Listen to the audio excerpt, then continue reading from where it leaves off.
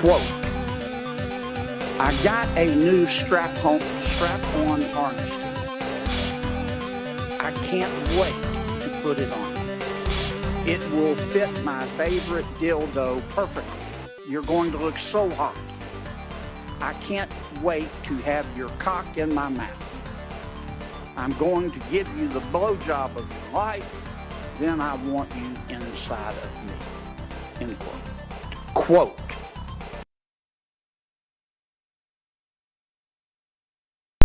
Hey everybody, welcome back to the Nerdcast. It is Devin broadcasting as always live from an undisclosed location in the center of Texas on a relatively chill but kind of annoying Tuesday evening, brought to you by Senator John Kennedy, sharing with us some of his erotic poetry. Hi Suki, what, you heard me talking so you have to come jump up on me? I see you, lady. Just part of what makes today weird, that had to be in my head, so I had to force that on all of you as well. Yo, what's up, Genetic Memory Farms? Is the gaming news that we are all going to quit everything else? We are playing and play Baldur's Gate 3 because that is what I am thinking will happen when I pick up Baldur's Gate 3. That is not the news specifically, but I get that. And honestly, my time in Starfield has only made me like, I've seen these write-ups about people that are comparing Starfield to Baldur's Gate and how they're saying that Starfield is a disappointment as an RPG compared to Baldur's Gate because of everything that Baldur's Gate can allow you to do. And I understand where they're getting at, but I mean, they're totally different types of games. But it did make me a little interested. Like that made me interested in playing Baldur's Gate 3 more than I already had been. But then also living out the experiences of Starfield made me even more interested in playing Baldur's Gate 3. I need the other side of that equation. Like rather than the first-person shooter style narrative RPG, sci-fi RPG of Starfield, I need the pen and paper style Dungeons and Dragons, fully immersive role-playing style of Baldur's Gate to round that out. I don't know when I'm going to be done with Starfield, but when I am, I'm probably going to take a little bit of a break, and then when I feel like diving deep into a game again, it'll probably be Baldur's Gate 3. Although there are so many other games out right now. Yo, Haunted Wisp, welcome back to the stream. What was the intro about? I missed it. Well, I will show you. Fresh off of Twitter.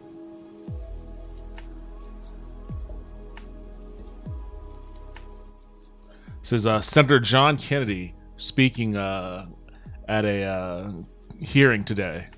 Quote, I got a new strap-on harness today. I can't wait to put it on you. It will fit my favorite dildo perfectly. You're going to look so hot. I can't wait to have your cock in my mouth. I'm going to give you the blowjob of your life. Then I want you inside of me. End quote. Quote. It's a good thing we got that guy on audio saying those specific sets of words. I am anticipating the soundboards that are going to come out of that. Just a weird moments today. I wasn't really for certain if I was actually going to stream because I'm honestly not feeling super hot right now. At first I thought I had COVID. I just took a test and it was negative, which doesn't mean I don't have it. A negative test by no stretch of the imagination means that you don't have it. It just means that it didn't show up right now. So I'm going to retest tomorrow. Hopefully I'll feel better tomorrow. But yeah, I wasn't feeling like streaming, and then Nocti cracked the whip on me to actually get on and stream. So here I am streaming. Of course she's not around. She made me stream when I'm not feeling super hot, but she's not around. I've got some stuff I want to talk about, though. And this was stuff I wanted to talk about earlier before I started to go downhill health wise. Excuse me. I've also been, that's another part of what made me think I had COVID, is I've been incredibly fatigued lately. I don't know why. I've been incredibly tired. I have shortness of breath, like all the typical COVID stuff. And then earlier tonight, I was supposed to meet a friend for dinner, and I ended up canceling because, like, as I was walking out the door, just like a wave of awful feeling hit me, and I was like, you know what? I'm gonna go get a COVID test and make sure that's not what's going on. I don't know what it is, so it sucks, but I'm here now. Too late for me to drink coffee, so I'm definitely not gonna do that. But I am going to get into this news here real quick. I've got a few things I want to talk about. Starting with the big news that came out today. Unity. Unity announced that they are going to be... let's see. I'll pull up the Game Dev Biz article right up, because it'll give you... I'm going to read the Kotaku one. I know people feel a certain way about Kotaku, and I get it. But I actually like all the seasonings and spices that they add to it, because it gives me something fun to react to. So I'm going to give you just the straight dope right now, and then I'm going to go over that article, which also adds itself some context from other developers. Unity adding a fee for each time a game is installed. They're adding a fee, and the fee obviously is to the developers themselves. So every time their game ends up getting installed on a phone or something, they charge that developer 20 cents. Developers will who meet revenue, and there is a threshold, like if you only have 7 people install your game, they're not going to charge you. But if you meet that threshold, then developers who will meet the threshold, who meet revenue and install thresholds, will need to pay up to 20 cents in runtime fees each time their game is installed on a new device. So that could add up for certain, and this has developers in a tizzy. This is potentially really, really bad news for indie developers, who I feel for certain. But also, I feel like this is a perfect opportunity for the game industry to return to the battle days of the Wild West of game development, where instead of right now, there are really only about 5 or 6 game engines that plurality of games ended up getting developed on, just because they're established engines. They have great amount of support. They have great amount of features and stability. So, and all of that makes perfect sense. It's actually, I think that it has helped solidify a certain set of standards for different types of games, particularly first-person shooters, because Unreal, is a first-person shooter whose engine ended up becoming the forefront of game development, and as such, a lot of features that were developed specifically for first-person shooters ended up making it a very appealing engine for other people to make first-person shooters off of, and over time, all of those mechanics ended up getting refined and, making it a great engine to build a first-person shooter off of. It's, of course, has since expanded from that, but that's one instance in which wide-scale adoption and not quite monopolization, borderline monopsonization of that engine has shown some level of positive dividend. But the downside is it is a monopsony. It means that the majority, or at least plurality, of games developed out there are only developed on like 6 or 7 game engines. Unreal, or Crytek, or Unity. I was going to say Aurora, but I don't even think that's in use anymore. Maybe it is, but I can't recall if it is or not. And it used to be at a time where developers, when they were building a game, they would just build the game engine themselves. So like every game had its own unique engine built for it, which obviously caused a host of technical issues. and a lot of like incongruities between different types of the same style of game. So you'd have a whole host of first-person shooters that are all running on their own proprietary engines, and they all feel radically different from one another, which was cool, I thought. It gave each game its own personality, rather than every first-person shooter kind of feels the same. But, you know, there are also a myriad of problems that come from developing your own game engine, including the cost of developing your own game engine. But if you're an indie developer and you have to like weigh the cost of 20 cents per install for a game that you release that might not sell enough to kind of paper over that cost, you might have to consider going back into the world of developing your own game engine. Bullshit salad from the makers of Unreal Tournament. From the maker, no, not Unity. Unity didn't make Unreal Tournament. That's Epic. That's the Unreal Engine. This is Unity. Unless you're responding to something else I was saying, Toaster. Unity is adding a new charge for every time a game using the Unity engine is installed, the company announced today. Starting January 1st, a Unity runtime fee will be charged to any game that has passed a revenue threshold in the past year and a lifetime install count. So it's two things. It's a revenue threshold per year and lifetime install count. The amount of the fee and the thresholds is up in question, vary depending on I read that sentence weird. The amount of the fee and the thresholds in question vary depending on the type of Unity subscription the developer has. For Unity Personal and Unity Plus users, the thresholds are $200,000 in revenue a year and $200,000 lifetime installs. For Unity Pro and Unity Enterprise accounts, the thresholds are $1 million in revenue and $1 million in lifetime installs. The fee also vary, with Unity Personal developers having to pay the most for every install above the threshold, 20 cents, while Unity Enterprise accounts pay the least, 1 cent for every install above 2 million. The fees are reduced for developers in emerging markets, with Unity Personal accounts paying 2 cents per install above the threshold, and Enterprise accounts paying, I guess, a fifth of a penny per install? Existing games built on Unity will also be hit with runtime fees if they meet their threshold starting January 1st.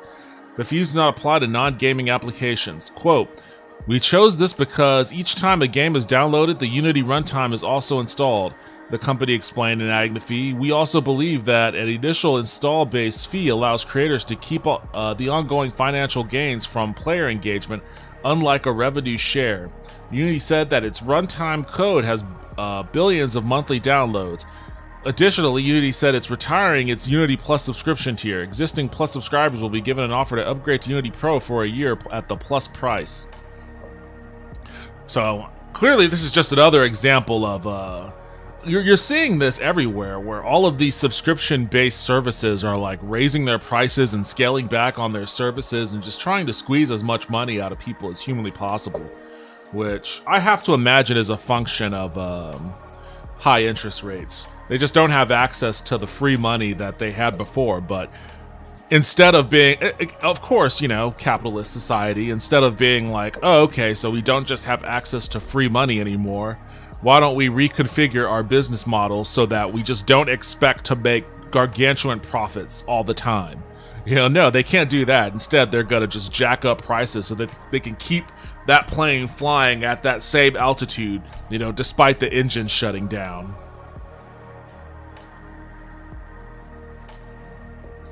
I thought Unity was Epic Games. No, Unreal is Epic. Unity is Unity. So how did Lariat come up with such a great engine? I don't even know what Lariat is. What is Larian?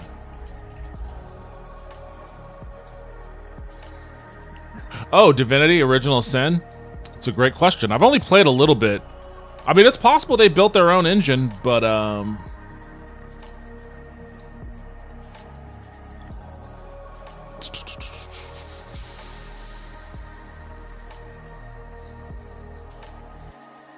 I don't know if this will get into the details on what game engine this game was built on, but let me go with Divinity series. Oh, these guys have been around for a while. I didn't realize Divinity was from 2002. Although this box art does look familiar.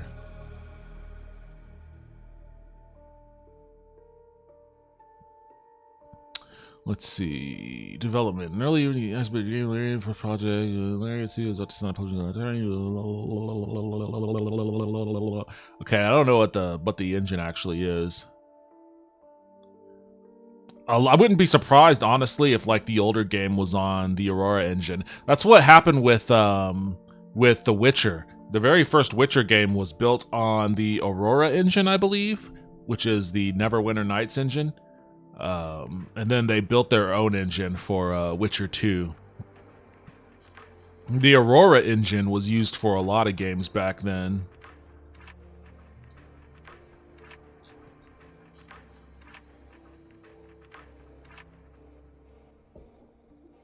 But if these guys have been developing the Divinity series since 2002, then it's likely that their game engine for Original Sin 2 is awesome because they've just had that much time to refine it. You know, like if you have that much time to work on a game engine, then you can make it pretty awesome. You know, if you don't have a great deal of scrutiny on you early on. But they also could have switched engines. I don't know. The game uses the Gamebryo engine. What is this? So this was 2006? Gamebryo. Developed by Gamebase. Corporate tool plugin. Okay. And served as the basis for the Creation engine. I don't even know what the Creation engine is.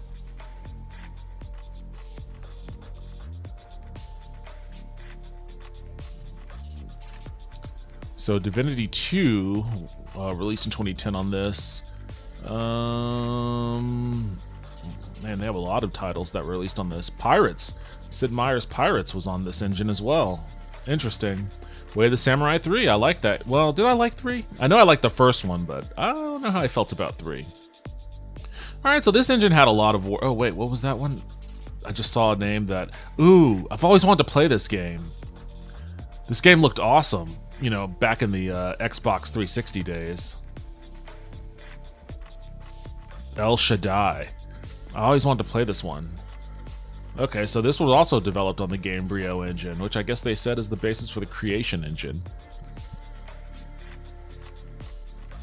So that's... The Creation engine was Skyrim? Okay, so wow, the original Divinity, or the engine for Divinity 2, Gamebryo, was the basis for a lot of the engines that Bethesda use, including the engine for Starfield, it looks like. Awesome. Well, there you go. Created by Bethesda, based on the Gamebryo engine, the Creation engine has been used. Okay, cool. Well, there you go.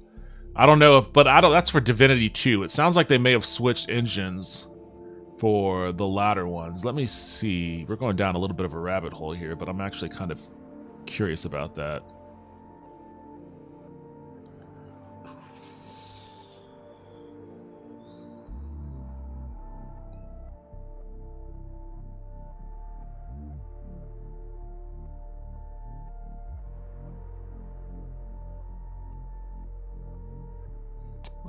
I don't know if they have that information on here.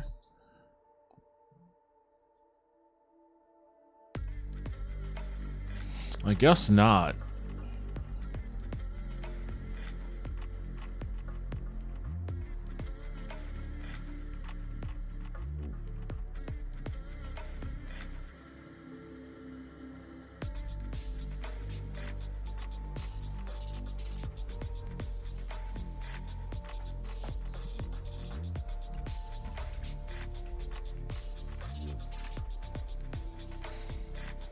Yeah, I don't have any information on Divinity 2.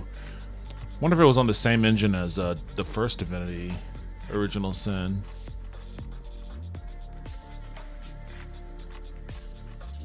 Their engine is called Divinity. Baldur's Gate was built on Divinity 4.0. Okay, so what? I mean, I'm just trying to figure out when they actually built the engine. Was it with this release? Was it 2014?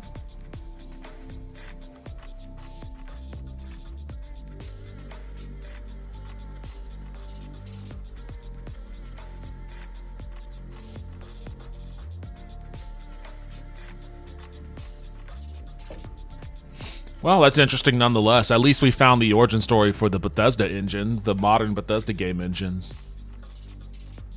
But again, like if they switched, I mean, it was this game, I believe, right? No, it was Divinity 2. So it was 2009 that used the Gamebryo engine. If they switched from 2010 to say 2014 or so, or even just to modern, if they switched from 2009 to now and had all of that time to refine that game engine, then you can get a good game engine if you have a strong foundation. But the foundation is the hard part, though. That's the hard part. Just speaking from a little bit of personal experience, when I was at BioWare and we were working on Star Wars: The Old Republic, the game engine that the studio had picked out to develop that game was it was a decent engine for building out an action role-playing title. If all you were doing was building like a single-player action role-playing title. For the type of game that they wanted to build, which was a massive, MMO, massively multiplayer online RPG, it was not a good choice for that game. And that was reflected by the fact that the studio, EA in general, spent a metric fuck ton of money on development costs for a ton of engineers basically having to retrofit that game engine, I think it was the Hero engine, into working properly for an MMO. It was a nightmare too. It was a nightmare. Oh, Bianca, welcome back to the stream. I'm here, hitting me with the stretch, the hydrate, and the posture check. How's your day going? I hope your night's treating you decently. They have a ton of games with variations of the Divine title. Yeah, clearly. I'm just wondering what the actual history of their development is for that particular engine. Speaking from gaming experience, is that Divinity Original Sin 2 was fun and functional, even though my buddy decided the something. Your buddy decided the something. Worth it, you're early. I am a little early-ish. A little bit. I was debating on whether I wanted to stream or not at all, because I'm just not feeling super well. I guess I'm feeling a little bit better right now, but earlier I wasn't feeling so hot.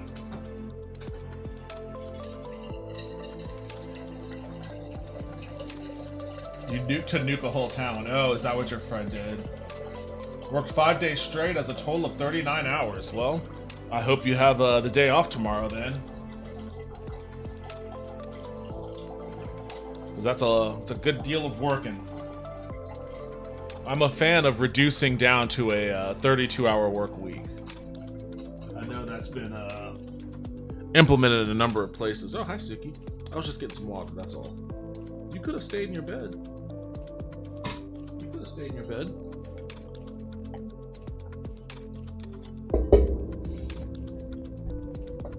Oh, boy.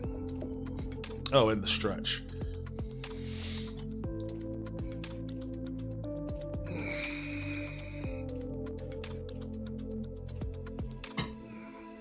I'll tell you straight up, though. Definitely not doing a walk and talk tonight. I should turn that one off. Because definitely not feeling well for that one.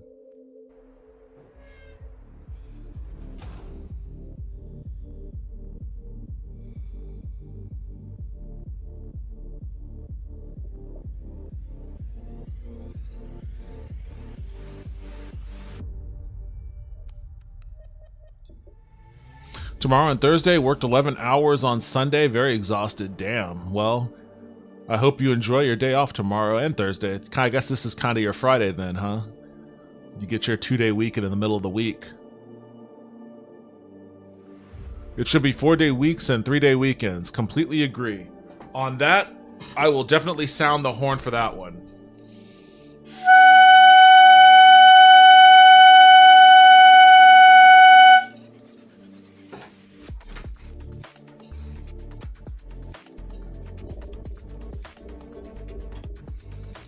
I agree on it, Whist. That was my schedule for a while too, except I don't get paid. Oh, till next week. Okay, I was about to say you don't get paid. Well, what are you doing over there then?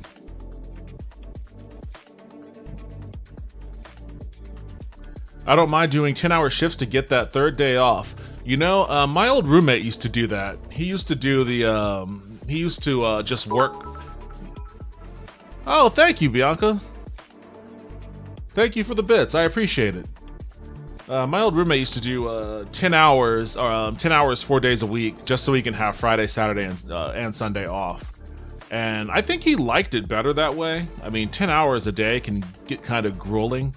But I think having that Friday off, he always spent that Friday. He's a movie buff. Kelly, he's been on the stream. You've seen Kelly.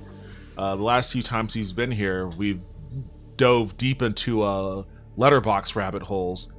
So yeah, he's definitely a movie guy, and he liked having that third day off. He liked having Friday to just be the day where he went to see a matinee in the middle of Friday or something.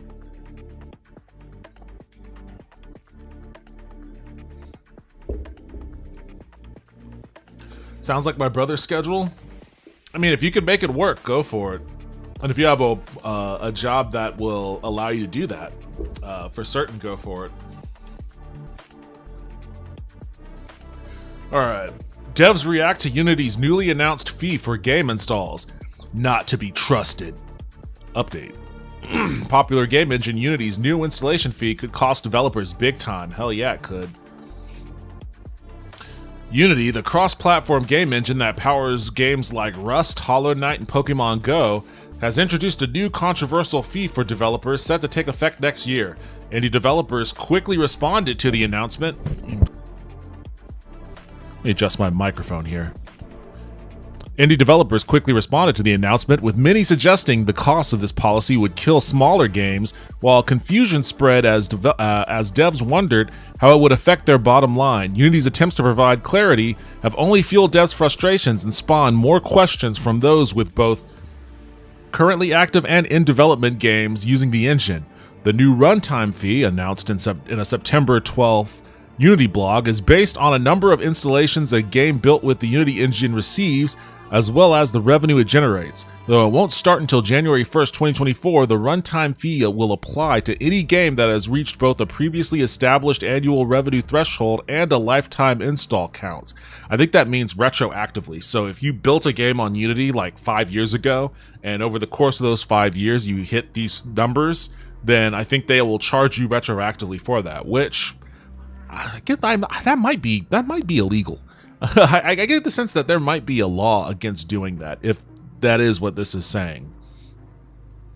Games developed with the lower cost Unity Personal and Unity Plus plans reach that threshold at $200,000 of revenue in 1 year at 200,000 lifetime installs, while Unity Pro and Unity Enterprise accounts must reach 1 million in revenue and 1 million lifetime installs for the fee to kick in. I just get the sense that those numbers are arbitrarily chosen. Like, I don't know why those particular values were chosen. It just seems like it's a round number they picked out of nowhere. Unity Personal and Unity Plus devs will have to pay 20 cents for every game installed past their subscription-specific thresholds.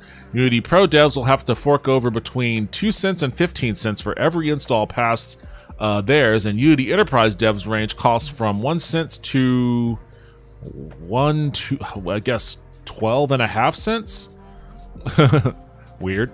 Developers in emerging markets will have lower costs per install past their threshold. The announcement was met with widespread confusion as devs of free-to-play games, which, by the way, Unity is a huge huge footprint on the free-to-play marketplace.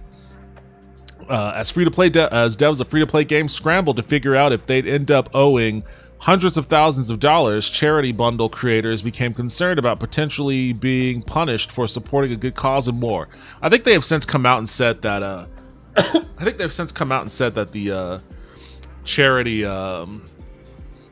The charity bundles are exempt from that. I think. I guess I'll see the update here in a second. So developers are reacting to this. Make a game. Game is freemium, meaning free to play, but there are usually microtransactions, in-game purchases, and whatnot. Game makes $200K from in-app purchases after being installed 3 million times. Now owe Unity 20 cents per 2.8 million installs, $560K. That's $360K more than we made. Yeah. I have a feeling they'll end up revising this for freemium games to some degree. They're gonna have to come up with a way to work the revenue pull from games that aren't pay for purchase. It's one thing if, you're selling a Unity built game for oh no. I watched this game on Saturday because my entire family are Bama fans, and I don't know. Oh man, I'll click on that later. I'm kind of curious, even though I really don't want to see it. But yeah, I guess that's a side story. That's a tangent. That's a side quest. I'm getting distracted by the side quest. Shortly after the policy was announced, Rust developer Gary Newman wondered if, quote, Unity wants us to start paying them $200K a month before doing the math and realizing that Facepunch Studios would owe the game engine company about $410,000 total. While this isn't much, here's some stuff I don't like, Newman shared to X, formerly Twitter. Unity could just start charging us a tax per install.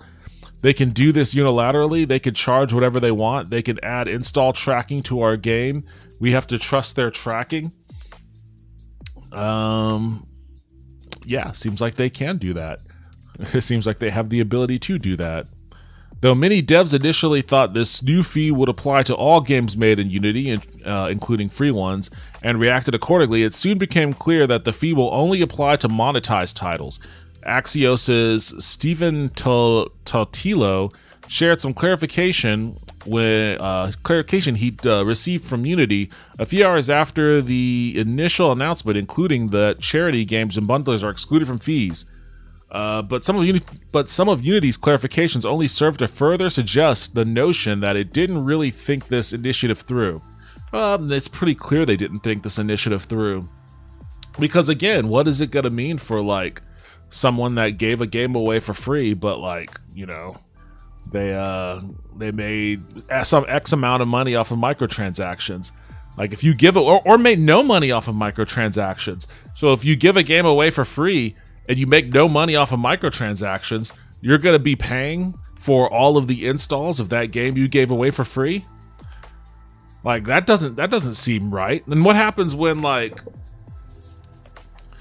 so you develop a game for Unity with the Unity engine, and I guess that's the freemium thing, huh? I don't know. My brain is in a fog today. I lost my train of thought just then. My brain has been real foggy today. But yeah, I mean, this is it's gonna hurt the free-to-play market tremendously. And it's very clear they didn't really fully think this through. There's so many tech companies that do this shit right now where they're just desperate to try to get revenue wherever they can. And a lot of people shit, and rightfully so. Not enough people, in my opinion, shit on Elon Musk, but a lot of people shit on Elon Musk for a lot of the decisions he's been making at Twitter. But he is doing literally what he's doing what Reddit tried to do. He's doing what all these other, Disney is announced that they're raising the price of Disney Plus. and their HBO or Warner Brothers Discovery, they're raising the price on their ad tier and their non-ad tier, and they're doing all this reconfiguration with their pricing structures. Like all of these tech companies or tech adjacent companies or tech reliant companies, they're all doing everything they can to try to supplement the fact that they don't have access to free money anymore. And rather than saying, oh, we don't have access to free money, okay, well, we're just, I guess the age of making insane amounts of money for nothing is gone. I guess we'll just have to get used to, making slightly less massive profits. They can't do that, so they're all just scrambling to find ways to try to maintain the high that they've gotten used to through years and years of near zero interest rates.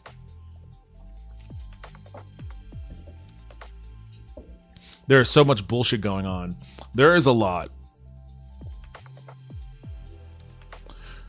If a player deletes a game and reinstalls it, that's 2 installs, 2 charges, Totil posted. Same if they install on 2 devices. I wonder if this means that developers could be vulnerable to abuse from bad actors who repeatedly install and uninstall and reinstall their games. I wonder if it's like...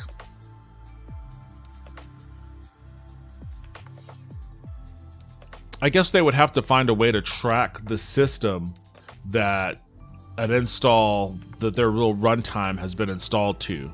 And then they would have to keep track of that hash, so it only gets marked as an install once.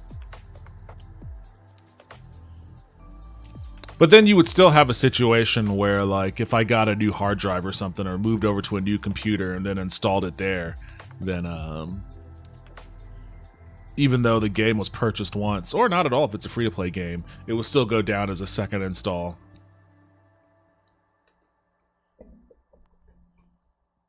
Unity says it would use fraud detection tools and allow developers to report possible instances of fraud to a compliance team. So if you get a massive bill from Unity, you just have to wait on their customer support line. Shouldn't be an issue, right? Xavier Nelson Jr., head of Strange Scaffold, the indie studio behind games like El Paso Elsewhere and an airport for aliens currently run by dogs. What the fuck is that? I've never heard of that. Oh, hey, I just got back from an airport for aliens currently run by dogs. Oh, boy, this looks like a scam game. This looks like a con game. It's not even like a dog model. They just took dog JPEGs off of the internet.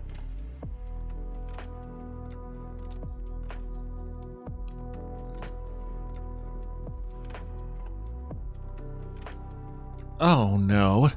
NFL lawsuit bombshell. If the black players don't like it here, they should go back to Africa and see how bad it is. Man. What's going on? Football just started. Already we have 2 headlines about, like, bigotry. Come on, football. Scale back a little. Just catching these crazy headlines in the periphery. These side quests are trying to distract me from getting through this news article. This is the danger of modern games and game development cycles becoming exponentially more complicated, lengthy, and prone to immense dependency, he told Kotaku via DM. When a decision like this gets announced and you're 3 years into a 5-year journey, you have little to no choice. You're stuck with a partner who may be actively working against your interest and who you increasingly cannot trust. Aggro crab. I like that icon. It's a little crab with a knife. Aggro crab. Hey gamers, today Unity, the engine... Let me just expand this out so I can actually read it a little bit better. Today, Unity, the engine we use to make our games, announced that they'll soon be taking a fee from developers for every copy of the game installed over a certain threshold regardless of how that copy was obtained. Guess who has a somewhat highly anticipated game coming to Xbox Game Pass in 2024? That's right, it's us and a lot of other developers. That means another Crab's Treasure will be free to install for the 25 million Game Pass subscribers. If a fraction of those users download our game, Unity could take a fee that puts an enormous dent in our income and threatens the sustainability of our business. And that's before we even think about sales on other platforms or pirated installs. That's a good point on pirated installs. How would that work? Of our game, or even multiple installs by the same user. This decision puts us and countless other studios in a position where we might not be able to justify using Unity for our future titles. If these changes aren't rolled back, we'll be heavily considering abandoning our wealth of Unity expertise we've accumulated over the years and starting from scratch in a new engine, which is really something we'd rather not do. On behalf of the dev community, we're calling on Unity to reverse the latest in a string of short-sighted decisions that seem to prioritize shareholders over their product's actual users. I fucking hate it here. Well, that's Aggro Crab's take. Yo, Haunted Taco, welcome back to the stream. Devin not feeding his StarCraft addiction. It'll happen later, I'm sure. It'll happen later. Yeah, I mean, with Android games, I'm not being a cop right now also. I don't know why you hit me with the ACAB. I'm being perfectly anti-authoritarian right now. Yeah, I mean, with Android games, you install and uninstall, then reinstall wirelessly. Yeah, I mean, that's not even I don't even know how that would work. So far, a lot of this is talking about just like console and PC, but how does that take into account what happens on mobile? Does this runtime installer also get installed on iPhones? I doubt it. Once a cop, always a cop. Hats off to you. All my hats are downstairs except for that one. I have the luchador mask, but that's very uncomfortable right now. Hold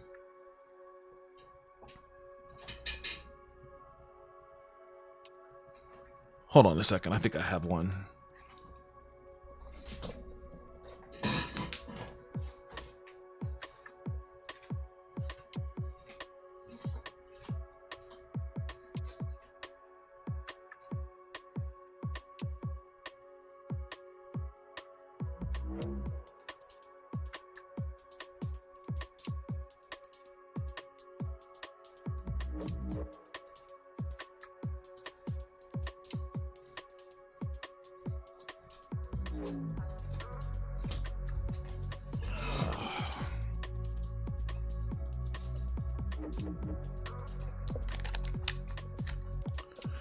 Once a cop, always a cop. I'll do some cop shit later. Although I almost got kicked out of the force. I'll explain that later. Fed. Don't worry about it, Devin. I was just being playful. No, you spent the channel point, so here you go. I've got here, I'm gonna be talking a little bit about One Piece later. I've got my own straw hat. And I'll tell you how I got this straw hat too, because it is quite One Piece-like. It was actually before I even started. Let's see if this even fits. Because I haven't tried wearing this in a while. Before I even started, oh man, this thing has shrunken dramatically. To stretch this thing out to get it to fit.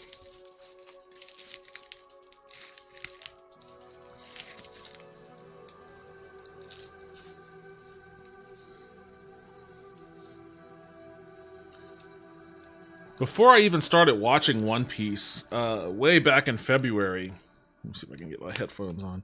This thing is just gonna have to sit on the top of my head. It shrunk too much on my shelf. Certainly too much for me to have it,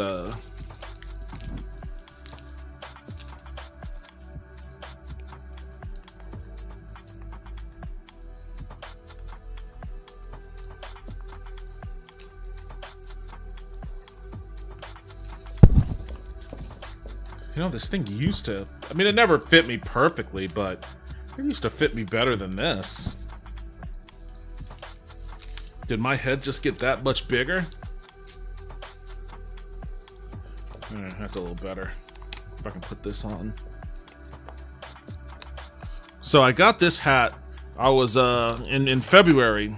That was when I was in Mexico, Playa del Carmen and Cozumel, and I was swimming in the ocean.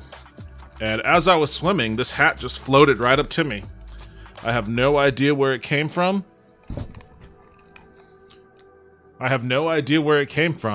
It just floated right up to me, and I was like, oh, well, I guess this is my new hat. So I took it. So now I have my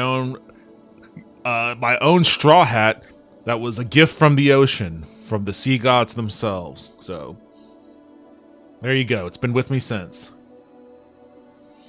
Maybe your brain got bigger through the years. That definitely has not happened.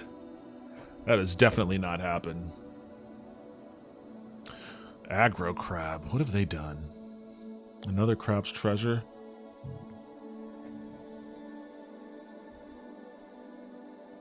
Never heard of that. Tiana Pixel, indie developer and co-founder of Studio Pixel Punk, the studio behind the 2021 Metroidvania Unsighted, told Kotaku via DM that, quote, "There's a lot of things in Unity's statement that aren't clear and are very worrying." She brought up not only how complicated it is to measure actual installs, but the privacy issues inherent with such a policy. There are some certifications you need to have for having such a service in your game and releasing it on consoles and other platforms. That's what I was saying, like, especially for like iOS, for as locked down as Apple's environment is, as their platform is, I don't see how they'd be able to enforce it on that. You need an end-user license agreement because you'll be sending info from the player's device to an external server. So, well, let's be real. There are a lot of applications that do that without a EULA. So, will indies be forced to add such DRMs on their games so they can track the installs? Again, Unity does not make it clear. Forcing DRM on games has a long and bad history in gaming. Many tools used for this are literally indistinguishable from malwares. There is no benefit to the devs or users here. She also pointed out how these new fees could affect indie developers. Small indie games like our game Unsighted, which had the chance to appear on services like Xbox Game Pass, in which the game isn't sold directly to the consumer, might be penalized for becoming popular there because we will be charged for every install. Brandon Sheffield, creative director at Necrosoft Games, warned game developers off the engine in a scathing op-ed for insert credit. But now I can say unequivocally, if you're starting a new game project, do not use Unity, he wrote. If you started a project 4 months ago, it's worth switching to something else. Unity is quite simply not a company to be trusted.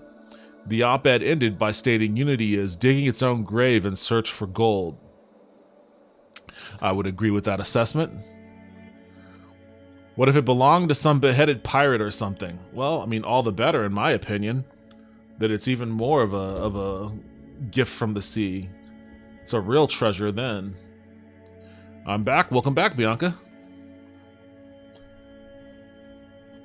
Unity continues to court controversy. Shortly after Unity's blog post went live, game developer John Dracy posted that Unity had eliminated Unity Plus subscriptions and that the company was automatically switching members to its Pro subscription next month. Dracy shared an image showing the price difference between the two subs, which are billed annually, and it was nearly $3,300. God damn. What the fuck?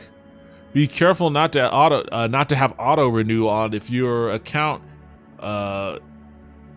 Be careful not to have auto renew on your account if you can't afford the price. And this is just 2 people on my team with project access, he warned. It's unclear how the potential. I mean, that's crazy that they're forcing people. It's funny that they force them up and not down. They don't force them to the lower tier one. They force them to the higher tier one. You know, when it's a $3,300 difference. It's unclear how the potential change in the subscription options will translate to the newly minted runtime fee. as the thresholds are different for each sub. Kotaku reached out for clarification, and Unity spokesperson pointed us to their FAQ page. When asked for further clarification, the spokesperson sent this statement: Unity Plus is being retired for new subscribers effective today, September 12, 2023, to simplify the number of plans we offer. Existing subscribers do not need to take immediate action and will receive an email mid-October with an offer to upgrade to Unity Pro for 1 year at the current Unity Plus price. Okay, so they'll keep them at their current price for at least a year. The bigwigs at Unity have been making some interesting decisions as of late. In June, the company announced 2 new machine learning platforms that would be integrated into its engine, Unity Muse, essentially ChatGPT for using Unity, a service that would allow devs to ask questions about coding and get answers from a bot, and Unity Scientist, which enables you to embed an AI model in the Unity runtime for your game application, enhancing gameplay and other functionality directly on end-user platforms. As Kotaku writer Luke Plunkett pointed out, at the time of the announcement, AI technology heavily relies on work stolen from artists without consent or compensation. So Unity Scientists raised a ton of eyebrows. Yes, indeed. So Unity responds to negative feedback. At 6:38 p.m. Eastern, the official Unity X account shared a post on the game engine's official forums titled Unity Planned Pricing and Packaging Updates. The post contained a series of frequently asked questions that cropped up shortly after the announcement of the runtime fee, many of which were focused on game installations. As many devs worried on social media before these FAQs were released, under Unity's new policy, multiple reinstalls or re-downloads of games will have to be paid for by creators. Oh shit, so they did clarify. So then if someone does just uninstall, like, oh, I need to save space on my, I have this Unity game on my hard drive, but I'm running out of hard drive space. Haven't played in a while. Gotta uninstall. And then later, I feel like playing that game. Reinstall. That's a fee that the developer is gonna have to pay on top of that? That's insane. And the definition of install also includes a user making changes to their hardware. Damn, so that's the other thing I mentioned earlier, like if I got a new hard drive or something. Further, any early access beta or a demo of the full game will induce install charges according to the FAQs, as can even streamed... Wait, what? Further, any early access beta or demo of the full game will induce an install charge according to FAQs, as can even streamed or web-based games. Wait, streamed? You're not installing anything. You're not installing their runtime service if you're streaming a game. If you're playing a Unity game off a cloud service, that shouldn't trigger an install. And Unity won't reveal how it's counting these installs, posting that we leverage our own proprietary data model. Fuck you. Go fuck yourself. There needs to be laws against this shit, whether it's fucking Disney Plus or HBO or any of these streamers, anybody that's like, we're gonna charge or pay out, whether you're charging developers for this fee or paying out writers or actors based off of internal data on streaming metrics or install metrics. There should be a law that forces them to expose these numbers. They shouldn't be able to be like, well, this is proprietary information. Fuck you. It becomes less proprietary when someone's fucking paycheck is on the line for it. I don't understand how is there not like scores of legislation to deal with this sort of shit? Well, I understand. All of our congressmen and senators are like 90 years old. They don't even know what a Unity is. And the ones that aren't are, fucking on the take, if they even care at all. We leverage our own proprietary data models so you can appreciate that we won't go into a lot of detail. No, I don't appreciate it. But we believe it gives an accurate determination. Who gives a fuck what you believe? Of the number of times the runtime is distributed for a given project. The FAQ does not clarify how Unity will ensure it does not count installations of charity games or bundled games with its proprietary software. This just sounds like some dumb shit Elon Musk would say. And you know that he's lying. You know that he was lying when he says it too. This, oh, well, we'll just know. We'll just know. Wait, what is Unity doing? A charge on Unity per install basis. Yeah, basically the gist of this story is Unity has decided that they're going to charge game developers a fee every time a game built in Unity is installed on a user's machine. Irrespective of how many times it's installed, the circumstances of the install, etc. So, if you buy a Unity game and you install it, the developer of that game gets charged by Unity a fee for that install. If you uninstall the game for whatever reason and decide to reinstall it in the future, the developer of that game will be charged again by Unity for that install. If it's a free game, if it's like a free-to-play game, like an MMO or one of those cozy games, I downloaded one of those the other day. I forget what it was called. I downloaded it, and I haven't played it yet. Maybe I should try playing that. I forget what it was called. I'll have to look at my message from Lulu, because she was the one that referred me to it.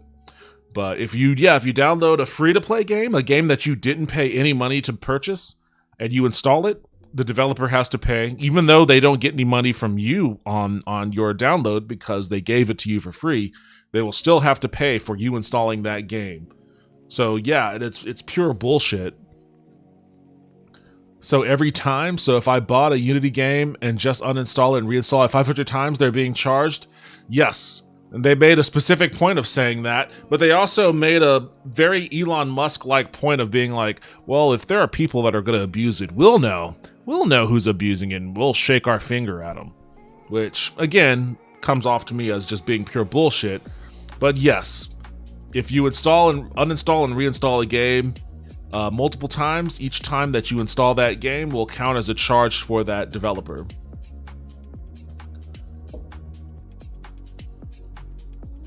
Elon Musk is such bullshit because he disabled Starlink for the Ukrainian military to take out comms during operations.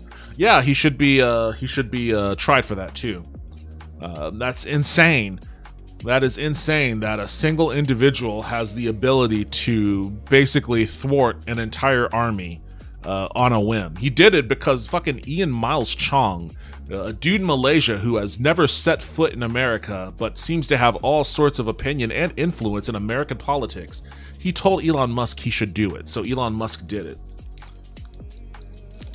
Crazy. No single individual should have the power of the Defense Department, a singular power of the Defense Department, at their fingertips. And the idea that he has that, he should definitely be charged for that.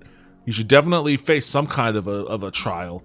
And there should be legislation that curtails any billionaire's ability to have dominion over that kind of technology. Doesn't matter if they created the tech themselves or not. As soon as it crosses a certain threshold of, we can just control whole nations with this property, then no, you get cut off from it. I don't know what happens to it.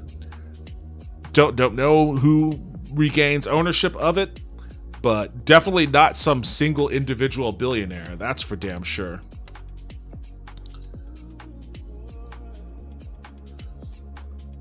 That is whack. It is incredibly whack. The usual. Capitalism, baby. Yep, that's capitalism for sure. And it's very cyberpunkian, honestly. And I'm sure Elon Musk would love hearing that. But it's very cyberpunkian that there would just be some dude that's like, Russia is invading Ukraine and the Ukrainian military is performing an operation to thwart the annexation of Crimea. Not on my watch. Button press. Operation is thwarted. As a fucking South African living in America, that has like no ties or anything, none that we know of. No visible dog in the Russia-Ukraine Crimea fight.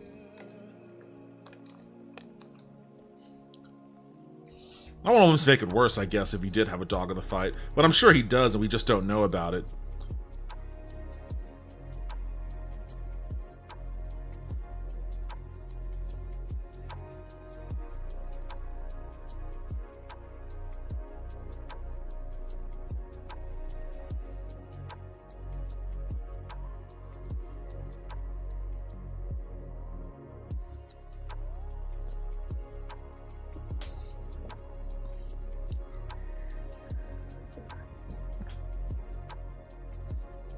He does. It's Russia. The Starlink was geofenced. I don't know anything about Elon Musk and his whatever personal ties he might have to Russia, though. So I can only speculate.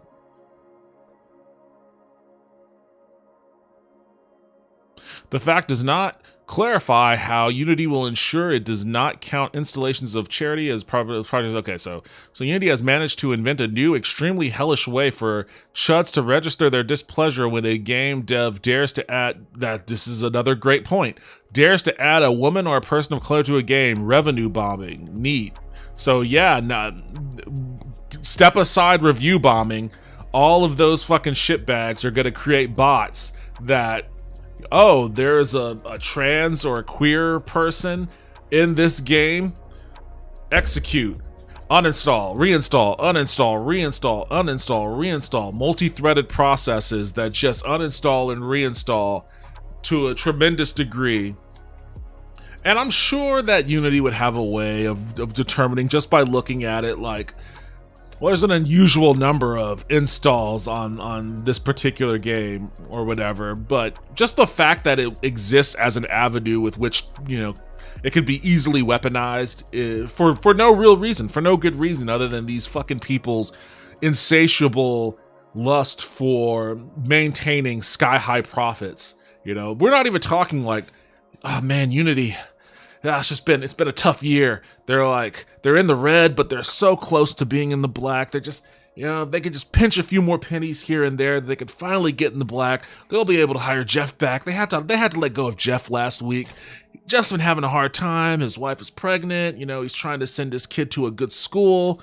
His car broke down. We really need to get Jeff back in here so we can get him back on the payroll. But, we just can't do it if we can't get right above that line that puts Unity back into the black. So, we're just going to do this install fee just for a little while, just, for us to get comfortable again. It's not even that. Like, they're doing gangbusters, as they have been for quite some time.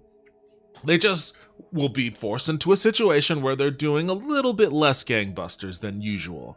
And that's a no-go. They'd rather nuke the entire indie game development community than make a slightly smaller massive profit.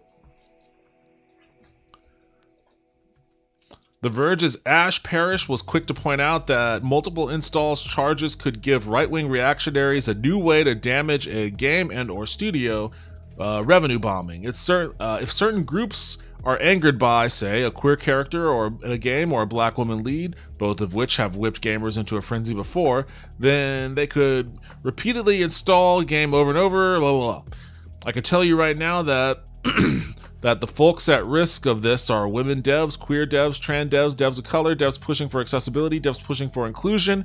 We've seen countless malicious actors work together to tank their game scores or ratings. Developer Rami Ismail wrote on Twitter. I'm never going to call it X. Wrote on Twitter. Nelson confirmed to Kotaku via DM on the evening of September 12th that concrete talks are happening among some of the most significant developers in this space regarding a class action lawsuit against Unity. I feel like that lawsuit would have teeth too, because I don't see how they would be able to get away with like at least the retroactive charging of people would be an issue. But then also, yeah, there are some privacy concerns too. And there are some concerns about like implicit implicit with the purchase of a game is the notion that you're going to install it. Like, what exactly is the install fee covering here? Like, what is this fee actually like supposed to make up for? Like, I don't like, because they've been installing games no problem for over a decade now. So like, what is actually being addressed here that the fee was absolutely necessary for?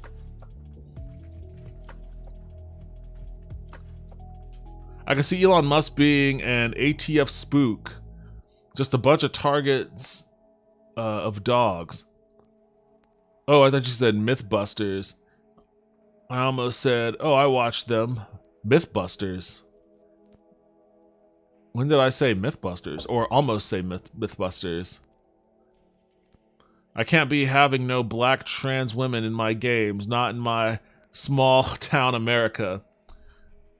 My protagonist has to be some gruff white straight dude who is emasculated at the slightest thing that... Whoa, what the heck? Oh, hi, Gobs. Your shadow freaked me out. That has to be emasculated at the slightest thing that makes him uncomfortable. Have any of you guys ever played, like, what was the game? Kingdom Come Deliverance? Have any of you guys ever tried playing that game? Kingdom Come Deliverance. I tried playing it. I have it on the PS4, and I started playing it like 2 years ago or so. I think it was during the pandemic. Maybe it was just before. I think it may have been right before the pandemic. Oh, thank you for the bits, Bianca. You said gangbusters, but I misheard. Okay, multitasking. Okay, gangbusters. No, not Mythbusters. I actually like Mythbusters. Nope, never heard of it. Yep. I started playing Deliverance Kingdom Come after I burnt myself out on Witcher.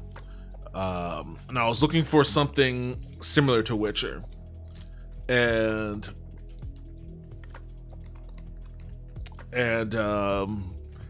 it was okay, but it was super right wing. Like, I quit playing the game when I was delivered a quest. The game gave me a quest that was like, basically, go beat up a group of immigrants, and I was like, what? And you know, you're obviously the dude you're playing at is like just some white dude, and it's like you and your white guy friends are like tasked with going to beat up a group of immigrants. I think the developer, one of the developers for the game, is like known for being a shithead of some sort. Mythbusters is quality programming, but Mr. Wizard was the OG. I loved Mr. Wizard way back in the day. You're not old enough to know Mr. Wizard, are you? I feel like you're too young for that. It wasn't terrible, but I kind of stopped after leaving your parents get... What? I don't even see... What is that? It's like a Muppet of some sort.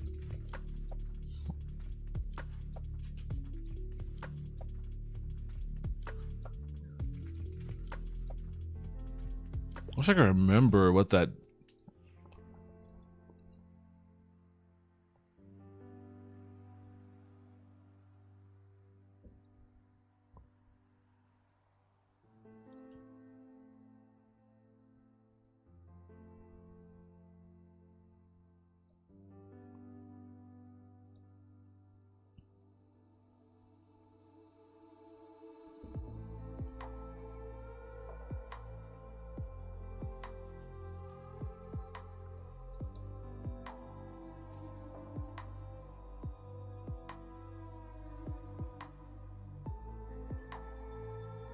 Oh, this is some real, like...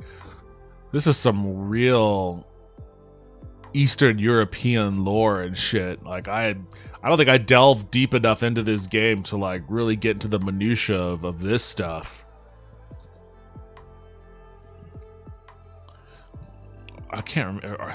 Is Hungary Baltic? I feel like a lot of this is Baltic shit.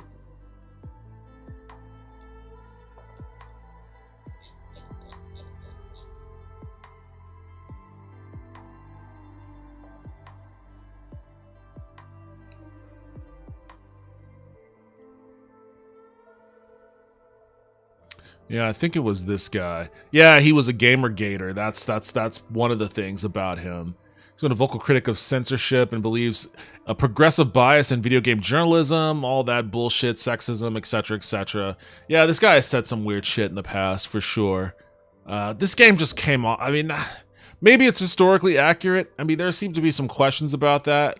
I don't really know. I can't say that I'm an Eastern European historian. And sure, I'm sure there was a lot of animus between, you know, immigrants and whatever country that was set in. Sure. Doesn't mean I necessarily want to jump into that shit. Several commentators and scholars have criticized developers' overwhelmingly white portrayal of 15th century Central Europe. Yeah, Europe also was not, like, psychotically white. There was a lot of color going on in Europe in the 15th century. And of Cumans and Hungarians as cruel invaders, the developers responded by saying that the game was historically accurate and that people of color did not inhabit early 15th century Bohemia in significant numbers. One researcher attempted to evaluate the game's historical accuracy with respect to medieval life. He found that many aspects of materiality, including melee weapons, armor, food, were accurate to medieval sources. However, he noted the lack of crossbows and fire. So they're just talking about weapons on that one. Reed McCarter, a writer for Unwinnable, indicted. I think that's indicted the game for its policing of cultural borders. He felt that the Cumans and Hungarians were unfairly portrayed as cruel invaders, while the Czechs were shown only in a positive light. Further, Sigismund was treated as Hungarian, despite being as Bohemian as his half-brother Wenceslas,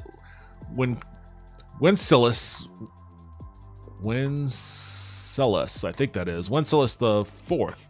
He believed that the game's vision of 15th century Bohemia suggested a continuity of history that says the Czech Republic is ethnically for Czechs only, Czech citizens only, which was especially unsettling in the context of the recent re-election of anti-immigrant, anti-European Union President Milo Zeman, the country's reluctance to accept Muslim refugees, and the rise of populist nationalism.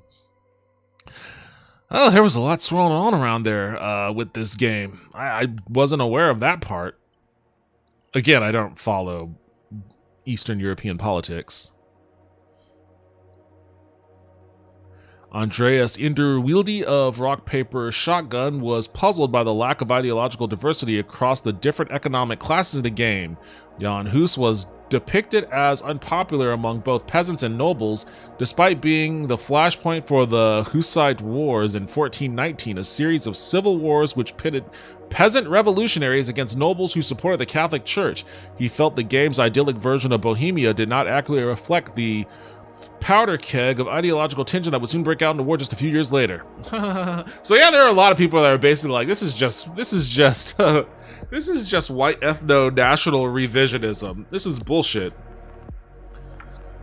I got that sense from the game really early on and dipped out on it. I don't know why I started talking about Deliverance Kingdom Come. Why did I start talking about Deliverance Kingdom Come?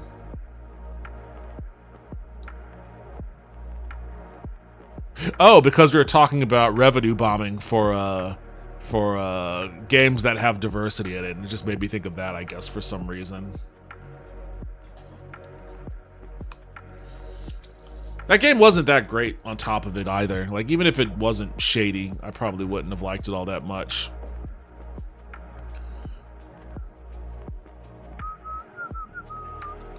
I bet Steam, Epic, Sony, Nintendo, and Microsoft will love having waves of developers pulling their games. Innersloth has always paid Unity appropriately for license and services we use. I am not a discourse guy, but this is undue and will force my hand. I think that's a fair point. I mean, why pay a license? You can just go ahead and factor that 20 cents or whatever into the licensing fee. Raise your licensing fee if you have to. If you buy our Unity game, please don't install it. That's funny.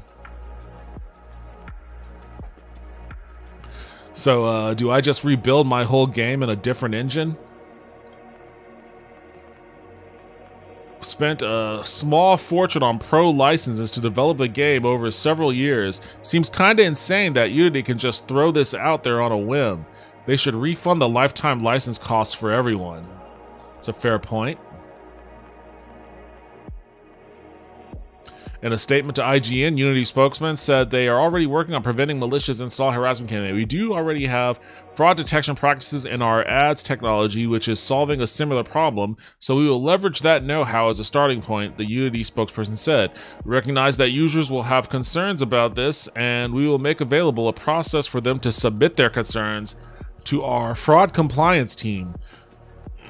Hopefully that doesn't mean if these guys start revenue bombing you, get in line at customer support and see if Todd can help you once you become the next available caller. Unity also clarified that the fee will not apply to charity games. Unity will okay. Ari Arnbjornsson. So a very Scandinavian man.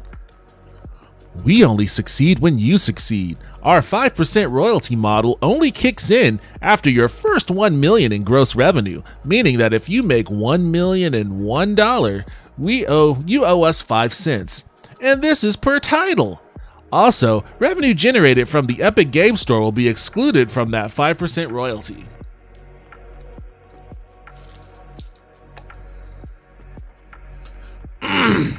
The program was designed specifically this way to ensure developers could find success before the install fee takes effect. I mean, but again, there are all sorts of caveats, like...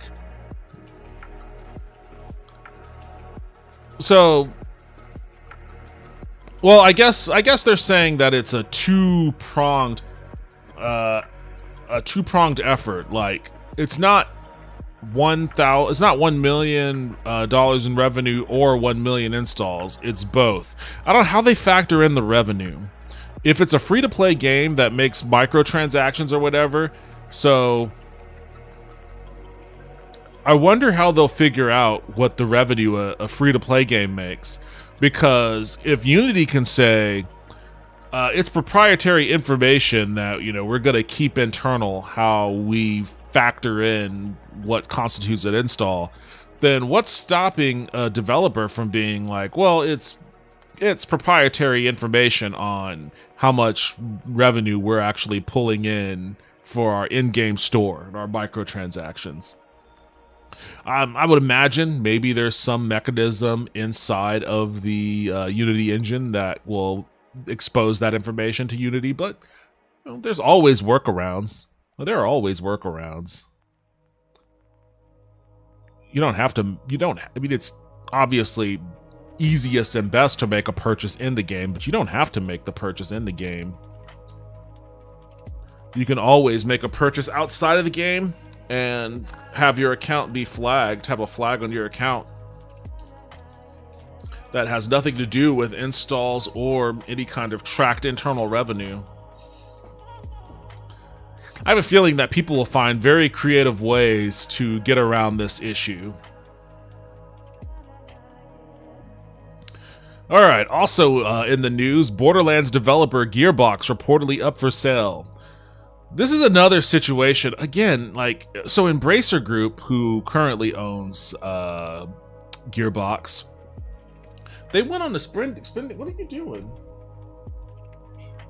Well, you're looking suspicious, that's all.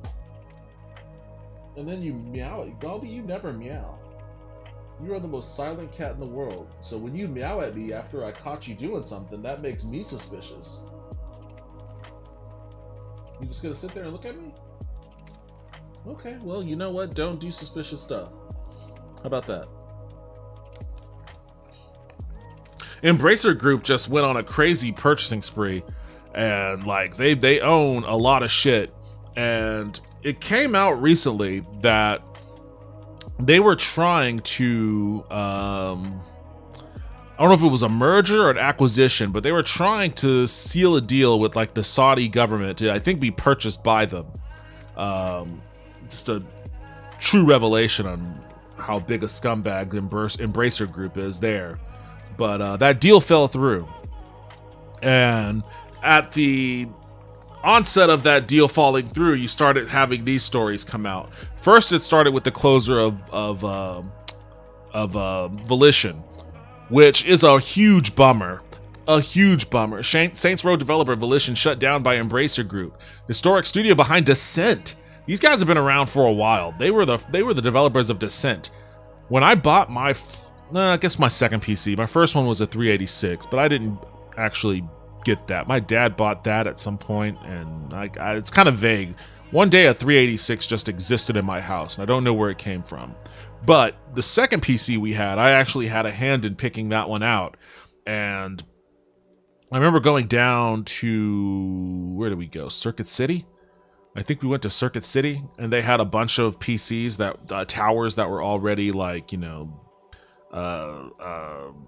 built up, and they had Windows 95 on them already and shit, and like some subset of pre-installed software. I remember picking one out. You know, we bought it, took it home, etc. and it came it came with Descent installed on it. So like the very first game I played on the very first PC that I had some hand in acquiring was Descent, and I thought it was awesome. I was bad at it, and I couldn't figure out heads or tails of what was going on, but being able to fly around a 3D space and shoot shit was cool as hell. That was like 96-ish, maybe 97. I was about 14 or 15 years old. Long ass time ago. These guys have been around for a while. They've seen a lot of changes in the game industry. They've seen a lot of changes in just the economy that they would have to survive. The broader economy they would have to survive in to thrive for as long as they did in the game industry. So the idea that these guys are just being flat out shut down is frustrating to me. I wish... I'll get into that in a second. Volition Games has announced that its parent company, Embracer Group, is shutting the studio down. The studio was the developer behind the latest Saints Row reboot.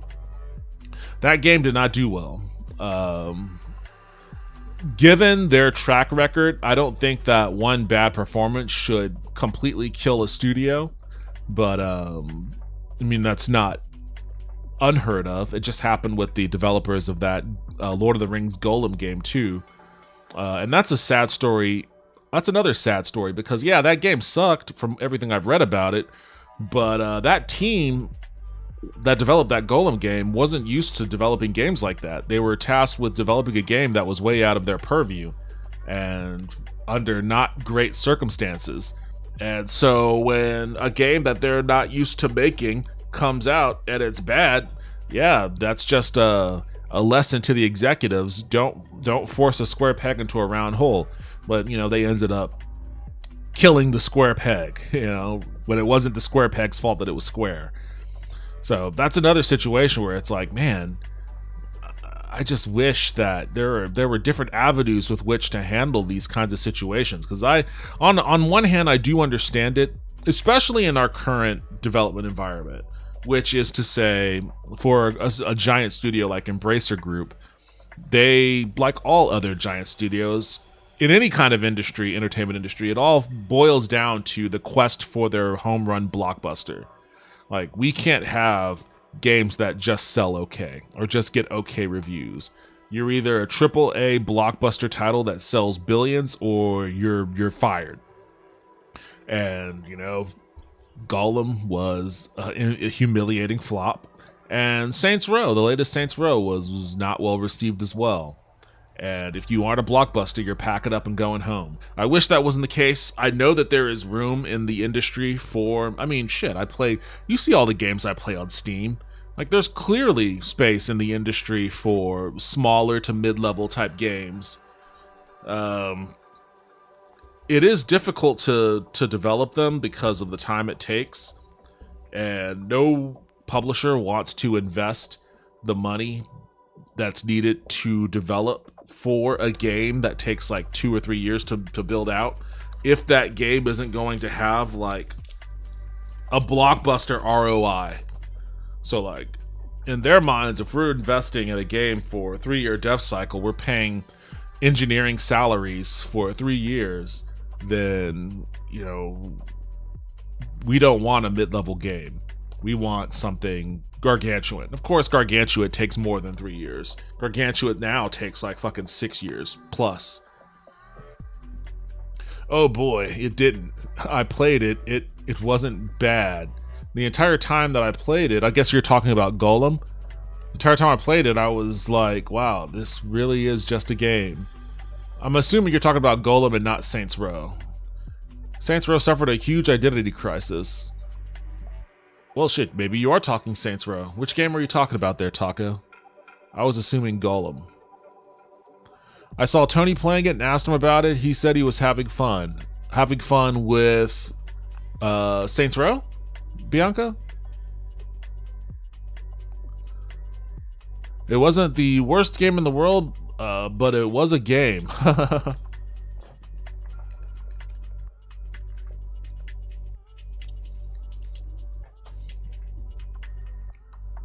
In an update on LinkedIn, Volition said this past June, Embracer Group announced a restructuring program to strengthen Embracer. Oh boy. Just the corporate lingo is so annoying. A restructuring program to strengthen Embracer and maintain its position as a leader in the video game industry.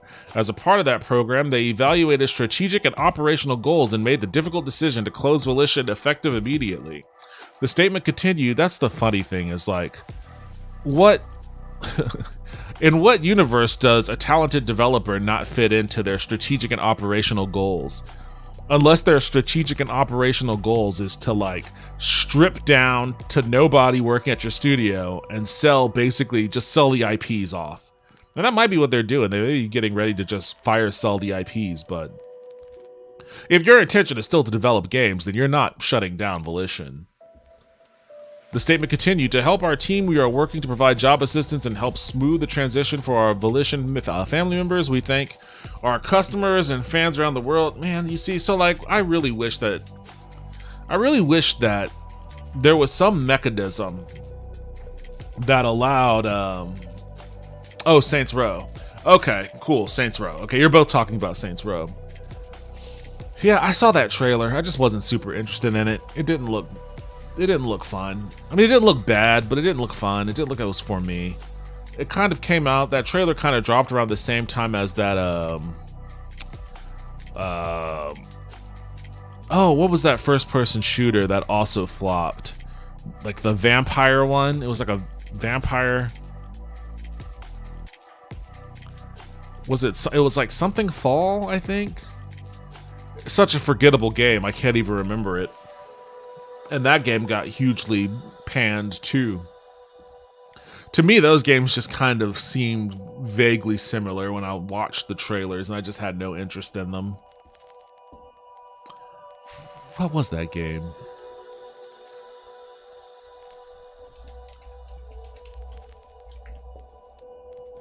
Redfall, that's what it was, Redfall. Yeah. That game got smashed too.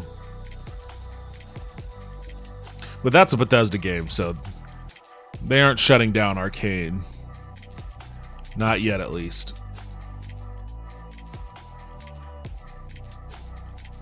I wonder what Arcade Austin's working on next. Yo, Haunted Taco is lighting the beacons red for Redfall. Nice. I wish there was a mechanism for which, like, if a studio existed on its own and then was acquired by a larger company, an Embracer or Activision or whatever, I wish there was a mechanism that allowed for that studio, if the parent company decides they want to shut it down, it would allow for the studio to like essentially buy their independence. Just go back to being an independent studio again. Like a legal mechanism. Like something that it's like a right of first refusal. Like, okay, you want to shut us down? We have the right of first refusal on buying ourselves out, you know, for whatever that might cost. And I think that there should be like some form of government subsidy to allow them to purchase themselves out. So then that way you're not putting a bunch of people out of work. You're allowing the company to go back into existing or to continue to exist in some capacity, you know, and just like get rid of this whole fucking psychotically toxic culture of like, oh, we're just gonna buy that studio. Oh, that studio made a game that wasn't well received. We're gonna fire everyone and shut the studio down. Like, that's really shitty.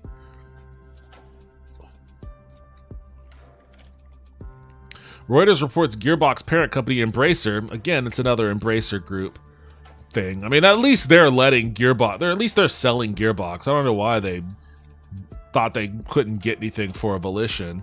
Is weighing up its options, one of which is sale. Apparently, Embracer has received interest from a number of third parties. Neither Embracer nor Gearbox have issued a comment. Embattled Embracer is currently undergoing significant restructure that has already seen the closure of Volition, a long-running studio behind Saints Row series. Earlier this year, Embracer announced it would start to close studios and cancel games as a $2 billion A deal reportedly with the Saudi government funded company Savvy Games Group fell through at the last moment. I'm sad that it's going to cost all of these studios that they end up shutting down their jobs. I mean, that could affect Austin too, because Embracer Group purchased, I believe they owned Aspire, which was a company I worked at many years ago, and they remained an independent studio up until this acquisition.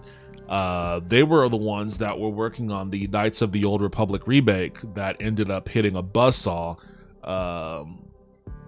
when it came out, when the news came out that the title was not in a functioning state.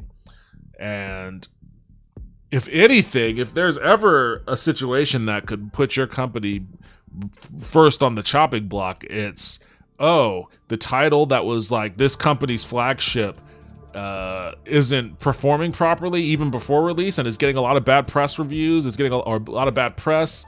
It's getting a lot of bad internal reviews. That's going to put you on the chopping block first and foremost, especially since apparently they took the title away from Aspire and gave it to another studio within Embracer. So there's no reason for them to. Go to sleep night. Hey, good night, Bianca. Thank you for stopping by, and thank you for the bits. I appreciate it. Have a good night and enjoy your in-week weekend. Don't remind me, man. That's so sad. Yeah, it is sad. It's very sad because like a lot of the people that were working on that Knights of the Old Republic remake, I worked with a lot of those guys at BioWare on Star Wars The Old Republic, and they're incredibly talented people, and they knew, like, we at BioWare Austin, they wanted to be the ones to develop KOTOR 3. Like, there was always the rumor that KOTOR 3 was something that EA wanted one of the BioWare studios to develop, which ended up just pitting all the BioWare studios against one another, which, you know, is not what you want. You don't want your own internal studios feuding with one another. But BioWare Austin wanted to be the ones to develop KOTOR 3.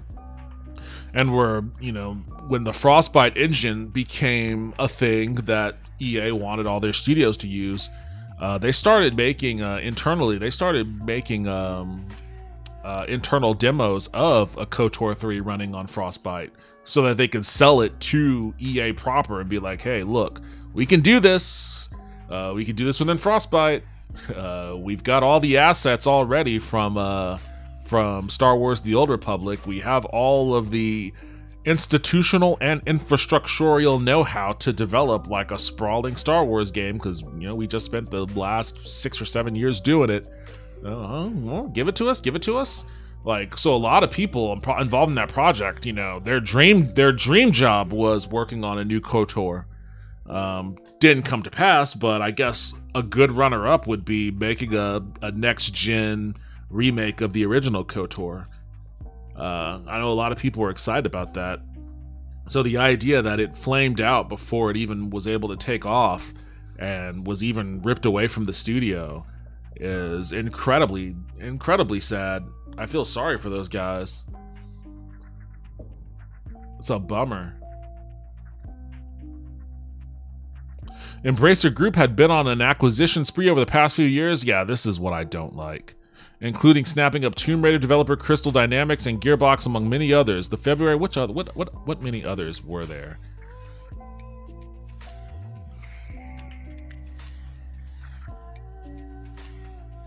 Yeah, they acquired Aspire.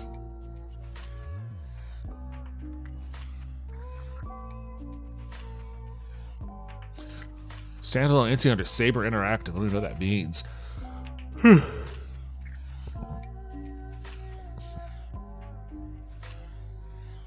Embracer Group acquires 13 more new companies, including 11 developers. God, man, they should not be allowed to do that. Video game holdings company Embracer Group, which now oversees the development of Saints Row, Darkside, Metro, and Timesplitters series of games, Timesplitters, hadn't thought about that in a while, has embarked on another spending spree acquiring 13 companies. God damn.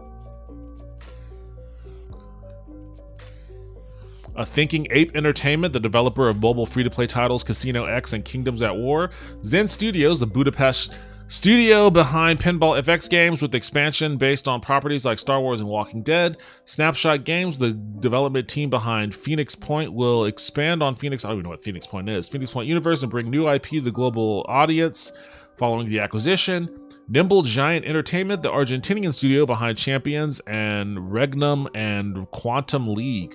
34 Big Things, Italian studio responsible for the Red Out Racing game series. So they're just going all around the world.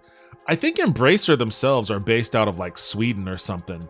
So they just gotten their CEO or whoever gotten like a hot air balloon and just went around the world like, "You, sir, are you a game developer? Well, come on board," and threw a ladder, threw down like a rope ladder over the side of the air balloon, and whatever developer they pointed to just climbed up the rope ladder while they ballooned across Europe, basically. Madhead Games, a Serbian studio specializing in mystery and hidden object games. Purple Lamp Studios, an Austrian team behind SpongeBob SquarePants Battle for Bikini Bottom Rehydrated, who were set to put their ambitious plans into action. Wow, Jesus Christ. Following the acquisition. Oh, it's always terrifying when an Austrian talks about putting their ambitious plans into action. Whew. Oh boy, keep an eye on that one. Yugo Mobile Entertainment, a Vancouver studio, so they ballooned across the ocean. A Vancouver-based studio working on mobile free-to-play games, previously responsible for Walking Dead Road to Survival. Coffee Stain North, a smaller studio and partner of Coffee Stain Studios, who has worked on Goat Simulator and A Story About My Uncle. Silent Games, a Newcastle-based studio working on his debut IP, a long-lasting co-op franchise where players will, quote, unearth deep secrets of an ancient civilization. The first game is set for a 2023 launch. Well, did that come out? We're halfway through 2023. What is this Silent Games thing? Hopefully, I haven't heard shit about it. Not that I'm any barometer for... What the fuck? They don't even have their game on their site.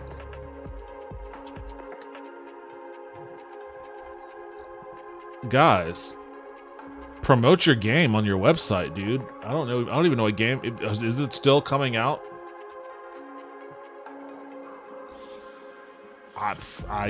Who knows? The article didn't even say what the name of the game was. I guess mystery game incoming. That's probably gonna flop, and they'll end up closing Silent Games too. Flying Wild Hog, the Polish studio, because they went back over the ocean. The Polish studio behind the Shadow Warrior series of games, Flying Wild Hog, is now working on 4 projects together with reputable external publishers. I thought Embracer was a publisher. The 2 non-game development companies acquired by Embracer are Sandbox Strategies, a PR firm, and Quantic Lab, a Romanian QA specialist. Okay, interesting. I'm imagining that Sandbox Strategies was an effort to massage the potential purchase of Embracer by the Saudi group. This marks another sizable addition to the holding company's development squadron, with over 50 development teams now under its wing. Back in May of this year, it was revealed that Embracer Group had 118 games in development, with 69 unannounced. Nice. Then in August, Embracer Group acquired the team behind the Metro series 4A games, who are working on new AAA IP. Nothing good is going to come from Embracer Group, like just sucking up all these developers. But I guess, you know, there are a lot of game developers in the world. They're traveling all around Europe, just looking at... They're basically trying to hedge their bets. They're like, we're going to buy as many of these smaller studios as possible. And hopefully one of them can, you know, hit a Rocket League or something. And all of the revenue for that will make up for whatever, like all the black from that one will make up all the red from the others. And you know, they're just playing a numbers game. And maybe they thought Volition was going to be it. And then when Volition's Saints Row didn't pan out, got the axe. I don't know about Gearbox, though. Did their latest Borderlands thing not pan out very well?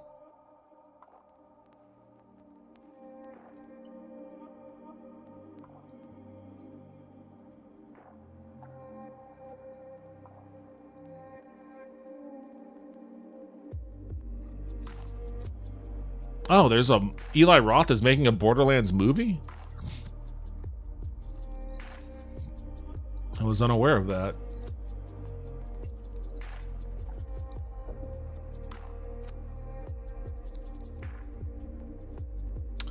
Oh, I want to play this game so bad. You know, y'all know how I am about wanting a good pirate game. They had like a closed beta or invite-only beta for this not too long ago, and a contest to enter so you can get a code. And I tried my hardest. I didn't win. It looked fun though. Skull and Bones dev Ubisoft Singapore facing union action over pay and workplace treatment. Ubisoft's long-in-development pirate game also loses another creative director. Ubisoft Singapore is facing union action organized by the country's creative media and publishing union. According to Kotaku, the union voiced concerns regarding workplace treatment, equity, and pay at the studio. So this is unionization in the game industry outside of America, which is always nice to see, especially in Asian countries. According to Kotaku, the union voiced at the request of the CMPU, a branch of Singapore's National Trade Union Congress. A ballot exercise is being conducted this week among eligible team members in the studio to determine whether formal recognition should be granted. Ubisoft told Kotaku, Ubisoft believes in the importance of listening to our employees and fostering an open dialogue. No, they don't. And we believe that we will have appropriate mechanisms and initiatives in place to continue creating a great workplace. Probably not. We will continue to engage in our team, blah, blah, blah, blah. Ubisoft Singapore was previously accused of sustaining a toxic culture in a 2021 expose. The country's... I mean, that's Ubisoft in general. Like, Ubisoft Global seems to be dealing with this sort of situation. Report details toxic culture, sexual harassment, and racial pay disparity at Ubisoft Singapore.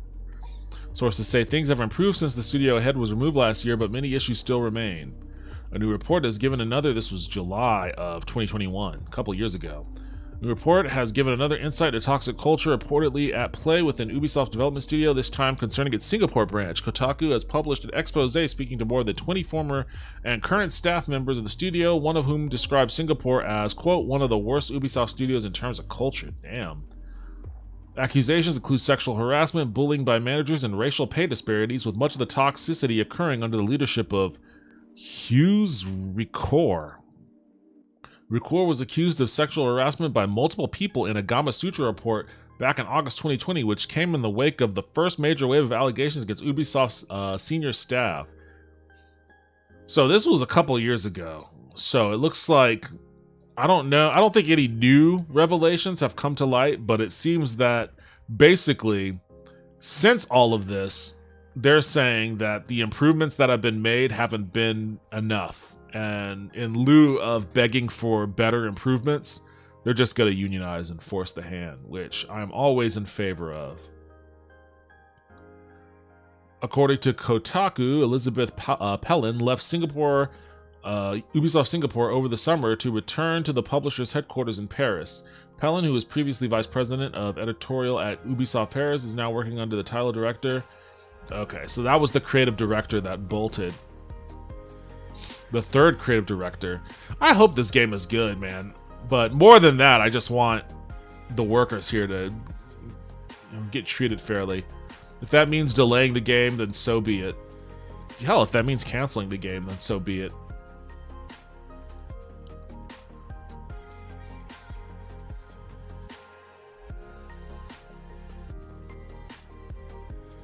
Skull and Bones has experienced a troubled development. The title was initially expected to launch in 2018, but has been delayed several times. God damn. This was supposed to be a 2018 release?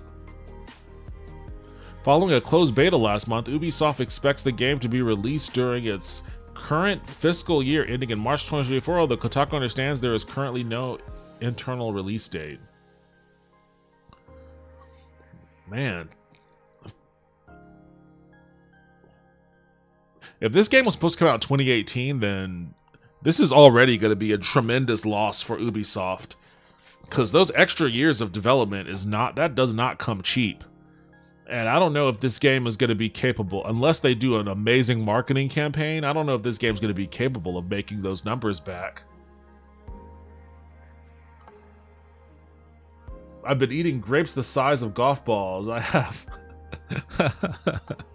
I don't know why that made me laugh. I've been eating grapes the size of golf balls. I have half of mine to contact Guinness World Records. I mean, I have a feeling the largest grape is probably bigger than that. Oh man, what else do I have here? Let me go through these real quick, because I actually do want to play Starfield. Starfield getting official mod support in 2024. Creation kit appears to be incoming. Let's go. Let's do this. Starfield is getting official. I'm going to hit myself with the hydrate this time.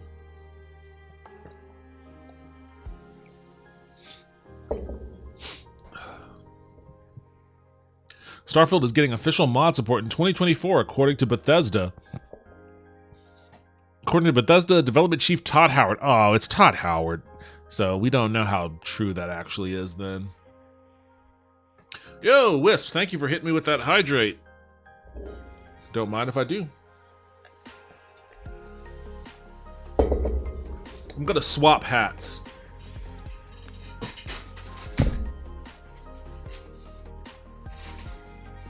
Stay up there. Will you stay right there? Oh my god, what a disaster. Okay, there we go.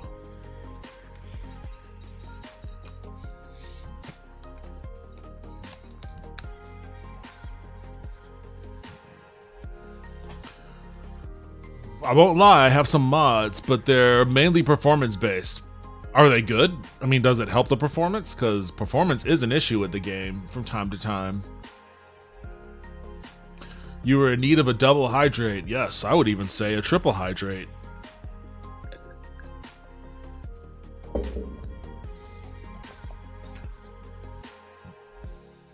And a mod that unlocks the photo mode. Yes. I may have to try one of those, one of those performance mods.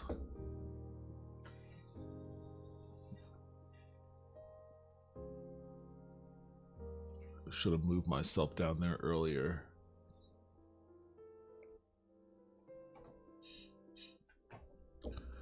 Speaking to Famitsu and translated by IGN, Howard didn't say exactly when official mod support would be released, but did suggest it's likely coming through the creation kit, also available for Fallout 4 and Elder Scrolls V Skyrim. Once mods are supported, you'll be able to do almost anything, just like in our previous games, Howard said. Mod support will be available next year, and we love mods too, so we'll go all in. Man, I am looking forward to what the modding community is going to do in this game, because there is a lot of potential. There is a lot of potential for the mods for this game. I really want the mod for being able to assign my crewmates to other ships and then sending them out to do other tasks. I want that. But I'm sure people have other creative things in mind too.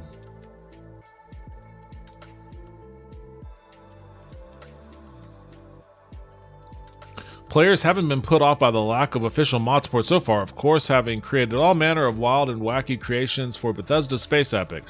Some more traditionally useful mods exist too, though, as players almost immediately added their own DLSS support and a field of view slider after Bethesda released Starfield without these features. A field of view slider?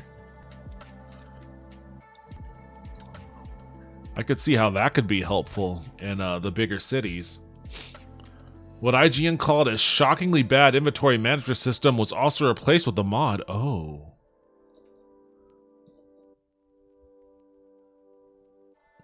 And though installing these unofficial improvements turns off achievements in Starfield, I don't give a shit about achievements. Modders have modded that setback out too. For more on how to install Starfield mods and just about anything else, be sure to check out IGN Starfield Guide. You know what, I'm gonna click on that right there. I'm gonna click on this.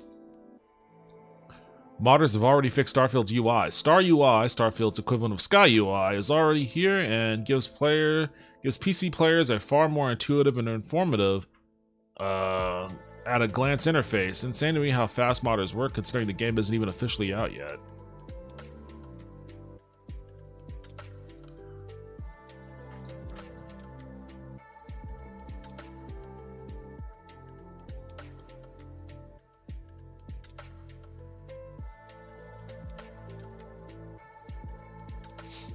What is VM?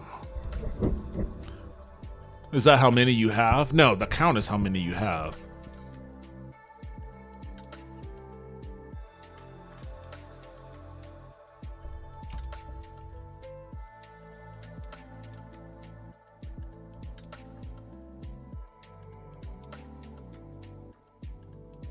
What I don't like is this part, because whenever I loot a shit ton, so then I go to the I'll go to a vendor and sell, but then I'm looking at this and I don't really know how to tell what this means. Like, it's easy to understand here, physical 11, but if you have a weapon equipped and you look at it, it'll be like red. It'll be red and it'll have a down arrow, but it'll still say a number. And I don't know what that number means. I don't know if that means it's the power and it's lesser than what you have, or if it's lesser by the number that is displayed, like, oh, this is weaker by 6. Like, it's not immediately apparent to me. So like, I'm always like, what does that mean? Like, what is the, like, I would prefer if there was like something that actually showed you, like, okay, this is physical 11, and then something separate that says what your equipped is, so that you could compare the numbers side by side. Because it isn't like immediately intuitive.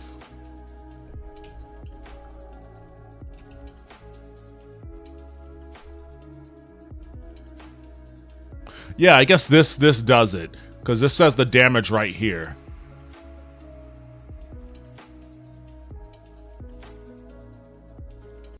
So they have this. They have this demoralizing Eon equipped, damages 11, and they have this equipped, damages 12. So this shows you damages 12, but it's green and it's up arrow. So the damage is 12 and it's stronger than what you have equipped. I was used to reading this as this is 12 stronger than what you have right now. Because that's kind of how it looks to me. Now, maybe I'm the dummy for interpreting it that way, but it always confused me. Like, wait, what does this mean? So I actually like that they actually just put the damage right there on the list of information. I might have to get this mod. It doesn't look like it. I also like how they kind of, I mean, that kind of bothers me. I wish the top of this part was flush with this, but that's just a nitpick. And maybe not even a particularly good one. That just bothers me that that's there. But I like that they kept it in the same style. They weren't going nuts with the visual presentation of this new UI. That's appreciated. I actually do like the visual style of it. Just informationally speaking, it's not the best in the world. But there are other things. There are other things about the UI that bothers me. Like, there are like 7 different ways that you can travel to another planet. And some ways you're blocked, and other ways you aren't. Like, so, for example, if you're docked to a space station, and you sit in the captain's seat and try to go to open your map and try to move, it'll go, you can't move, you can't fly without undocking. So you have to actually undock before you do that. But if you don't sit in the captain's seat and you're still docked, and you go to the map and you could jump, you jump directly to your destination, it won't give you that thing. It won't tell you, oh, you're docked, you have to undock. It'll just do it. And it's like, well, what the fuck is the difference? Like, why are there all these weird avenues which you can do things where sometimes you're blocked from doing it and sometimes you're not? Like, you don't even have to get on your ship to jump off a planet. If your ship is on the ground, you can just be near it and then move. And, you know, to a degree, I understand, because I kind of like the simulation of going onto your ship and walking into the captain's chair, sitting down, you know, choosing your destination, and you see him punching the coordinates in, and then all of that, you see the warp thing. That's cool, but, like, it's just weird that there's, like, 7 different ways to do it, and they all function kind of differently. I guess it just depends on, you know, if you want that experience, it's available to you. But if you just want to get to where you need to get to fast, then there's a way around it. It's a part of what makes it weird is that they never explicitly like tell you that, oh, you could jump to another planet in like 4 different ways. And some of those ways will be blocked. You'll have, you know, things that can block you from doing it depending on, you know, what's going on in the world.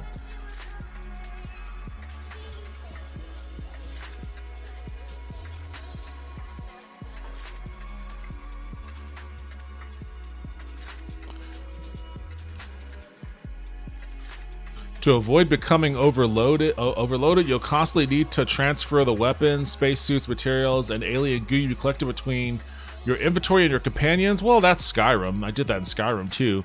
Or to your ship's cargo hold. But maddeningly, you can't view the contents and capacities of both the giving and receiving container at the same time. I mean, I don't really care about that, honestly. You're just blindly dumping things out until you get a message saying the other is full. All the while, much of the screen is wasted on an overly large image of an item. It's a bizarre and aggravating step backward from Fallout 4, and the kind of thing I expect modders to remedy. And yeah, they did. Well, I mean, modders are already quick at work, but these are just kind of the low-hanging fruit mods. I want to see, like, the real mods. I want to see the awesome shit. So I guess we gotta wait a while before this creator kit is out. Speaking of, though, I mean, I've compared Starfield to Cyberpunk before, in a positive connotation. There's another Cyberpunk expansion coming out. Looks cool. Idris Elba's in it. I'm down for that. But I wonder if my PC is. CD Projekt warns Cyberpunk PC players to check their cooling systems ahead of Phantom Liberty launch. I don't really have much of a cooling system. I just have a basic ass fan sitting right on top of my CPU. So I wonder if this is and my CPU kind of runs a little hot, not super hot. Oh, there's a new version. I don't need that. It doesn't run super hot. It runs a little hot though, 85. It runs a little hot. If this thing's gonna burn my CPU out, then I'm not gonna play it though, which is a bummer. I don't want to have to try to get a fucking new case that can support a water cooler just to play this game.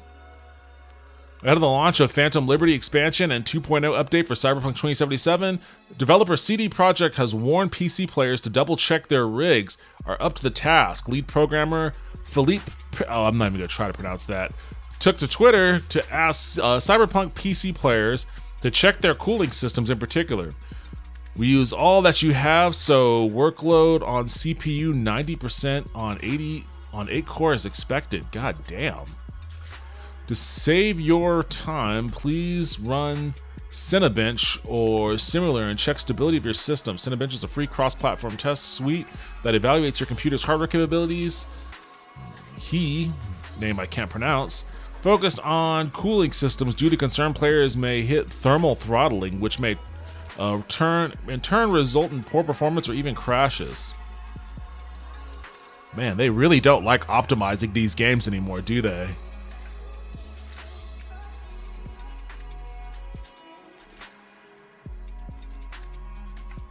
I have a really good PC, but the game isn't best optimized for NVIDIA computers.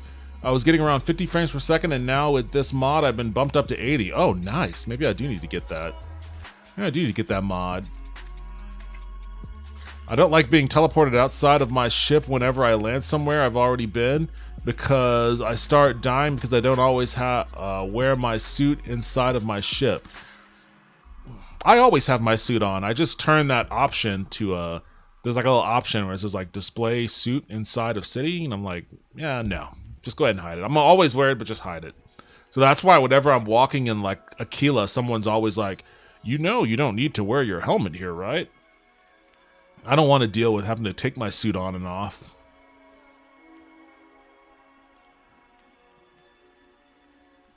In June, CD Projekt updated Cyberpunk's PC system requirements, highlighting the game will support SSDs for minimum requirements going forward. The developer said the changes were designed to be more up to date, given the expansion is launching nearly 3 years after the base game. God, has it been 3 years since Cyberpunk? I guess so. 2020? December 2020? Oh, man. Blink of an eye. Blink of an eye. Target a resolution output of either 1080p or 4K. While Phantom Liberty expansion is a paid DLC, it launches alongside a significant patch that overhauls the base game and therefore means the PC version will become more demanding. Oh, well, that's good to get a heads up on that. I want to try it, but I don't think my computer can handle. I don't know. I don't have the cooling for it. Maybe I'll try running this thing on it later. You know what? I did want to talk about One Piece. I might save that for Thursday. I want to talk about One Piece. I want to talk about The Nun, because I did go see that, and I have some thoughts. But I may save that for Thursday. I want to get into Starfield, so I'm gonna launch that since we are already talking about it. Since we're already on the subject matter, I'm gonna launch that. I'm gonna change my stream info because I'm no longer just chatting.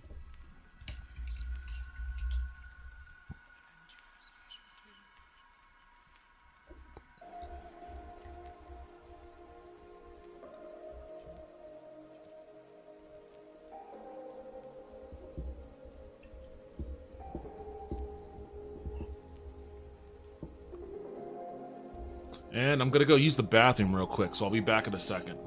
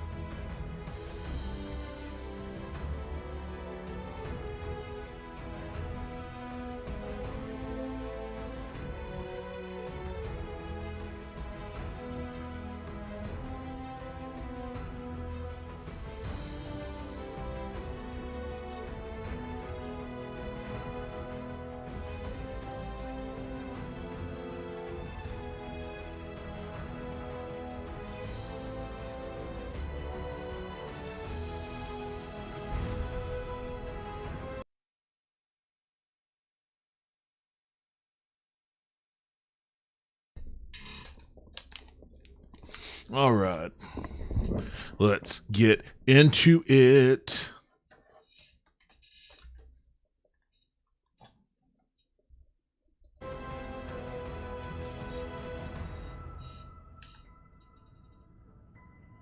Oh yeah, just the update on. Let me change where my camera is. Just the update. I did a lot. I did a lot since last time. I don't know. I can't remember if this was on stream or not. I officially became a cop. I'm not a deputy anymore. I'm a full-blown ranger. They gave me a badass spaceship for becoming a ranger. I got into a little bit of trouble though because there was another ranger who was in trouble, and I bailed him out. I docked his ship and killed the intruders on his ship, but in the process, I stole a lot of shit off of that ranger ship, and subsequently became wanted by the Freestar myself. Every time I tried to go to a Freestar planet, I would get attacked, and when I tried to fight back, that just ended up making all of my followers leave me. So I had to figure out a way around that little issue, which involved me going to a UC planet and paying my bounty at a bounty kiosk. So I just did that. I just paid my bounty at the kiosk. I'm free to roam the galaxy again, and I've got a nice ship, my cop ship.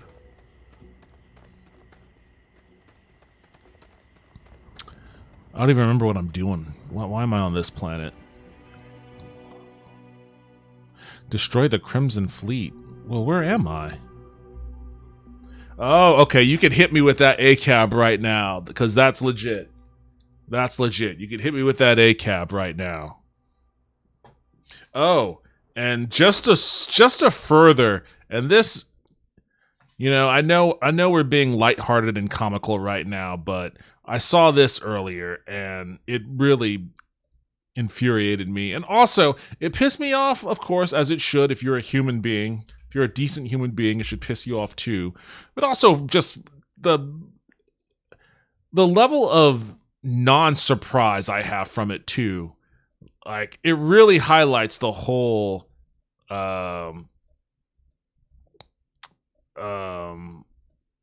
It really highlights the whole ACAB notion. Let me see if I can find it.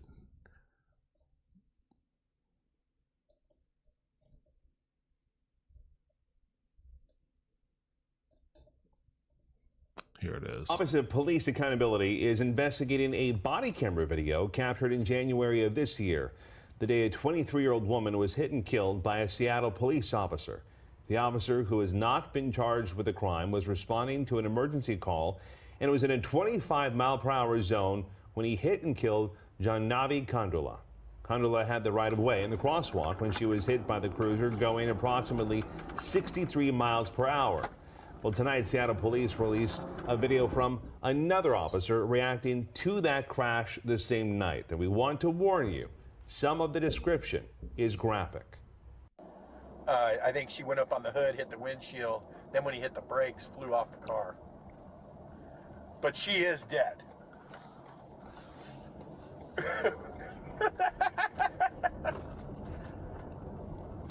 No, it's a regular person. Yeah.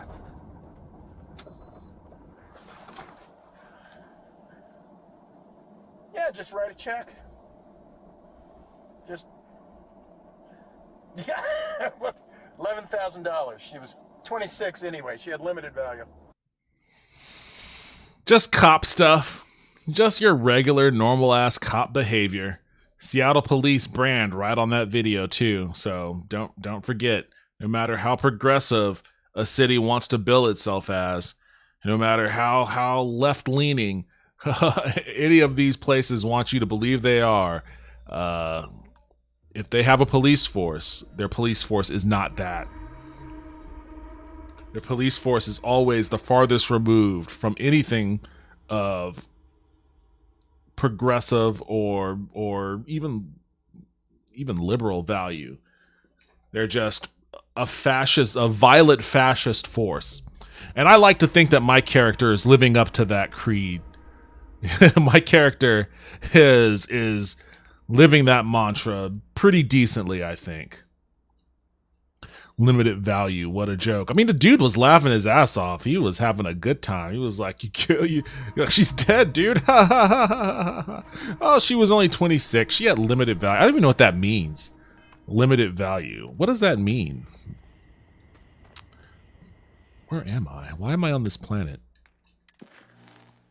Like, I can only assume that they mean limited value as in, like, well, I don't even know. I don't even know. I was going to say, like, as far as, like, childbearing, but, I mean, it's not like she's in her fucking 40s or anything. Like, 26 is still...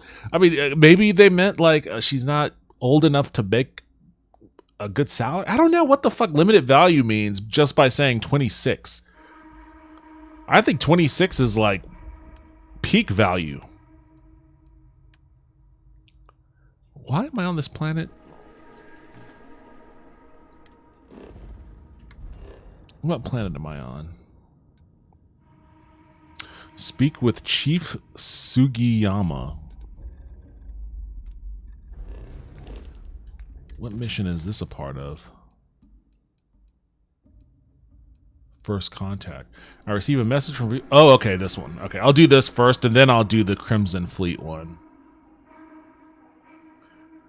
They aren't known for being the most intelligent people. No, not at all.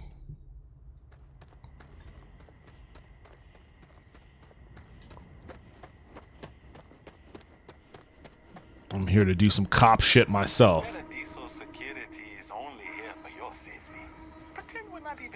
Oh man, space Jamaicans.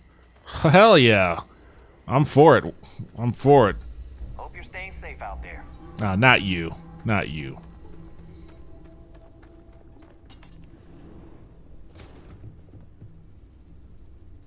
Welcome to Paradiso. Jiro Sugiyama at your service. Do you have a security concern, or is there something else I can help you with? First, it's coming. The audio's coming in low for me. Yeah, I turned it down dramatically. Crank this bitch back up. Hear about the distress call you sent. Ah, yes, of course. I'm glad you came. As you can imagine, we're in a bit of a predicament. Under normal circumstances, we would not enlist outside help in this manner. But this is a matter we can't afford to worry our guests about. As such, we need to handle this discreetly. Failure on your part to do so could have severe consequences. So, before we proceed, can you swear not to discuss this with anyone else unless explicitly directed to do so? Understood. I swear it. Let me know what you need me to do. Or, yeah, I agree. Just hurry up and tell me what you want already. Great. I appreciate it. Not too long ago, a strange and enormous ship appeared in Parima space. It is now locked in orbit around our planet. So far, it doesn't seem to be hostile, but any attempts to communicate with it have been in vain, so we're unsure of the ship's intentions. Seems like a delicate situation. Go on. Get to the point. I assume you want me to blast out of the sky. What do you think we're dealing with? They didn't respond to communications? Not quite. It took some time, but we received a transmission. It was all, pardon the phrasing, it sounded almost alien, like nothing anyone's heard before. Clicks, distorted groans, buzzing, really disturbing sounds. Now, one of our engineers says it could just be some busted comm equipment or incompatible signals, but we're not sure. So far, no one's disembarked from the ship. No landing craft, nothing. We don't have the staff or ships to spare, otherwise we'd dock with it and attempt to board. What kind of ship is it? Any idea who it belongs to? It bears no discernible markings or allegiances to any manufacturers we're aware of. I'm hoping that doesn't mean we're dealing with some sort of new deep space threat. What do you think we're dealing with? Can't say for sure. Looks worn, but not cobbled together like a Crimson Fleet junker. Others have been saying it's some new Varun design, a gigantic battleship with hidden armaments preparing for assault, but that doesn't check out either. There's also been talk about non-human sentient life. The comms data we received might support that, but Humanity's spread far and wide, and no one's ever encountered anything like that. Still, first contact. Could you imagine? Gorzo, listen. My character name is Orzo, like the pasta. Gorzo, listen to me. The human world, it's a mess. Life in the space is better than anything they've got down there. I agree. I'm waiting for that song. I want to make that guy my companion. It is. Whatever's going on, we need to approach this with care. First, see if you have more luck communicating with them. If not, you may have to try boarding. Whatever you do, it's important to remember to seek diplomacy with who or whatever's on board. You're talking to the wrong cop, buddy. If you have any more information, report to Oliver Campbell. He's the CEO of Paradiso. All formal decisions will need to go through him, and he'll have your pay. Good luck. There is a Jamaican weapon specialist? Tell me how to get them. I want the Jamaican weapon specialist on board. We try to stay out of our guests' way. Well, you're doing a shit job of that right now, huh?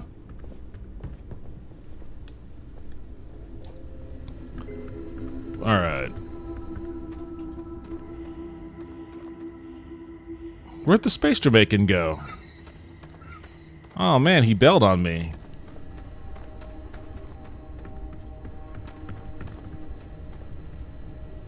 You're just gonna stand in the shadows like some creep?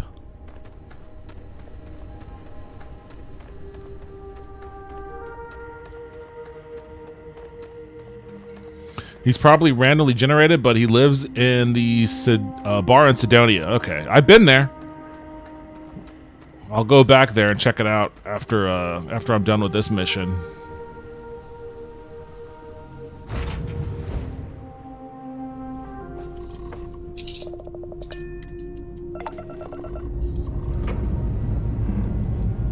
Ready for takeoff in 3, 2, 1, go!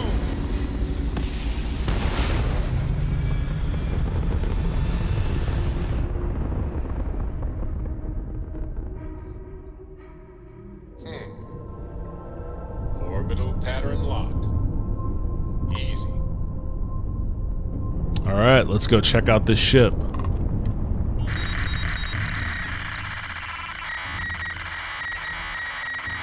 Sorry, you're breaking up. Can you try a different channel? Could you repeat that? What? Hello? This is Orzo.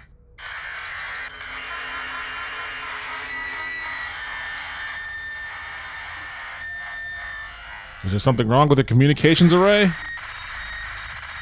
Is something wrong? Do you need help? I don't think this is working. I'm going to attempt a docking procedure and we can talk on board.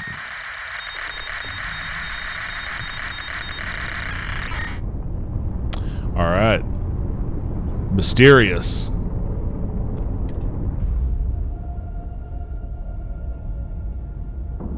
You aren't ready for this mission? I'm not? What does that mean? Ship is now docked. Perfect. Don't you come in here underestimating Orzo. I mean, I'm gonna hit you with a quick save though.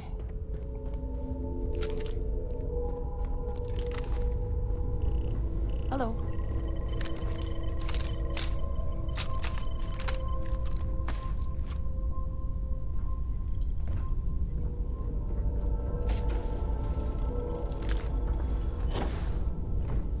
I always forget where the thing is in here.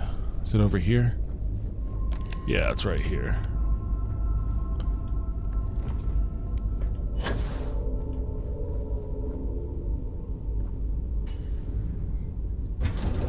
I'm not ready for this? Well, let's see what happens.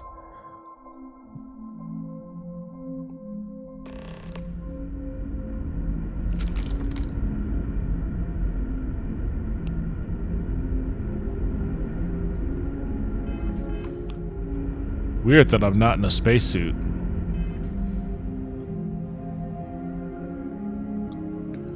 Hit me with that ACAB. Hey, you know what? This is the dangerous part of the job that you civvies never seem to have any kind of appreciation or respect for.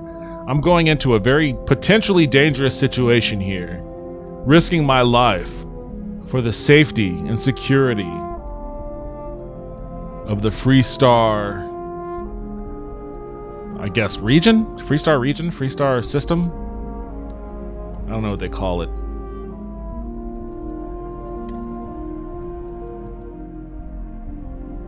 Plus 5% reload speed, but I think I need something with a little bit... I'm going to pop on something that has a little bit more physical damage support.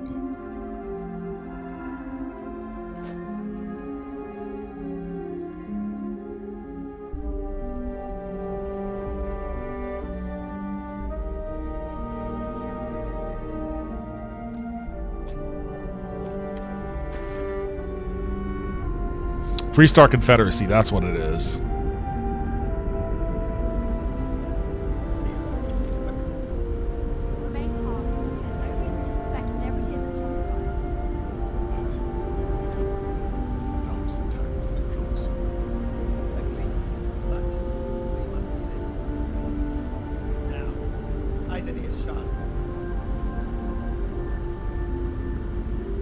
You ready for this? I have a feeling once I open this door, shit's gonna pop off. You're human? Of course I'm human. I take it you were expecting something else? Human. I didn't know there were other options. Pardon my ignorance. We just didn't expect to find people out here. We didn't think anyone else left Earth before us. What? Perhaps we should greet our guests. Of course. Manners. I'm Captain Diana Brackenridge. This is Security Officer Bomani Reader. And this is Dr. Mabuti da Costa, one of our elders. A pleasure to meet you. I'm Orzo. Here, wait, don't tell me. You're going to ask me for some sort of huge favor. Yeah. Look, I'm just here to help people on the planet down below. What is this ship? You've come aboard the Earth colony ship, Constant. Generations ago, we set forth from the planet Earth with the mission of colonizing a new habitable world in the spirit of our ancestors nearly a millennium ago. What, a millennium? Wait, what? I'm Orzo and I'm here to help. I see. As you may have presumed, we're in a bit of a bind. Our ship has finally completed its near 200-year journey from Earth, only to find our new home seemingly colonized by... well, we don't know. You didn't introduce that guy. Who is that guy? So your arrival is fortuitous. Perhaps you'd be willing to act as a middle person between ourselves and the others. I'd love to know more, but maybe we should get away from this airlock first. You know, those others are human beings and they were here first. Not gonna lie, that's a pretty big ask. Incredible. 200 years? How did it take you so long to get here? How did you all survive for 200 years? Communication We're didn't not work. entirely sure.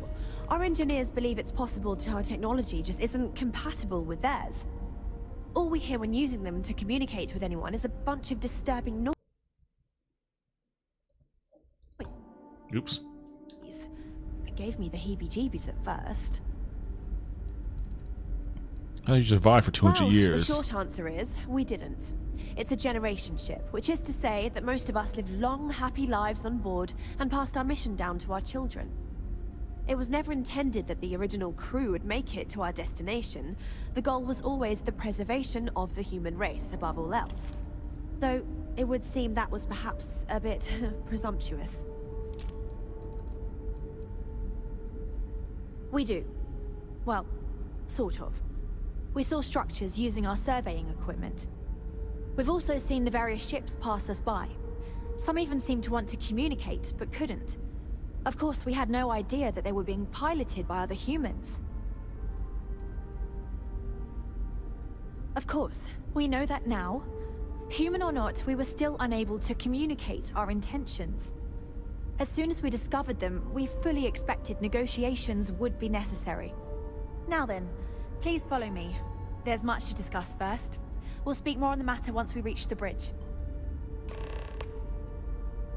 Dr. DaCosta, you may return to your quarters if you wish. Thank you, Captain. I will follow you to the bridge, ma'am, for security purposes. I do not believe we have need to fear our guest, but I'll allow it if you insist. Welcome to the Earth colony ship Constant. In the early 2100s, my ancestor, Rupert Brackenridge, researched a number of scientific scenarios: climate change, asteroid impact, nuclear war, global pandemic, and more. Each scenario showed the likelihood of an extinction-level event to be within 50 years.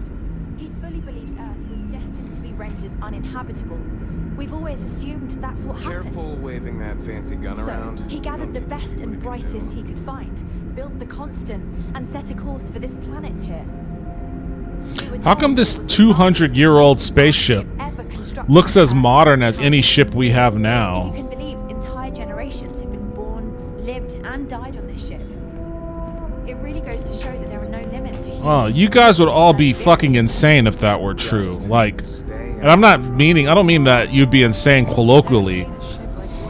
Living, growing old, and dying on this cramped ass, fucking Spartan-looking spaceship would drive you all mentally insane. We were never trained to address threats coming from outside our ship. We didn't believe anyone would be out here, but I'm glad for it. I think I'm coming up on 6 years now. I was only a teenager when my father died, passing command of the ship to me. That's crazy. What? That's like... Because of that, I've had to sort of... It's like tribal nepotism. Instead of taking years of study and apprenticeship under the prior captain. I think some people on the ship resent me for not having the level of experience as my predecessors. But at the same time, without my command, we likely wouldn't have made it here so quickly. A bit frazzled, as you can imagine. People are anxious about discovering that we're not alone, and also... I don't like this lady. She kind of rubs me the wrong way, While too. we hope we can work out a deal with the people on the surface, they seem reluctant to reach out, so there's no telling what will come of that. I do know that we can't afford to stay here in orbit forever. The ship was built to sustain us for many years with backup provisions just in case, but even that will come to an end eventually.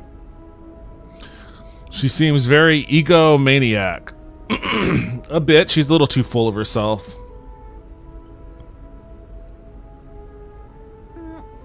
Difficult is the wrong word. It can be both challenging at times and also exciting. Our mission was to rebuild humanity on a distant world, believing that we were Earth's last hope.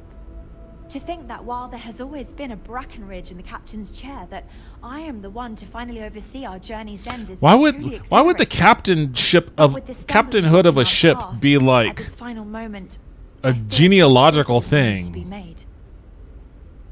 That's weird. Well, as I mentioned, we've been unsuccessful in communications with anyone up until you arrived, though not for lack of trying. But since you're asking, maybe you'd be willing to be a sort of diplomat between us and them as we attempt to resolve our situation. Does that sound agreeable to you? Sounds like you're just trying to offload the hard parts to someone else. Depends. What's in it for me? What's wrong with your communication system? We suspect that our equipment is woefully obsolete compared to whatever you all have now. In all honesty, we never expected to need to communicate with anyone, so our comms aren't particularly robust. That limits our options. We even attempted communicating with lights and sounds, something we saw in an old movie, but I don't believe they picked up on it. If anything, it may have inadvertently alarmed them.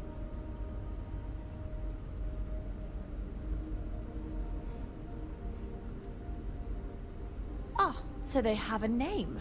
Paradiso. And it sounds promising that they sent you here to speak with us.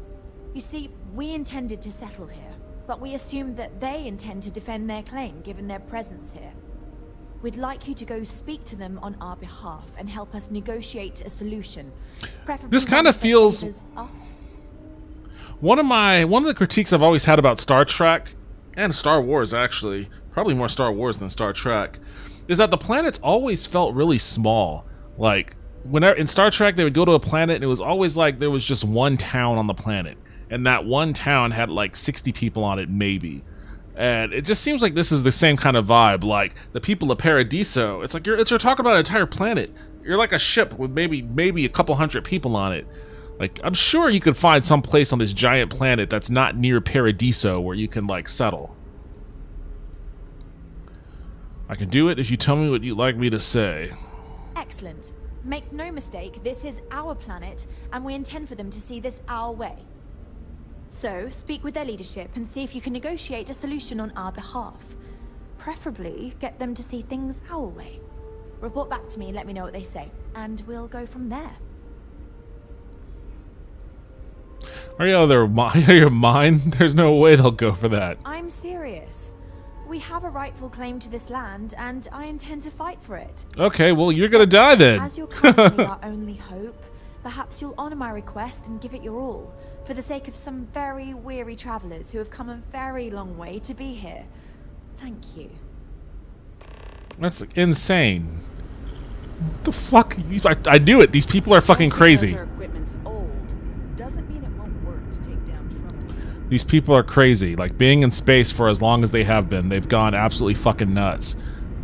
Alright, this is gonna end up being all these dudes. I'm gonna end up killing you. I'm gonna end up killing you. Who else am I gonna end up killing in this joint? Gonna end up killing you, probably. And I'm gonna end up killing you.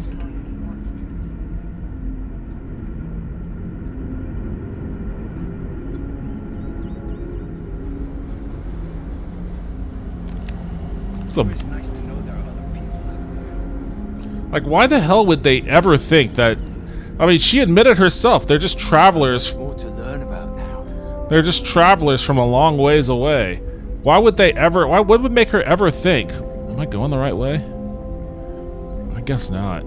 What would make her ever think that, like, just showing up and being like, "This is ours now. You have to do things our way," would ever be like?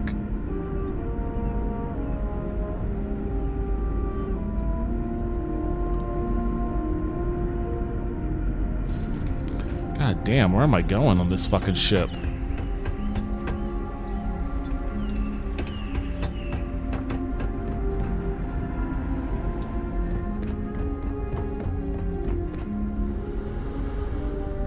Here we go. Strict rules around here, but they're strict. She just feels entitled, very entitled, in a kind of an annoying way. Our planet, our way. Okay, space colonists.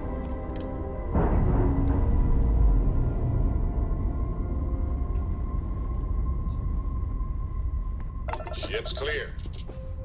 It's just us among the stars again, Captain.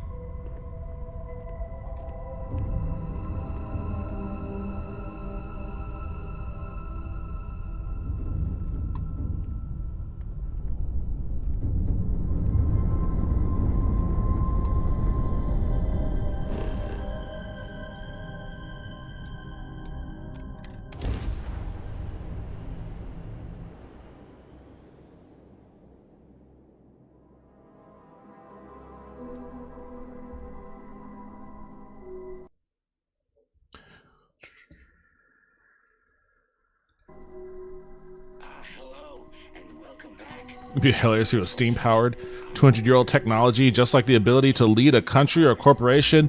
It's obviously inherited skill. Yeah, that's the fucked up part. It's like, you're talking about the captain of a ship here. Like, what does genealogy have to do with that?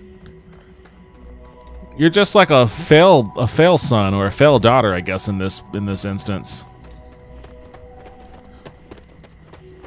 Guess it will come down to who has the best weapons and most people can afford to lose. More people they can afford to lose. Well, I mean, I'm not gonna lie. This gun is pretty fucking dope. This is a badass gun and I've got 400 bullets for it, so I feel pretty good about my chances.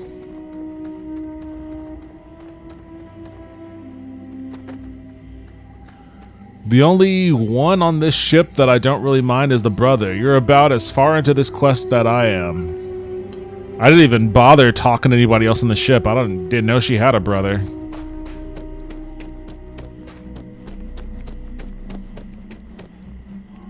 I'm doing my best Captain Picard right now because this is a very Star Trek style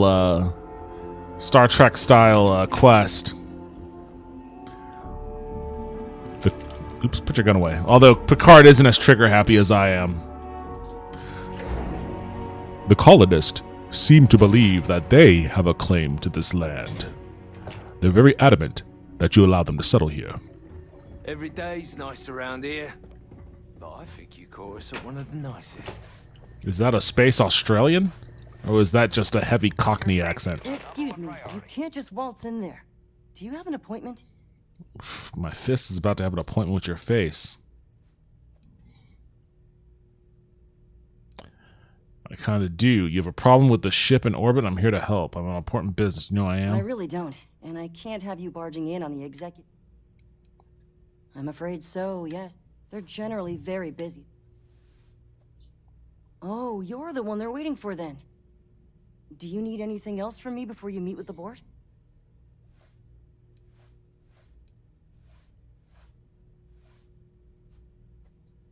People were a little freaked out around here, understandably. It looks so different and it's so massive. We honestly thought we were under attack by an unknown entity. But then, nothing happened. It just stayed there. No one could communicate with it.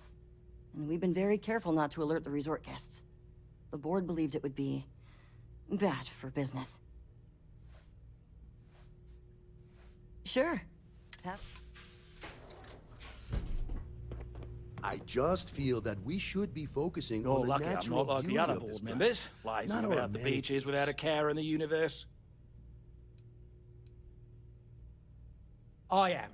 And you must be the diplomat Jiro told me about.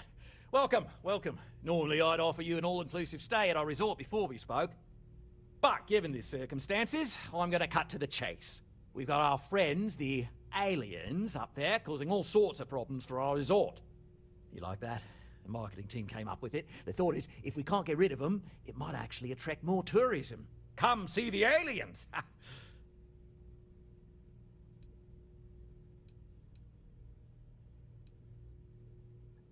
We run a premier resort getaway here. We can't have our guests concocting stories about some bodgy old ship hanging around up there. Bodgy. As it is, we've had to reroute our luxury liners around the other side of the planet on entry so no one sees it. It's bad for business. We need to nip this in the bud and take care of it before the tourists catch on and cause a scene. Space Australians.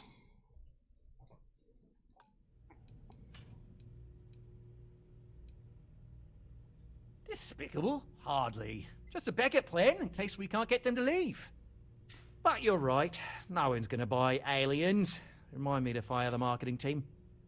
So, tell me, what's the actual deal with this massive eyesore of a ship, besides scaring people away? It's a generation ship full of colonists from Earth here after a 200-year journey. It's a rickety old Earth ship full of uptight colonists who think they own your planet. Old Earth colonists desperate to settle after 200 years. I'm sure you can exploit that. I'll just give them the straight shot. That's something. Shame we can't just tell them kindly to bugger off. Something tells me that's not going to work. Now, tell me, what are we going to do about it? Give me some proposals, people. I need something to work with here. We could offer to resettle them here. There's more than enough space. They could stay here, temporarily, but it'll cost them. Quite a bit, too. They'd need to work off all their debts before being allowed These to people are all just like... Maybe not. Everyone is just like irrationally hyper-capitalistic in these worlds. Outfit their ship with a grav drive so they can find a new home. We could even lend our engineers to help and give their captain an updated star map. What do you think? Sounds costly. We can't absorb that cost, and it's unlikely they even have compatible currency, let alone enough for the transaction. Someone else would have to foot the bill. Oh, I swear this would be a lot easier if they ceased to exist entirely. Anyway, Seema's got the right idea. Either works for me. Just tell me what you want to do.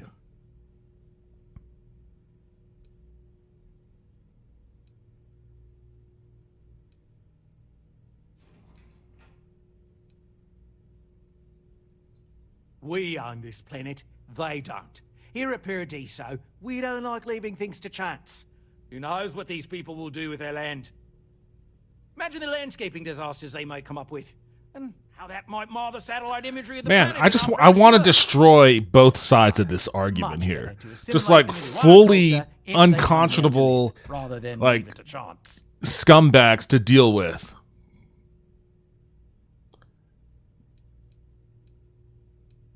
These are human beings. You're worried about landscaping? That's absurd. Absurd or not, that's our official stance. I make the decisions that are best for our entire group. You don't.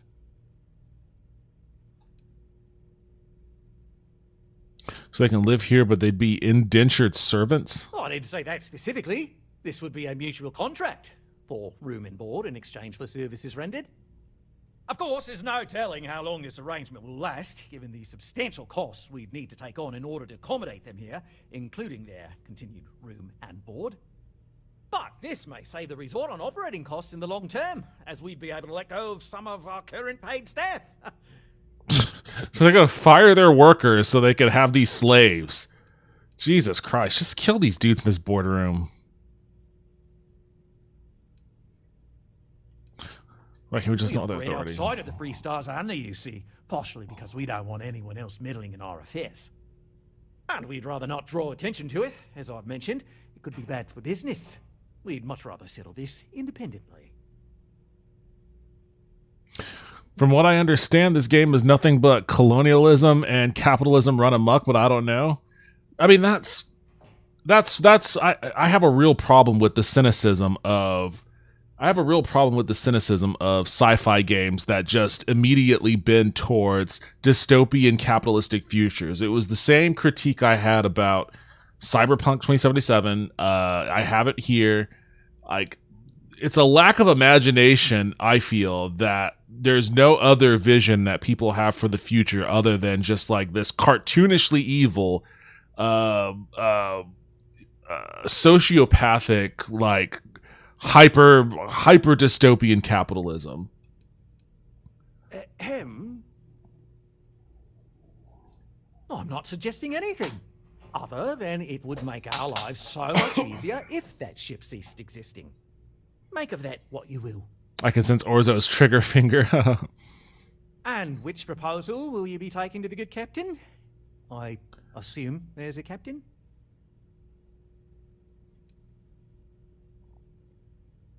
I'll buy the grav. Why am I buying the grav drive? I should have asked that question.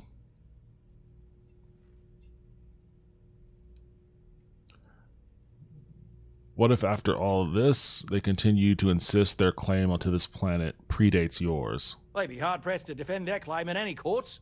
Our charter goes back years. It was registered with both the UC and... Now you're worried about the courts? Per the Centaurus Proclamation. You're talking about enslaving these people or killing them all? The settled systems, but that charter's official as can be.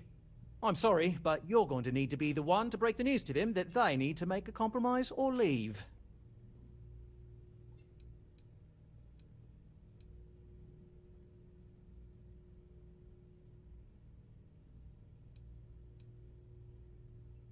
I don't want to buy them the grav drive, these sons of bitches.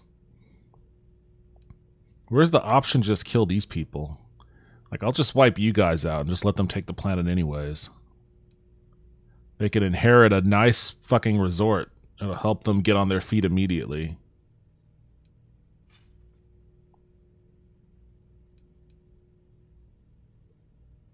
I have no idea, because I'm not suggesting anything of the sort.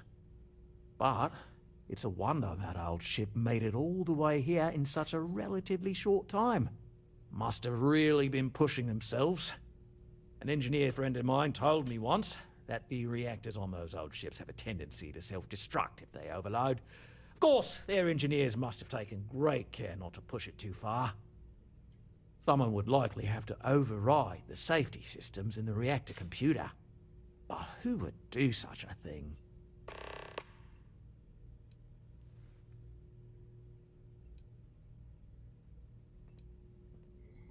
All right, well, I don't want to try to talk them into becoming slaves. I don't want to buy them a grav drive, too.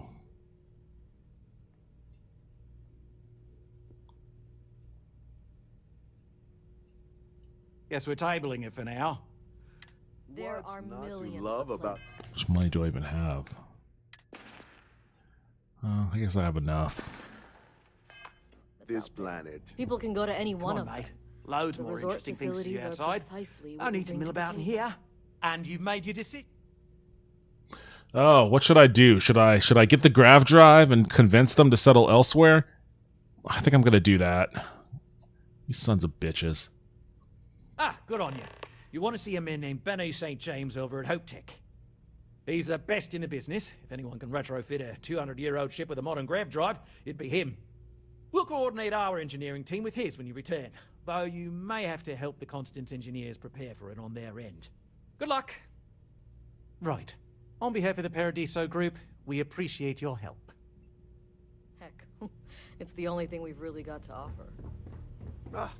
I don't want to risk us coming off as just another hard. I should kill everybody in this building. Everybody in this building should be forfeit.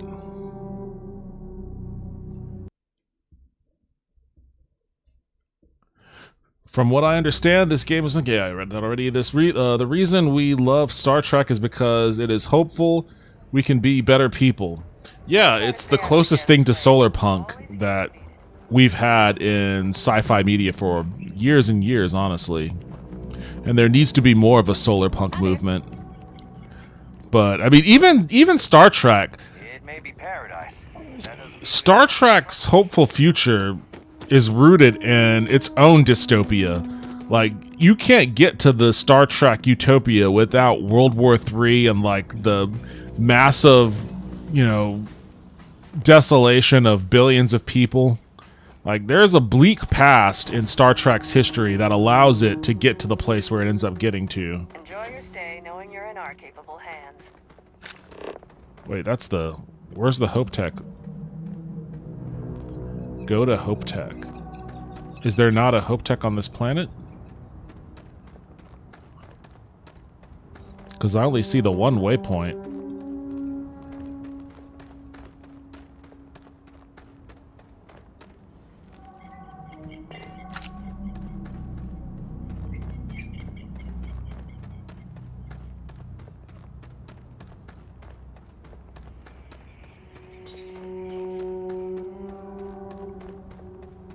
You could always get through the other dialogue options and see if anything changes. I get the sense that that's probably not how deep this game functions. A lot of the criticism of Starfield is that, like, there aren't as many robust options for solving a quest as there is in, like, in Baldur's Gate 3. Which I understand. I wish that it was as robust a role-playing experience as that.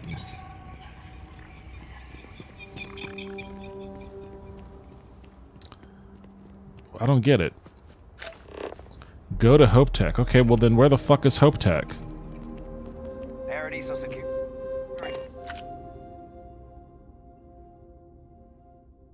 Are we headed off-world? There are plenty of inhabitable planets, although I don't like it. If this gets rid of both of these insufferable degenerates...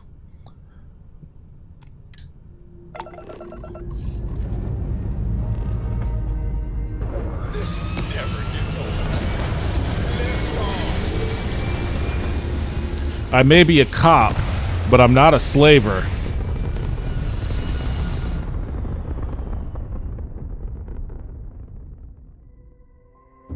Recalculating.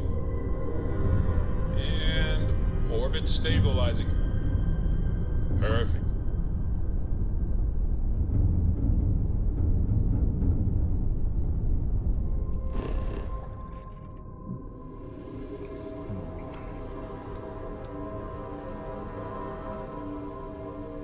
I don't get it. I don't even see a waypoint on the planet.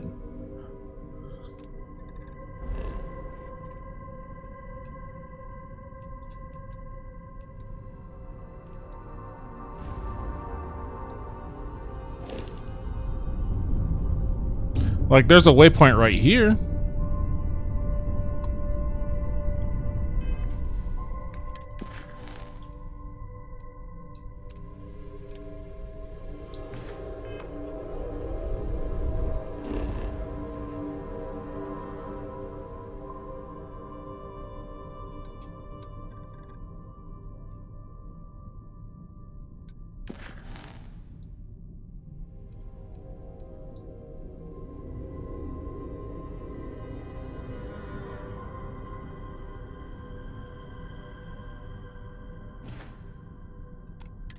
I don't get it. I don't know. I don't know if it's just like a broken quest thing or something. Speaking of sci-fi, have you been keeping up with Ahsoka? Not really. I tried watching. I watched the first 3 episodes, I think. And I never watched Rebels. And I think it's pretty clear that you need to watch Rebels to really, like, be into that show. So I just not super into it.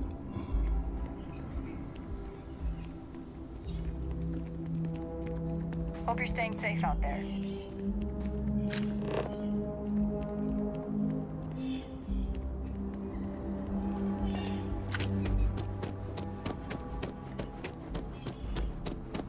So this is giving... It seems like this game is just giving me one option. And that's to sabotage the ship.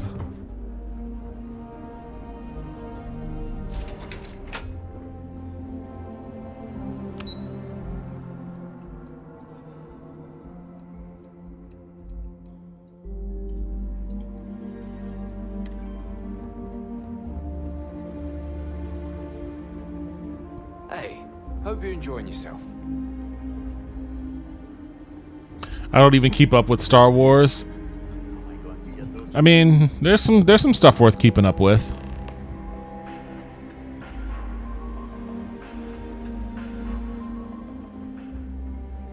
There are so many activities Star Wars is like high fantasy in space, whereas Star Trek is sci-fi in space. Yeah, I've had that debate with many a people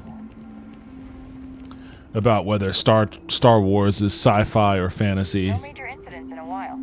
Let's hope it stays that way. You'll understand a lot more about the lore they are getting into if you watch Rebels. Yeah, I just can't get into the animated shows for some reason. I'm just not a big fan of the art style and the animation style. Like, the stories and stuff seem cool, but I just can't get into it. I'll read a synopsis on Wikipedia or something.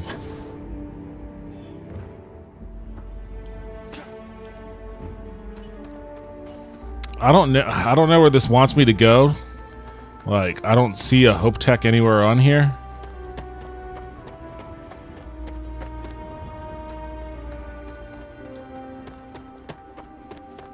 Enjoy your stay. Don't worry about us. We're just here to keep the peace. We've got some of the best private security in the settled systems. Well, these guys are a lot more pleasant than the Red Mile security dudes. Alright, well, I guess with no other options, I'm gonna blow up this ship.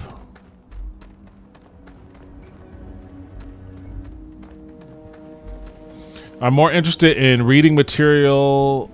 in the reading material in Old Republic era of Star Wars.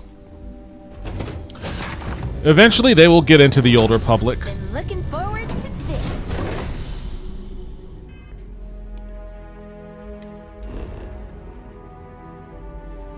Oh, they want me to go to Polvo. Okay, they want me to go to Polvo. You see?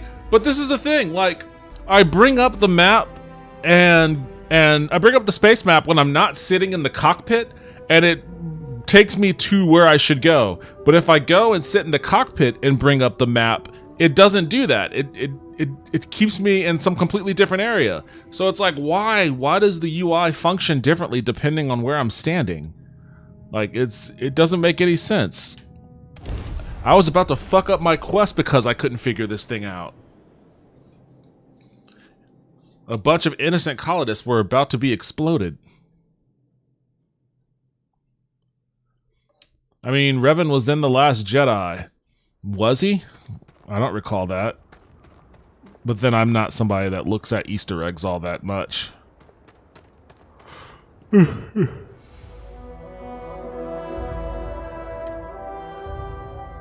Oh, I haven't tried the Beowulf yet. I need to try that before I attempt selling it. I have another quest here at Hope Tech too. I don't want to hear any complaints.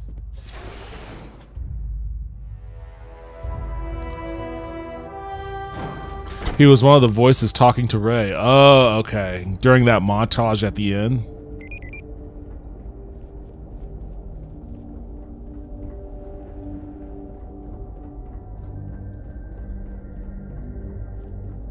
keep an eye on your valuables. If you can't protect your... Oh, hello. Someone worth paying attention to. Oh, no. That wouldn't work. The O2 needs enough... Sure, that sounds like me. What can I do for you? I'm a little busy, but I think I could spare some time.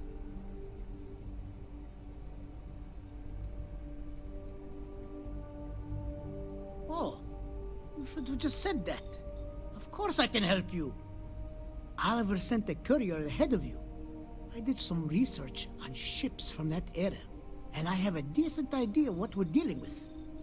So grav drives didn't really take off until after the ship was built. But I've got access to an ancient grav drive that looks like it could be compatible. It's some minor adjustments. It's in good shape, too. Parts not cheap, though. Neither is the labor. Just pay the combined cost of parts and labor, and it's yours. Why, again, why am I paying for this? It's a pretty big ask, given how rare these old grav drives are. Perhaps not, but I'm glad you understand the position I'm in.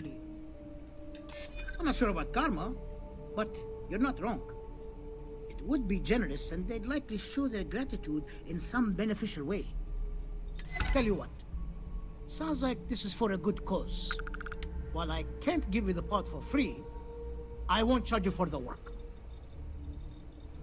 It's a lot of fucking money, sons of bitches. You're darn right it is. I'll get to work on it right away. I recommend you go back to the ship and ask the captain to prepare for its retrofit. Standard stuff. I'm sure they have an engineer on board to help. We'll send the part along when it's ready and install it with the help of Oliver's people. Pleasure working with you.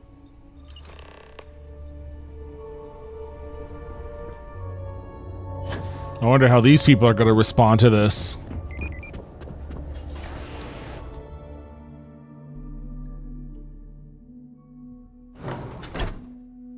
Actually, while I'm here...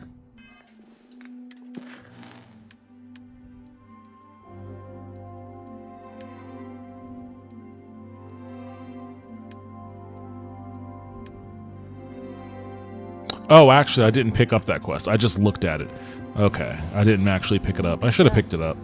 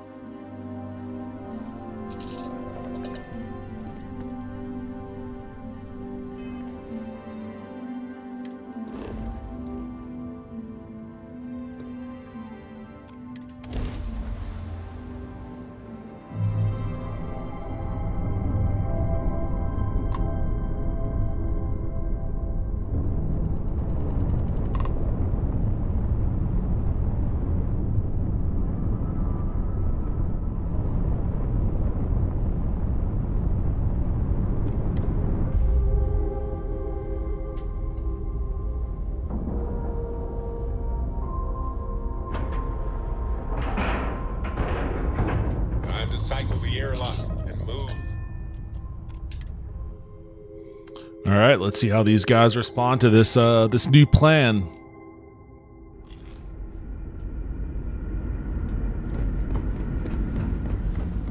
Why are there two waypoints? Now that we know what's Oops. out there, things are going to be more interesting from here on out. Oh, that's the overload the reactor one. I'm not gonna overload the reactor. If things get hairy, I'll just shoot my way out. We've got strict rules around here. They're strict rules.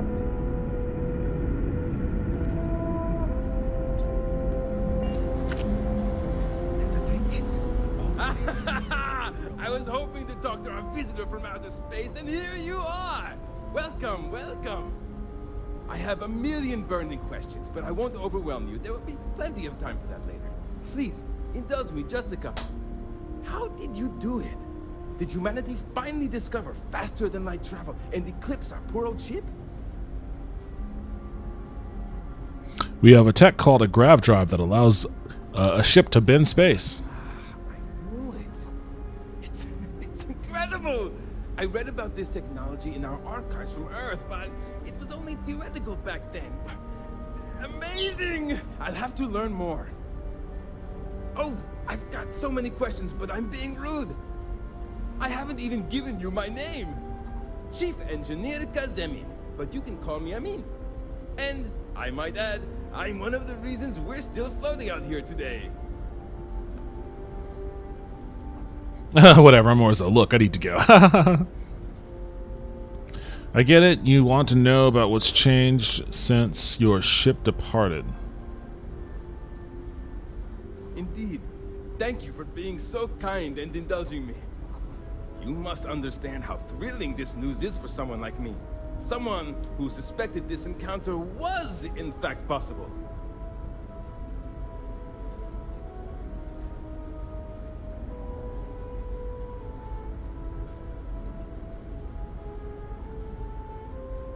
Well, let's just cut to the chase.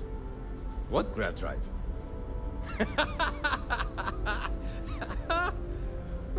Just joking with you.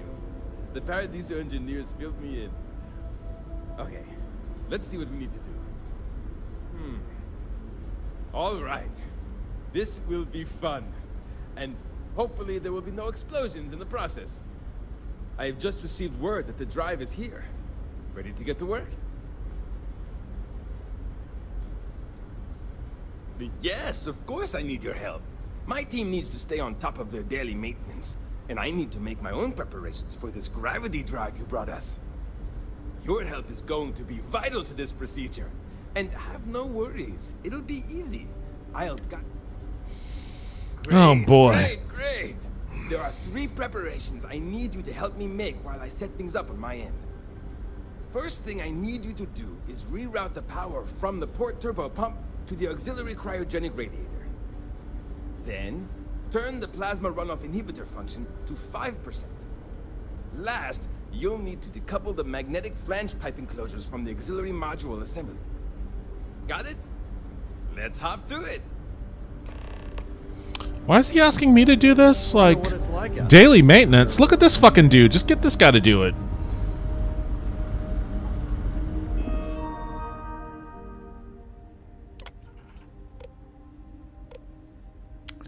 Plasma runoff inhibitor, right? That's what he said.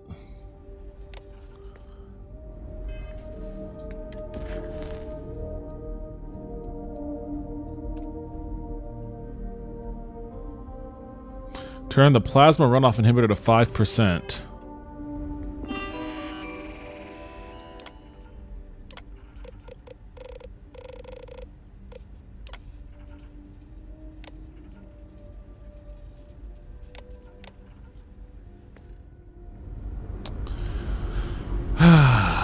What's the next thing?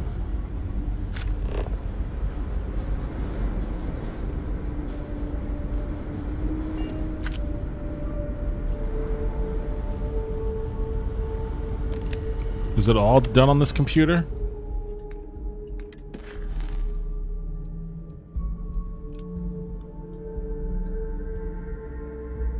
Decouple the magnetic flange pipes.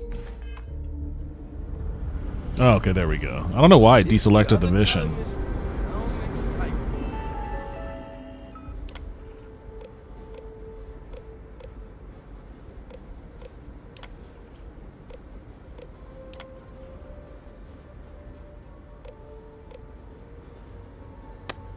God damn it.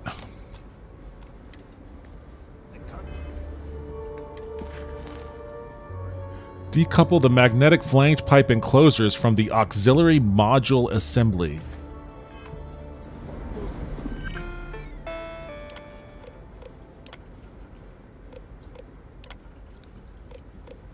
Auxiliary module assembly. Okay. Right now, what's this last thing I need to do? Reroute power from the port turbo pump to the auxiliary cryogenic radiator. Wait, well, port turbo pump. Wow. Hi.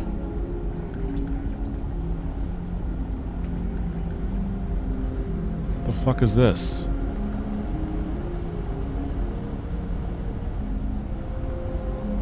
Get the fuck out the way.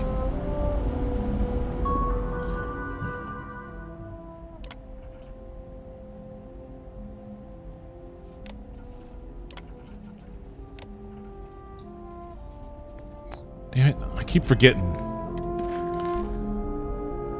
Reroute power from the port turbo pump to auxiliary cryogenic radiator. From the port turbo pump.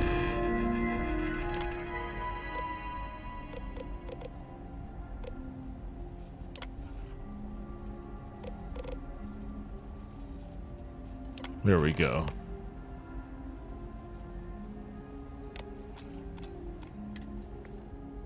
Looks like everything is going to go very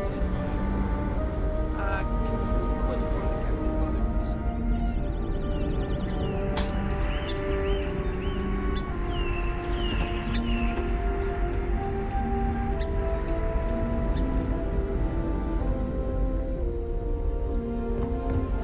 Hey there.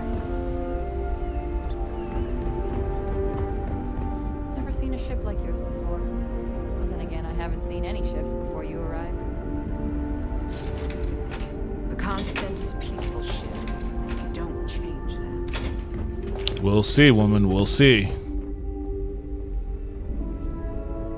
I wonder what else is out there. How do I just... What the fuck? This fucking ship. How do I just get directly above me?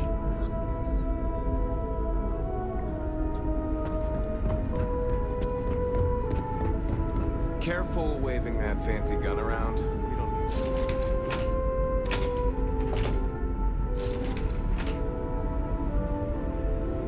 Just because our equipment's old doesn't mean it won't work to take down troublmakers.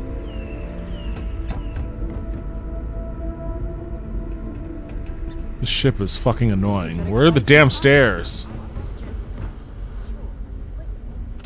Wait, classroom?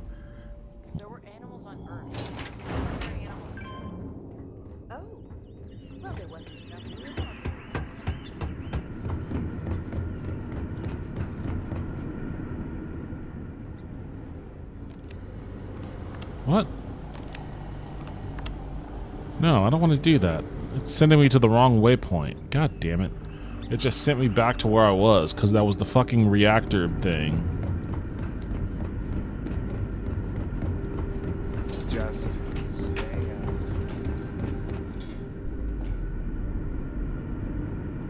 it. Careful waving that fancy gun around. There we go. Look at this. Fuck these people. No matter the outcome, I won't let my crew down.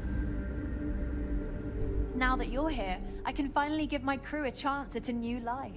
Well, well, it would appear we have the means to go nearly anywhere now, thanks to you. The engineers even upgraded our communications equipment so we can speak with passing ships. Turns out it was a pretty easy fix. Thank you again for all you've done. We don't yet know, but we did receive a star map from the Paradiso engineers. I suppose we'll just chart a course for other suitable habitable worlds until we find one that matches the quality of Paradiso. Purima 2 here.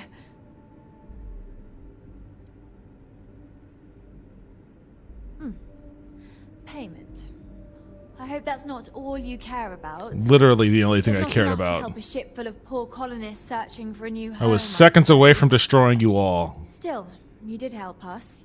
We don't have much to spare, but I'm sure we can find some way of repaying you. Antique Earth Baseball. I got 2 baseballs, a 45 caliber ACP, an antique piggy bank. Around here, Sure. strict for a reason. Soccer ball? Basketball? They got a bunch of sports equipment. Excuse me? They got all these sports equipment. Hockey stick? They just gave me a bunch of, like, junk.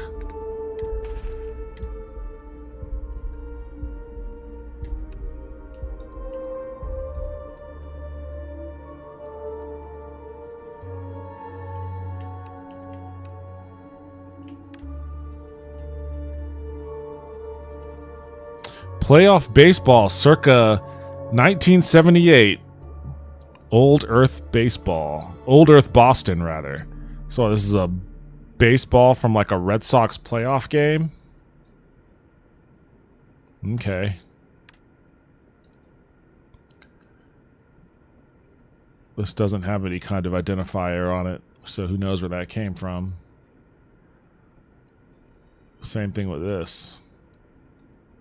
So they only know where the baseball came from. Damn, this shit's valuable though, hypothetically speaking.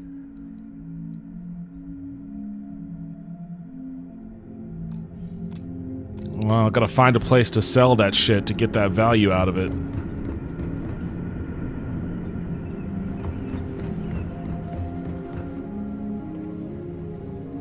Boy, am I glad you weren't some sort of alien. I feel like she shouldn't be as cool with this. Yeah, I thought I was ready for a fight. I was ready for a fight, honestly. I thought for certain they weren't going to be cool with it.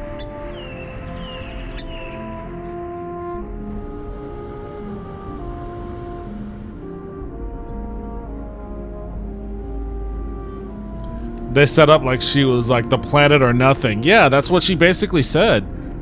But then they were like, oh, okay, no big deal. We'll just go someplace else. The feeling of leaving the atmosphere. Okay, I guess I can go and destroy the Crimson Fleet now.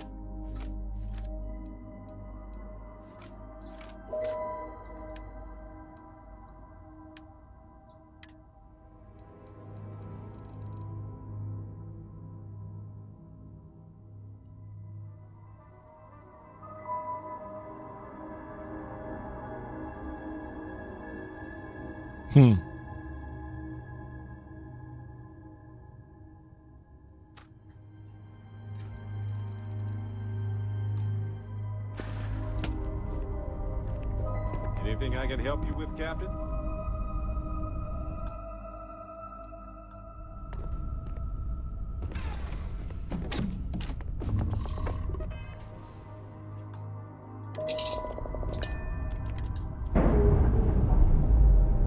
For a 200-year-old ship, it's kind of remarkable that the docking technology remained the exact same. We're free. Like, they just happen to have perfectly compatible docking mechanisms.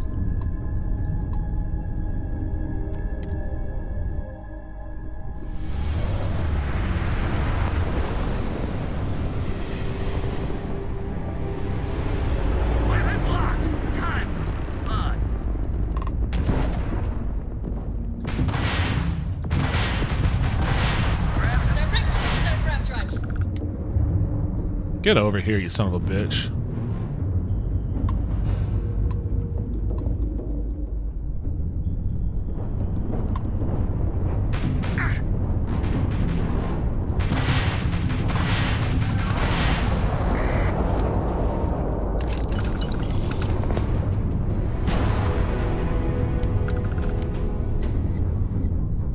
That was it?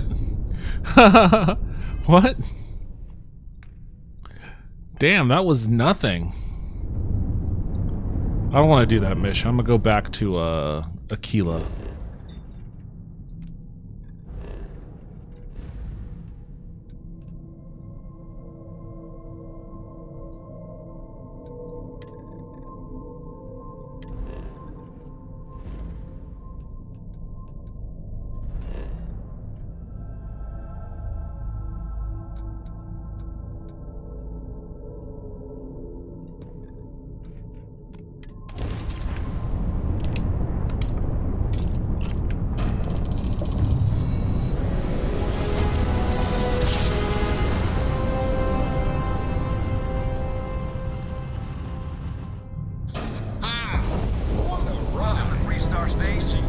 Whoa, don't smash into that. What the fuck? You can be on your way. God damn, what was that? And that's it. Enjoy that Aquila City air. Well, it was just like a random ass ship right in the middle of my fucking way.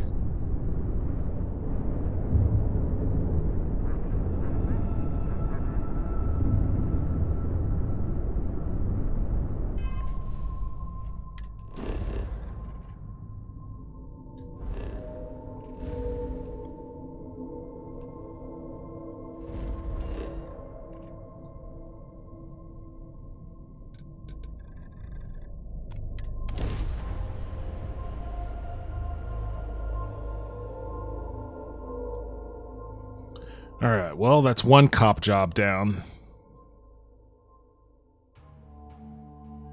I might start doing the main story, actually, because, like,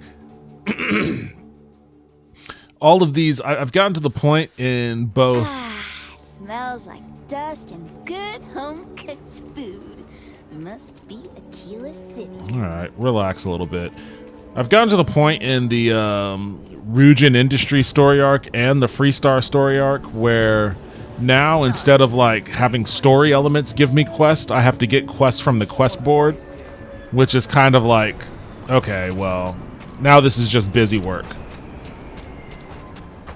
There's like nothing narratively keeping me hooked into this gameplay loop.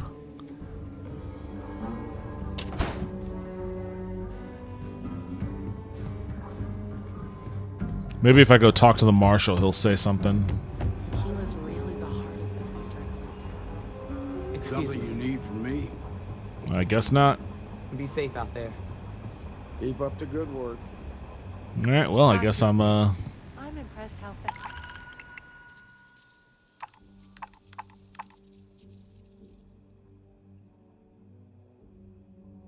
500? Alright, you know what? He's piqued my interest. Diego Monroe. Alright, I'll see what you have to say. Welcome to the Rock, I guess.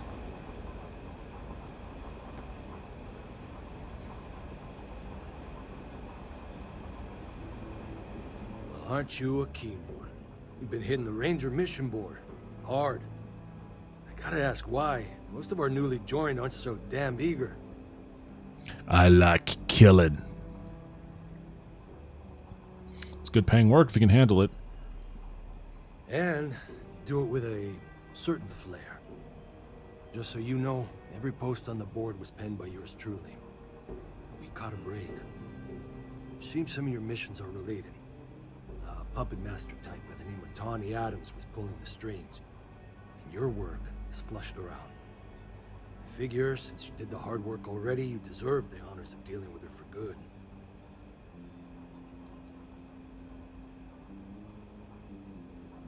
Tawny Adams is a crime boss, medium level. Rewards for dealing with her type are lucrative. And also, putting people like her down is the fastest way to reduce crime. Rangers have been known to fight for assignments like this. Sounds like putting her down will make the galaxy a safer place. That's the hope of officers of the law everywhere. She'll have company, so armor up, gear up, and probably bring a friend. I'd wish you good luck, but I expect luck's got nothing to do with it.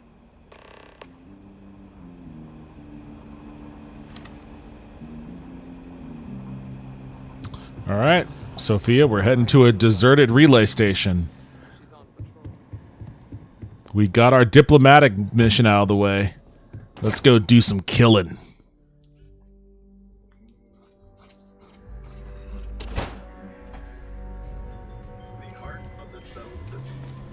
Saw your ship come in. Nice ride.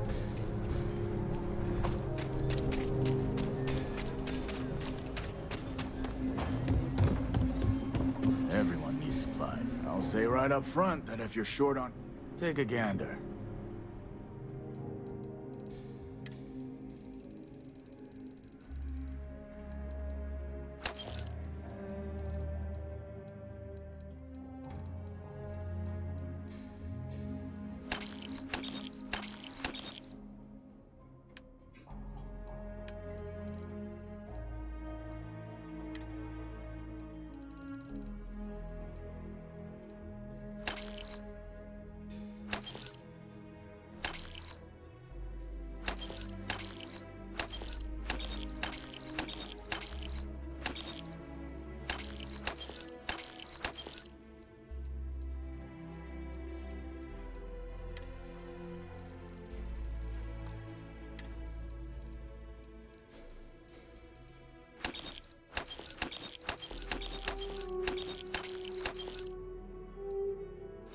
keep Solomon's maps.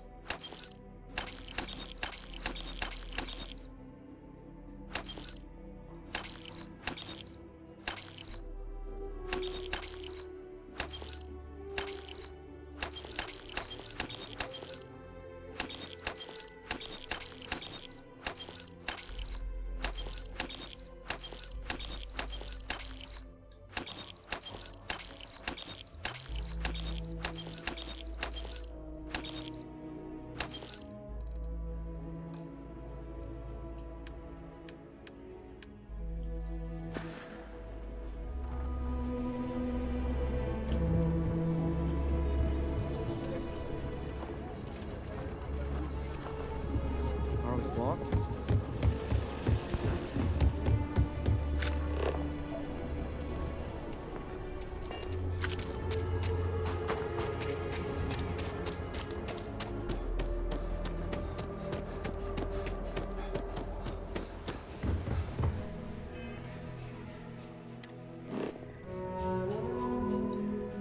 Unexplored route.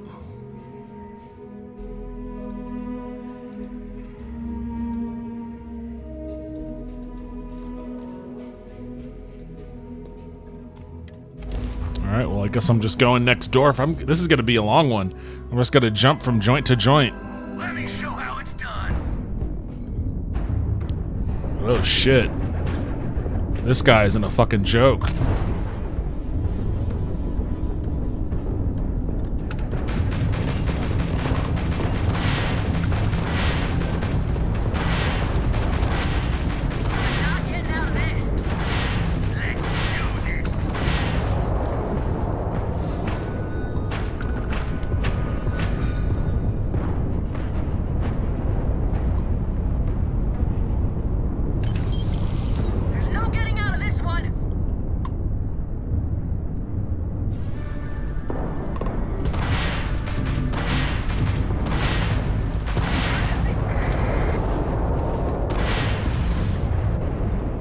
Whoa, shit.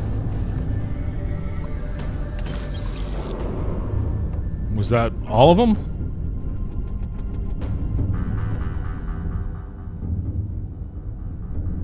I guess so.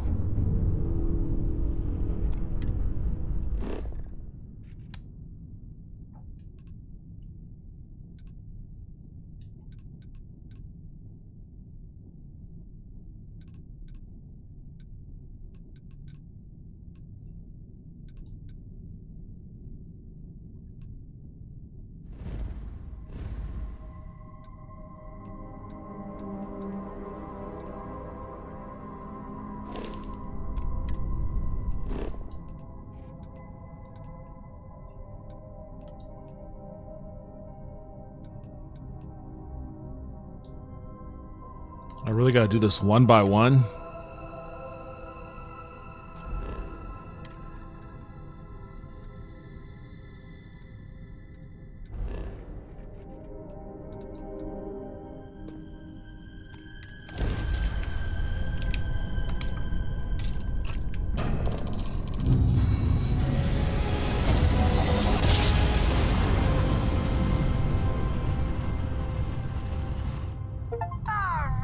Yes, we're here. Look at those beauties.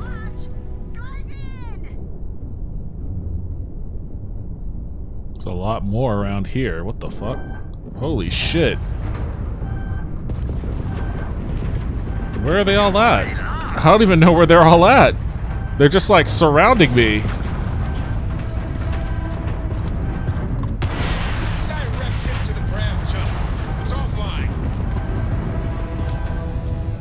Holy shit. Their grab drive is target's grabbed online. And there's weapons being preparing. Target has lost their grab drive. Is offline. Target's shields are down.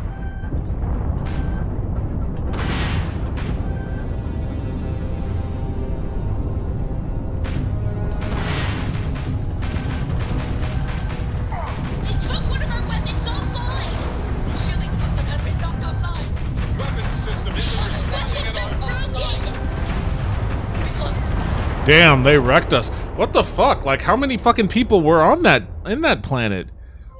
Like, I was just immediately surrounded. Like, what the fuck?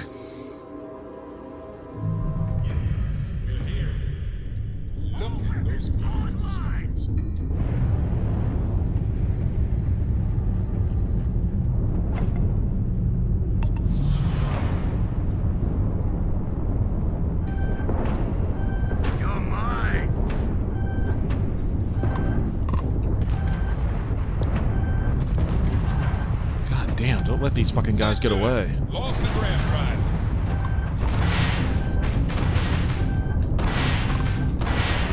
They took out our grav drive. Weapons aren't working! They hit one of our weapons! Direct hit to the weapons system. It's out. Critical damage to the weapon systems. Shields need repairs as soon as possible. Weapons. Working on. Yeah, we're just getting blown out of the water here. I don't even know.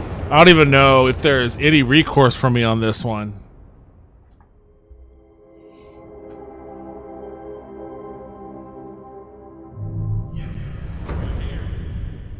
Look at those beautiful stars.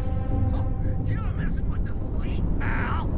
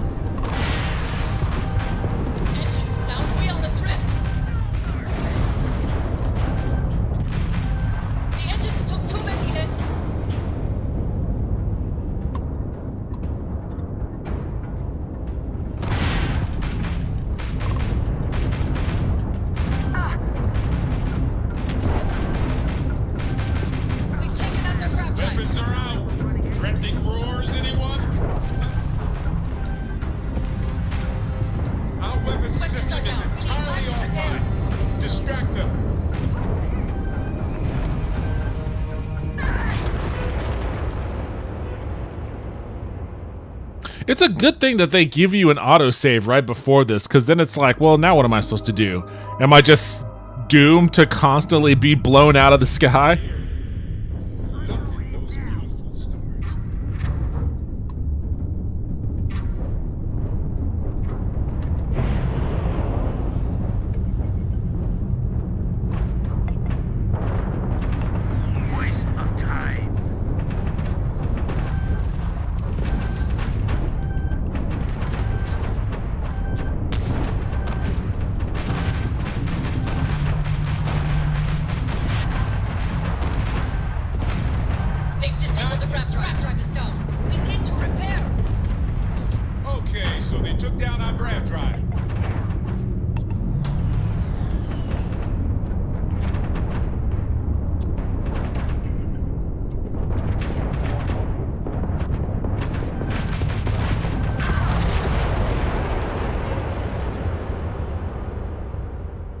I wonder how you're actually supposed to deal with those guys.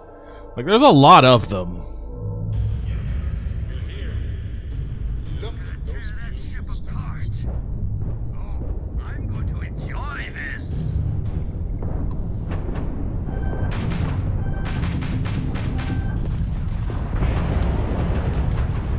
You're done.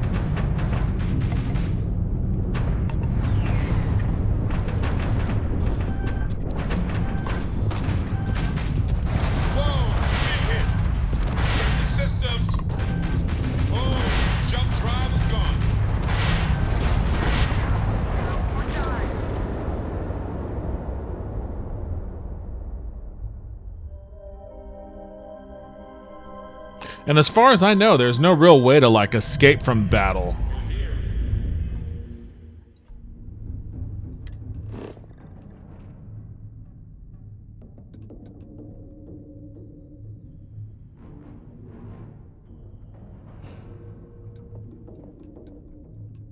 Where am I?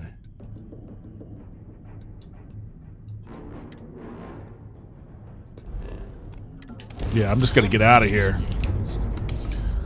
Haunted Taco is lighting the beacons blue.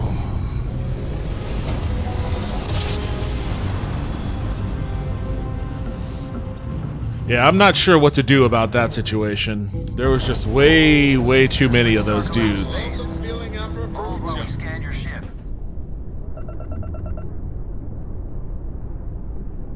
Scan complete. Go ahead and land.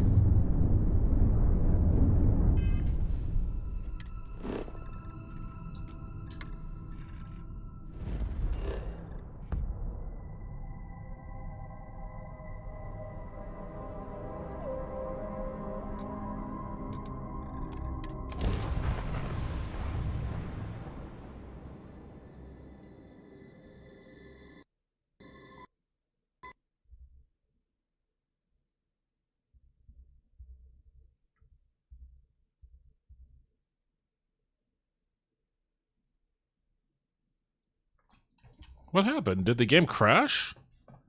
Oh, it totally crashed. What the fuck?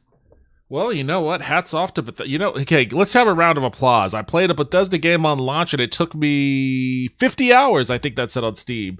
50 hours before I hit my first crash. So, round of applause for Bethesda.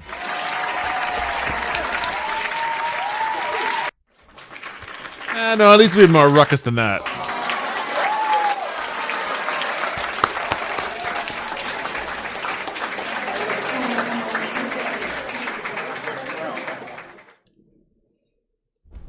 You need the Starship equivalent of pocket sand. I think I just did the Starship equivalent of pocket sand. Oh man, now even Haunted Wisp is hitting me with the cab.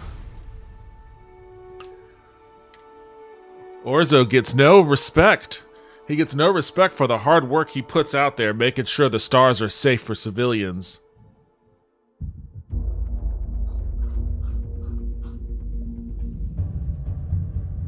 I'm guessing I need to upgrade my oh, fuck.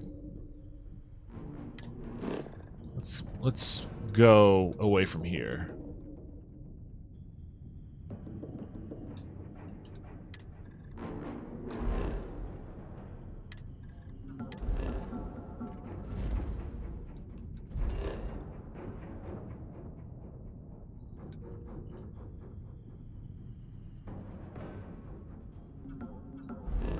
What? What are you talking about?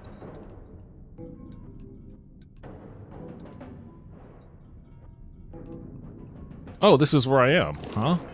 Welcome to the Fleet Star Collective. Please maintain your current course while we scan your ship.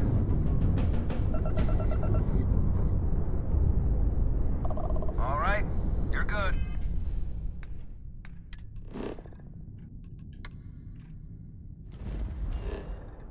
I'll give you 2 claps on a Ric Flair. Clap, clap, woo! Woo! I think it's worthy. This is, it's good that, Bethesda... What the fuck? Why does it keep saying unexplored route?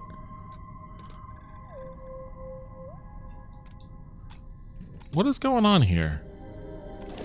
Welcome to Aquila City. You know what? I think I spoke too soon. I think I may have spoken too soon here.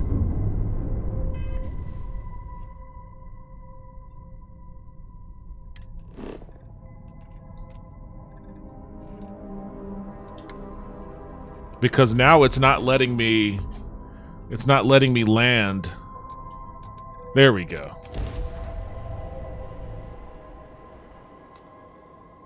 You can never tell with this game sometimes.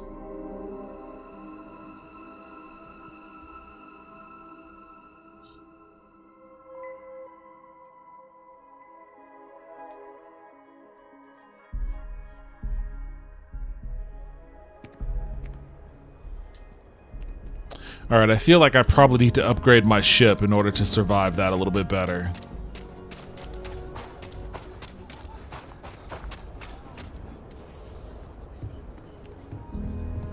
some work done? Hey, what can I do for you? Sure, have at it.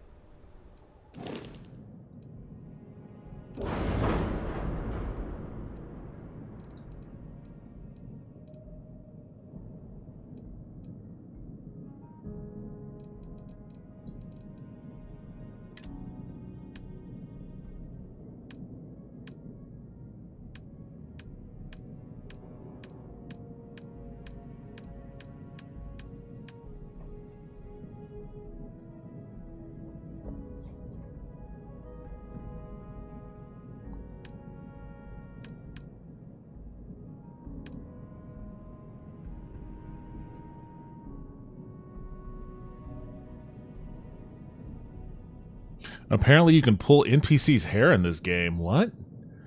How do you even go about doing that?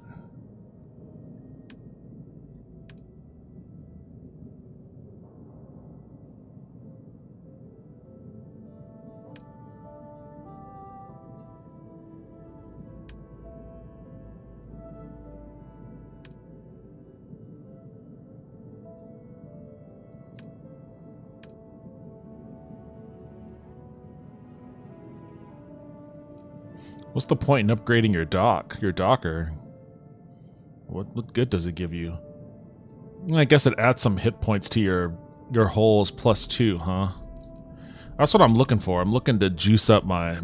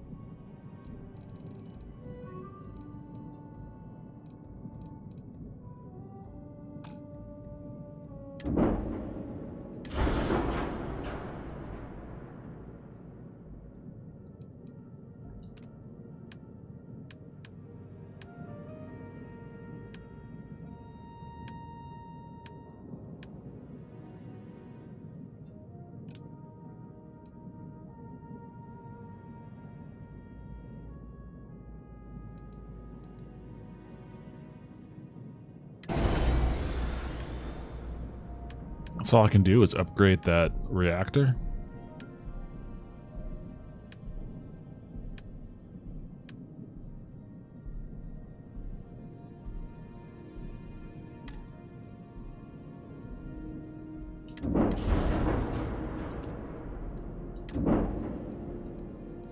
I probably need to actually, like, physically restructure my ship in order to add other components.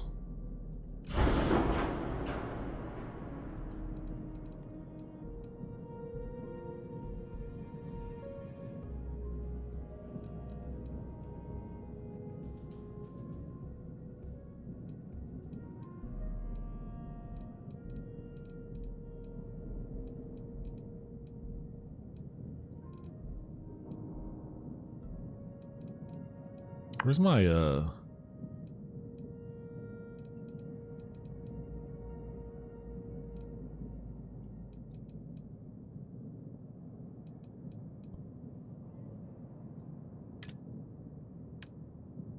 I guess, I don't know where my shields are.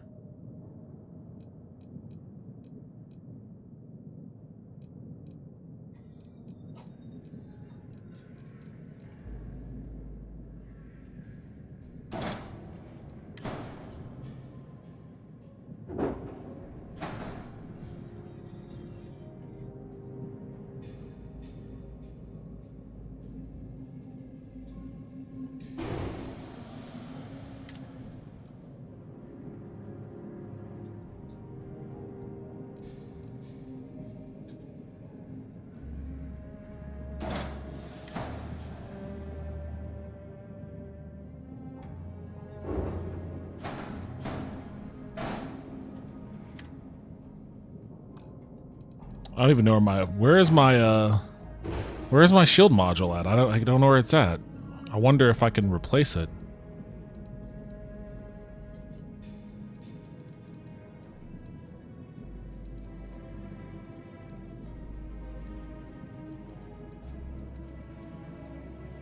Oh, here it is.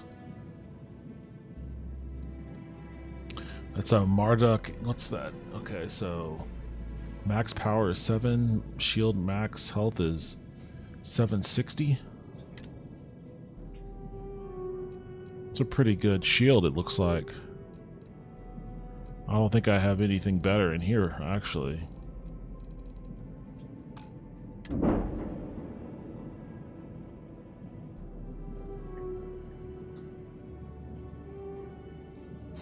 You hold E?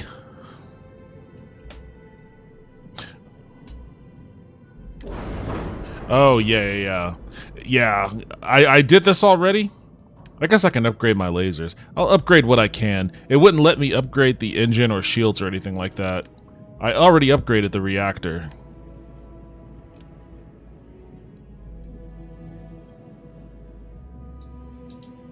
At least I thought I did.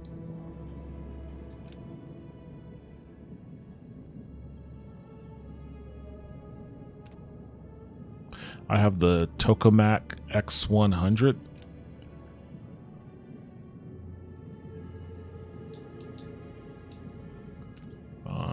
I think I upgraded that.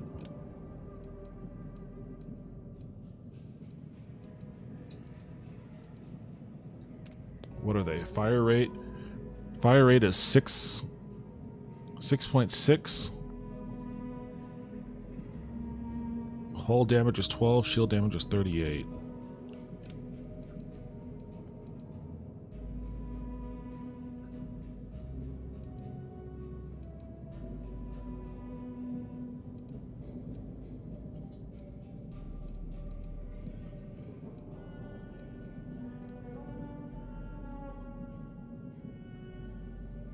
Fire rate is 1. Well, these are my pulse lasers. I have a missile launcher somewhere else, so let me see if I can just find something good for my lasers.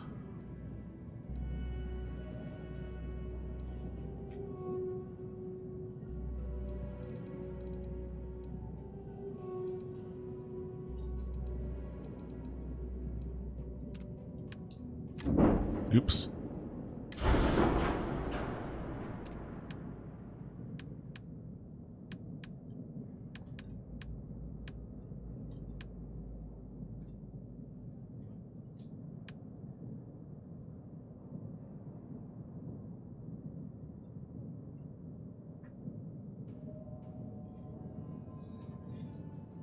Class A, range 800, fire rate 1.5, hull damage 2.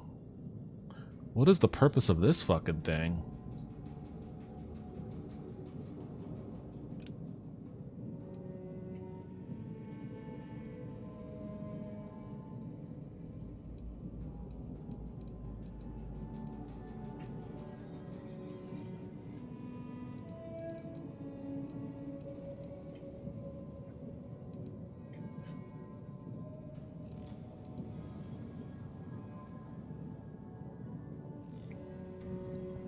I don't know what the purpose of the suppressor is.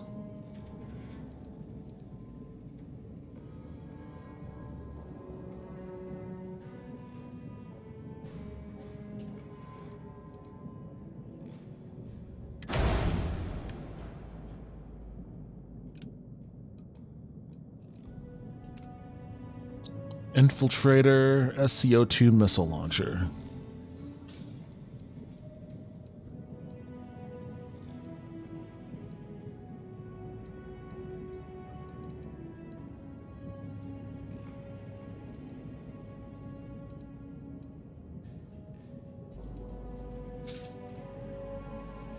I'll leave the missile launcher alone.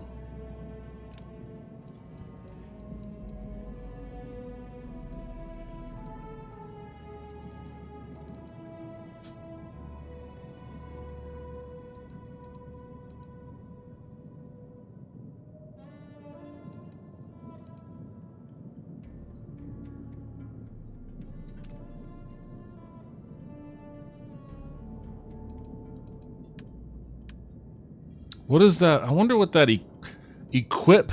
Under equip, there's a 35, a red 35 with the arrow pointing down. I wonder what that means. So much of the UI is so fucking mysterious. This right here. What does this mean?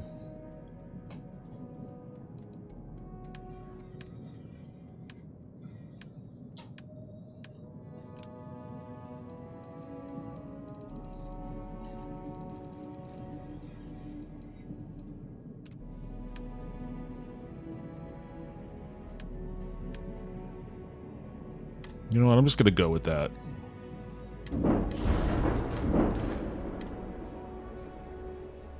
Nothing for us to do. Sure.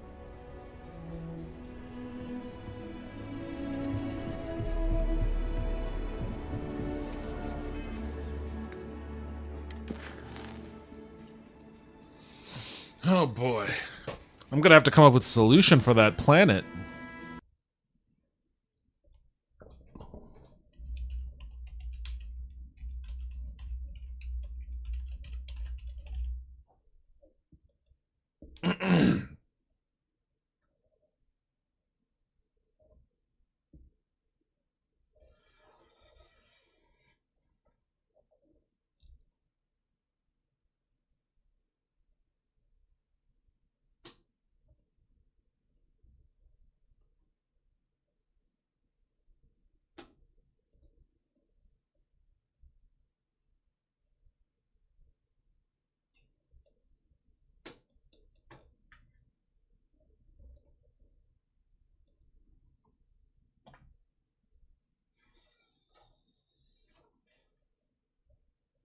I don't know. I was hoping I could find a list, like some, like, yo, you should be level X, or you should have this companion or something, but I haven't seen a whole lot of information on this one. As soon as I show up outside that other planet, I get blown out of the sky. Maybe I should just, I can grab out really quickly, so maybe I should just, like...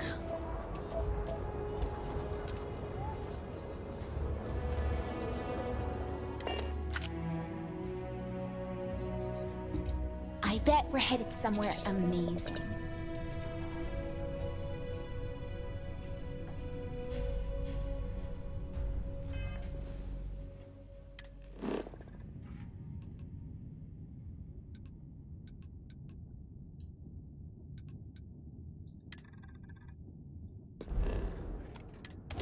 Alright, I gotta be ready to jump as soon as I arrive.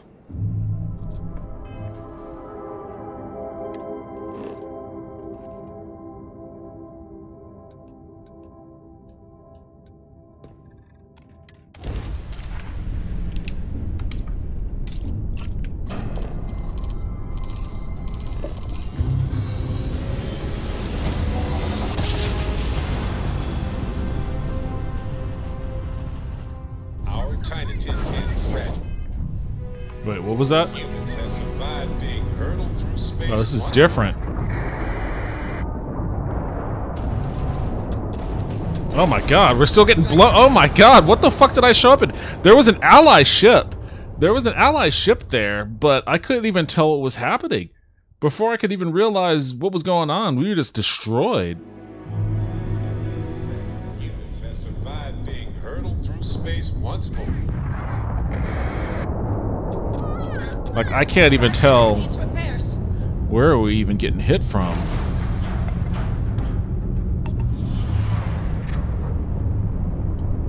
Eliminate that target.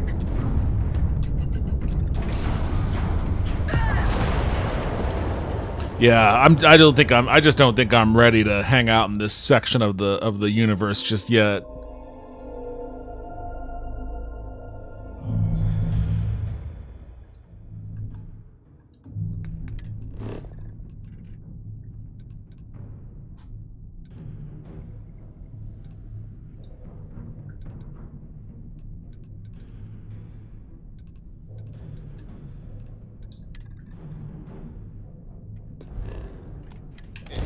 Let's just get out of here as soon as we show up.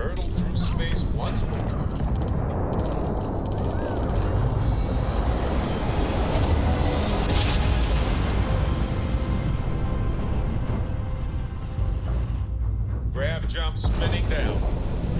Welcome to Freestar Space. I'm gonna do a quick scan for contraband. You could be on your way.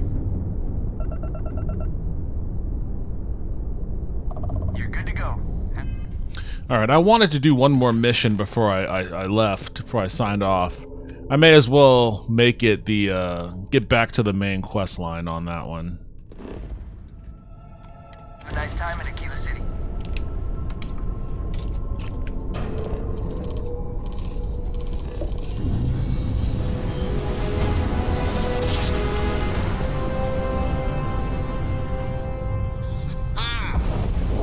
Be advised, you are entering United Colonies space. Please maintain course and prepare to be scanned. Scan complete. Go ahead and land. This is Constellation Star Station LO-868. Welcome aboard.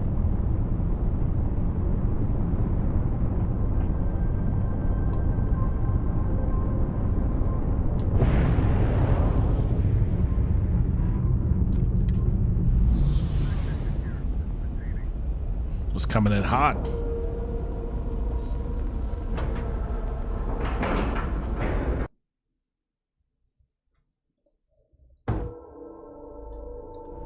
Ship is now docked. Perfect. Didn't even smudge the paint.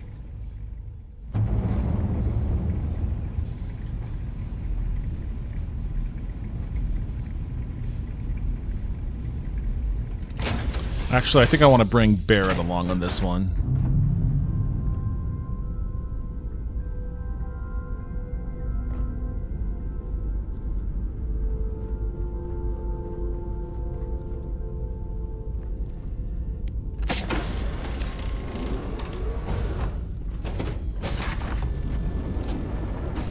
Hello. Neon. Think it would be peaceful with all those calm waters and beautiful sunsets. But I can't think of any town that's more stressful. Reusion, Infinity LTD, and there you were, navigating corporate bureaucracy like a professional.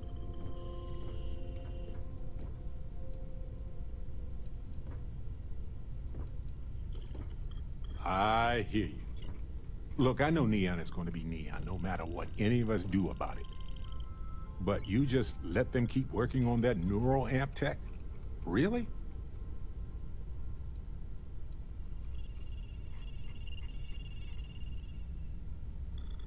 Had a chance to rethink your actions since then. What are you talking about? I tried to talk people I'm sure out of they it. tried to tell you all the ways it could help people. I tried to talk them out of it. Stopping enemies before they can do harm.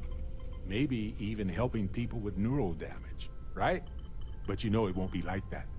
Not really. But if the bottom line is money, then this isn't going to benefit them. It'll be used to dominate them.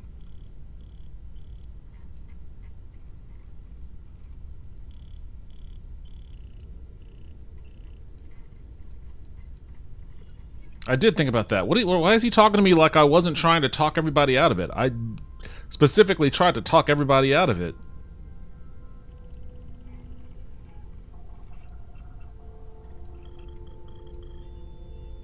Of course not. This is their business.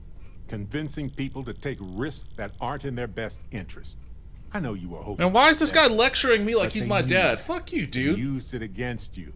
I just hope somebody within their own ranks is able to derail it now.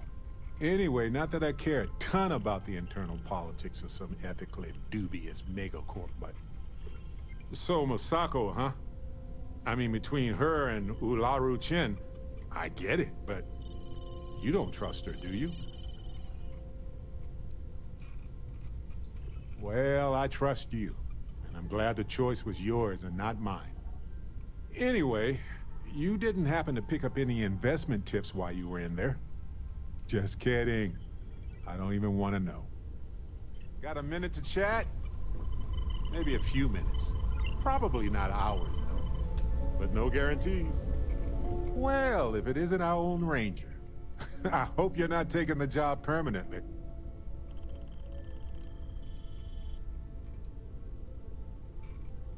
There's a lot less paperwork in Constellation. And the benefits are pretty good, too. It's an honor to wear the badge. A badge is just a symbol, a promise, a hope. You don't have to wear the object to be true to those goals. Anyway, I'm just glad Ron Hope is gone. Hope Tech isn't gonna survive. Hit me with the A-cab. Hey, come on. I think I should change that to AA-cab. Almost all cops are bastards. And then hit me with the stretch. Those farmers are gone. But you prevented the next group of people from suffering. It was a hard choice that you made, but I'm proud of you, Captain. God damn, dude. Come on, I'm just trying to get you to join me. Lay it on me. Finally. Let's get out of here. Oh, hydrate. Last one to the ship is a rotten Prasada berry.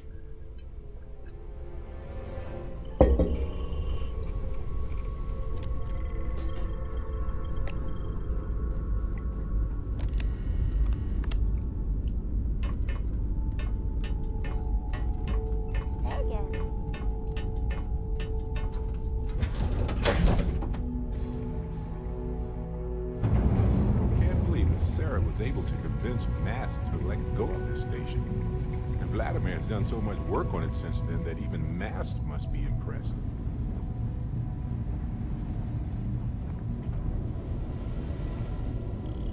Now that those artifacts aren't just blips of hope in the Blackest Sea, I found an interesting pattern. The grav anomaly generated a Black by one Russian. of those artifacts, it matches one on another Is there planet, even such a thing? a bigger one.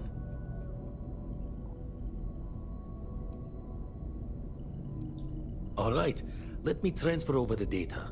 But I need you wearing caution's boots for this one. No telling what this thing is or why it's so large. Going to send you the mark close as I can, but I'm having trouble pinpointing the source. You'll need to explore the area on foot. Put your scanner to work. Don't know what you'll find. Keep your eyes open. And from there, maybe you catch a smile and uncover the source of it all. Procyon. Procyon 3.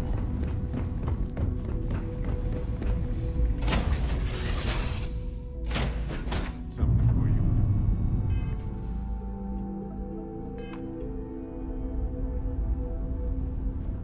What the fuck?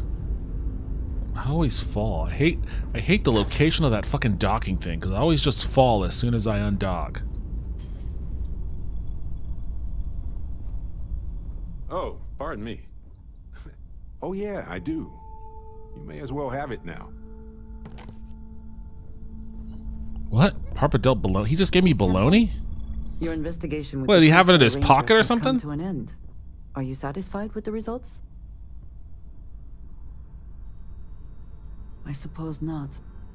This Ron Hope, supposedly a man of the people, was more concerned with profit than lives.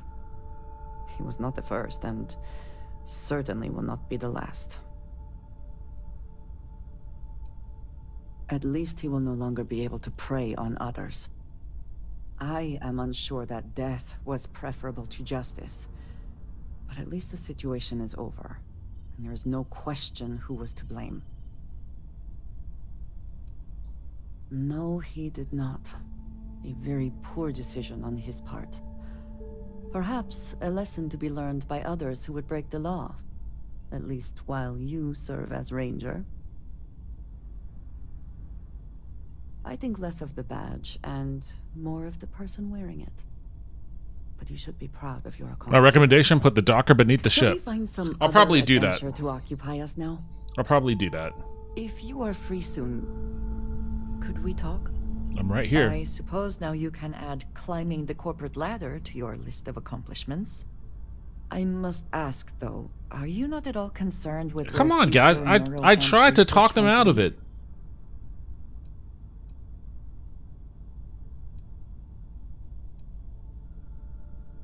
Why is this game making me feel like I literally tried to talk all of them out of it. And in the corporate board room, I voted against it. So, like, why is the game making it sound like I was pro NeuroAmp? That seems like quite a pessimistic outlook.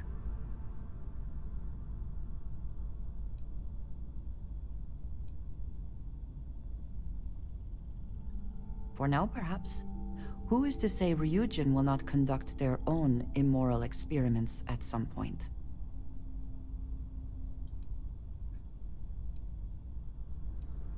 Like, it's given me all the options of being just like a blind simp for these guys, when I very specifically tried to talk each and every one of those dudes out of it and voted against it myself. Nothing is so immutable. That seems a poor excuse. And what happens when Ryujin falls prey to the same tactics it has employed and loses control of this technology?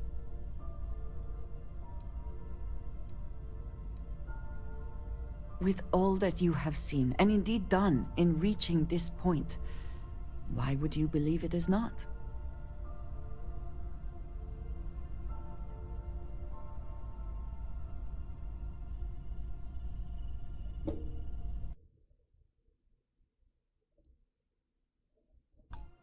Welcome back, Bianca. What do you mean? Is she here?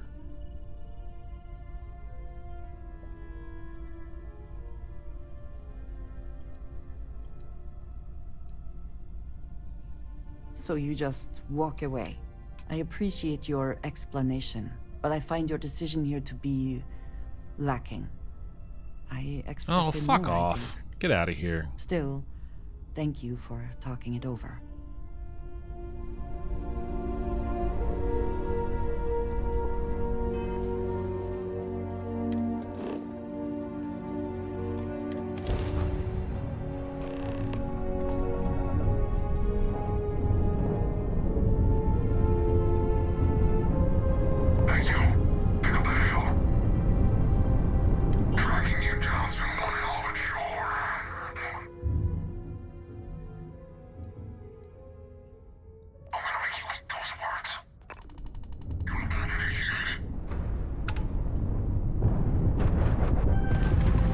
Alright, where is this guy at?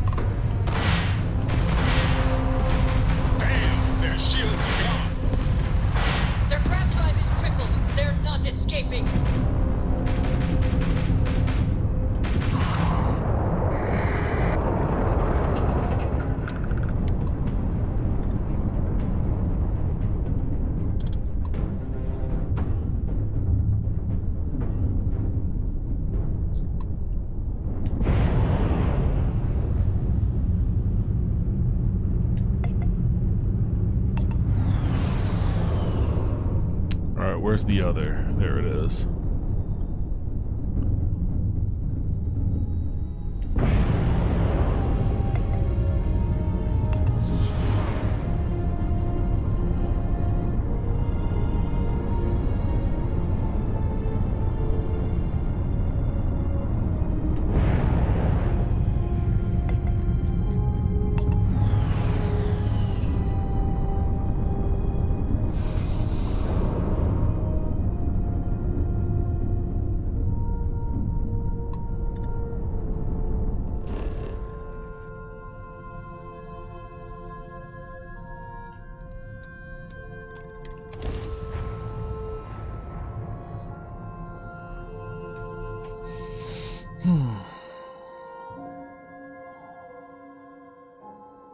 Landing gear.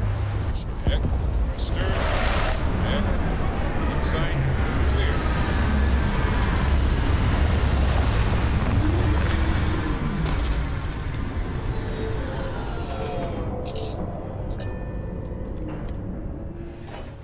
Irvin would have loved to work on a planet with this. Open the hand scanner and look for distortions in your field of view. Follow the distortions to the source.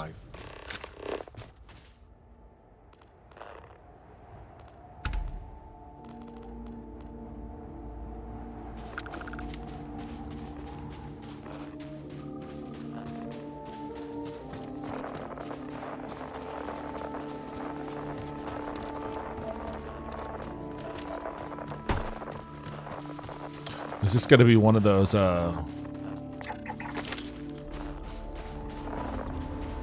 you're going to be, walking for 10 hours sort of thing?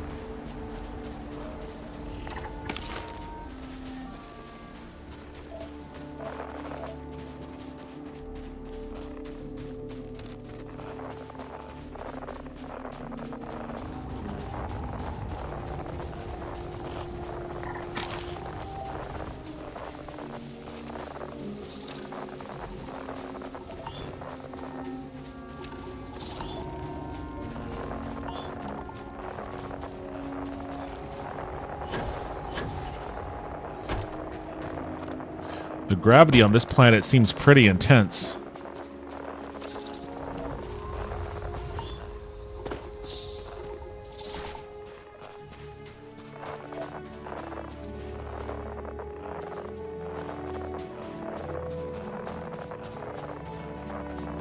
Yeah, this game would benefit from a rover or a speeder bike. I've been seeing a lot of the discourse about this game not having vehicles, and honestly, I don't mind that. I don't really mind it not having vehicles all that much.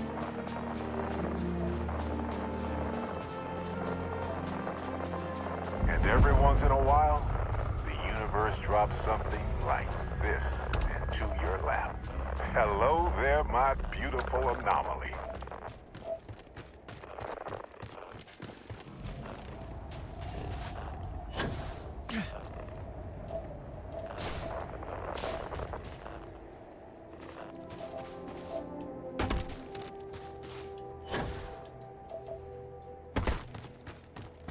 Okay, so I guess a little footpath has been charted for me already. I gotta go around.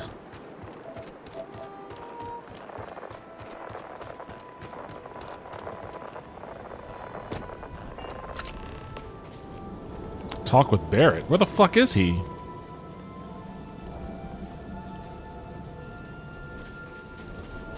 I'll talk with him when he comes inside.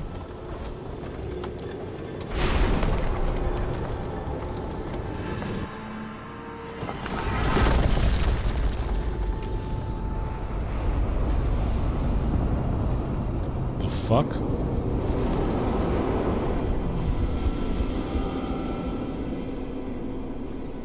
I just wanted to say thanks for the daring rescue back there. I had plans for Matsura, of course, but I appreciate the backup.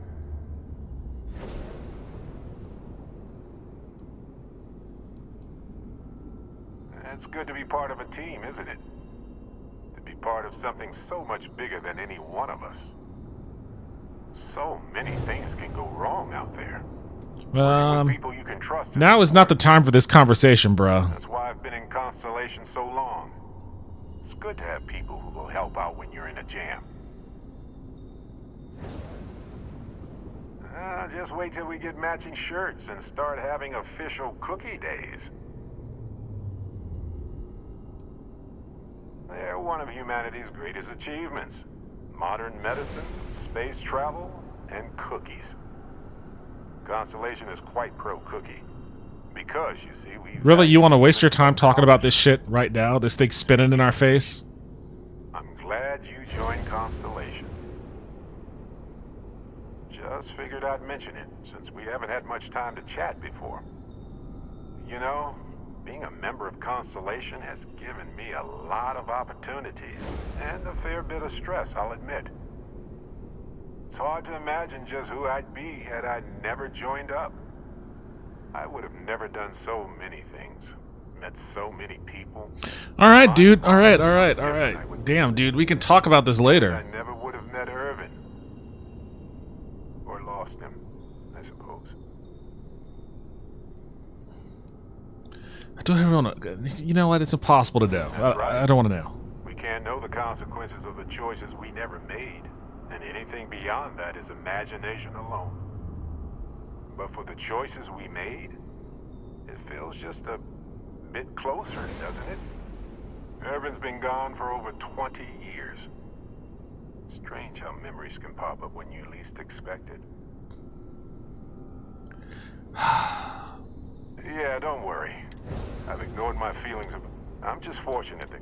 I mean, where else... You mouthy motherfucker. I should have brought Sophia. God damn. Alright, let's get to work. Let's figure what this shit's all about.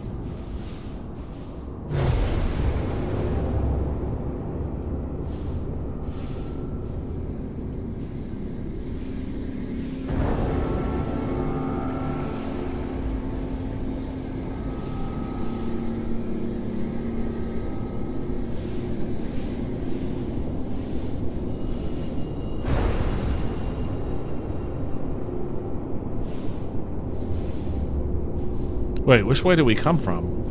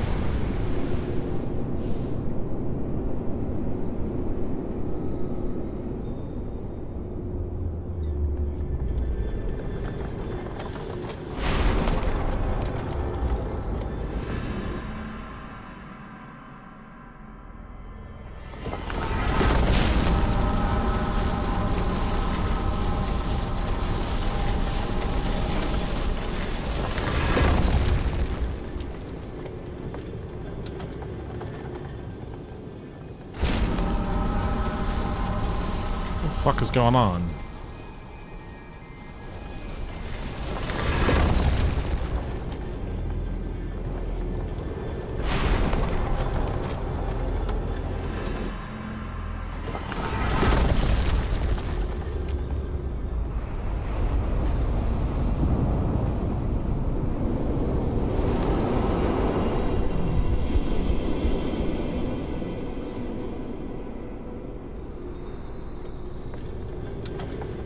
It's just the other side. Just goes back outside. Alright, well, what am I supposed to examine here?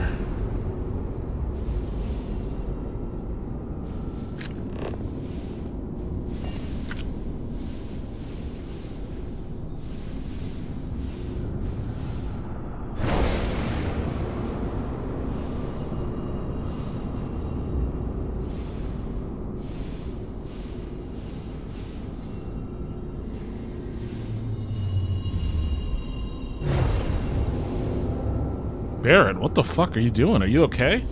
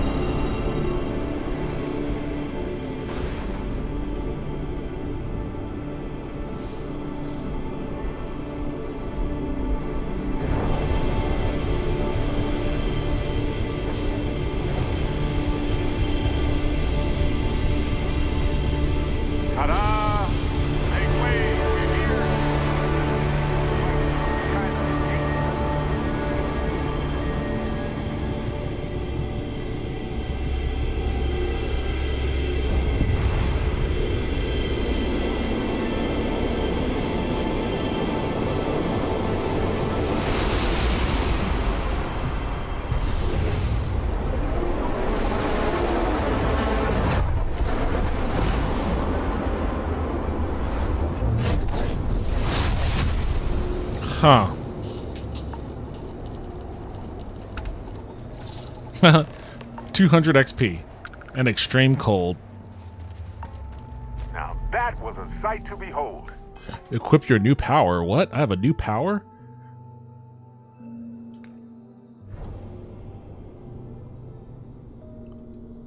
Anti-gravity field. Generate a localized field of intense low gravity and behold a planet's true power. What the fuck?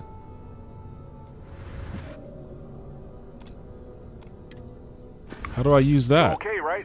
Press LB or RB. LB or at the same time? Then we'll talk. I wonder what humanity would be like if we could all do that.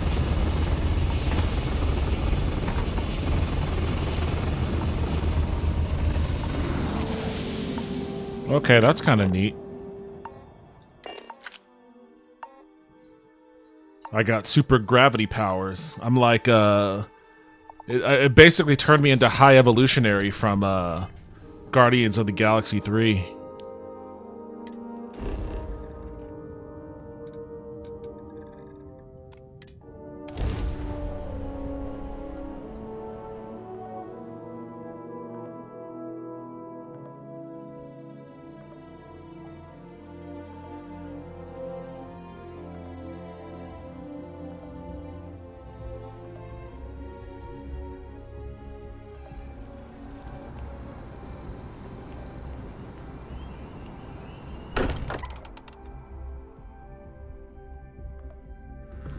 Place is a delightful relic tangled up with hope, grit, and science.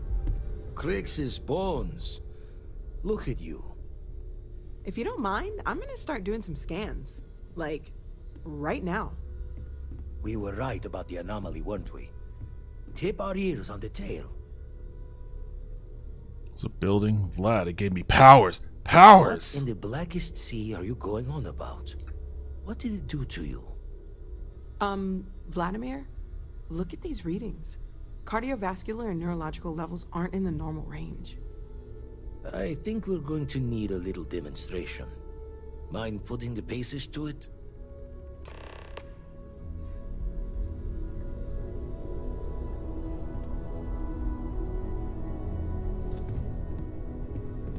I mean, how do I do it?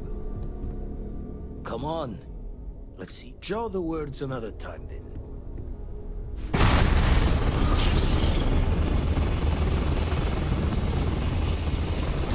Everyone saw that, right? Like a literal gift from the heavens.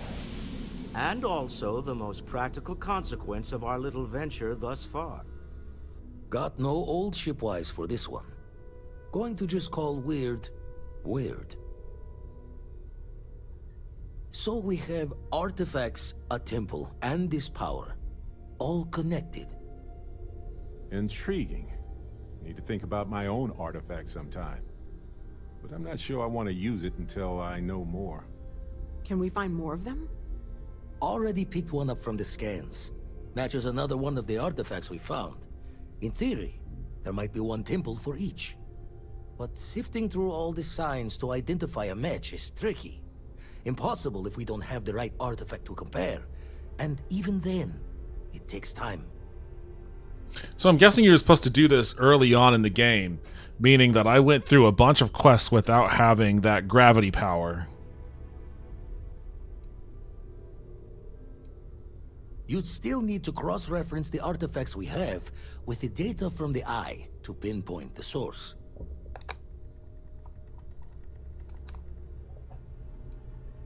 Not all at once. You'll need to take the home voyage after you found each one. Should hopefully have more potentials for you then. Don't think it's just Fortune's laugh that this temple responded to you. The artifacts, the visions, this power you've gotten, all seems to be the same Posture song check. somehow. Plenty to think about. Anyway, catch a smile out there. I'll work on finding planet anomalies that match the other artifacts we have.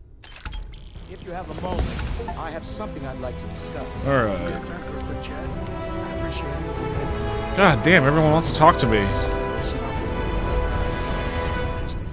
I'm gonna save though.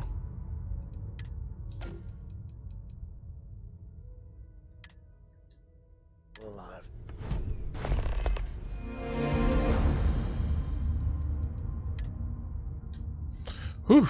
4 hours and 30 minutes. Another long one.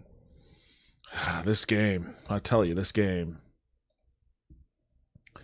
Oh, man. Well, thank you for joining me, everybody. It's very late, and I'm very hungry, so I'm gonna go grab myself a snack and try to get to bed. Oh, look, Galbi is out.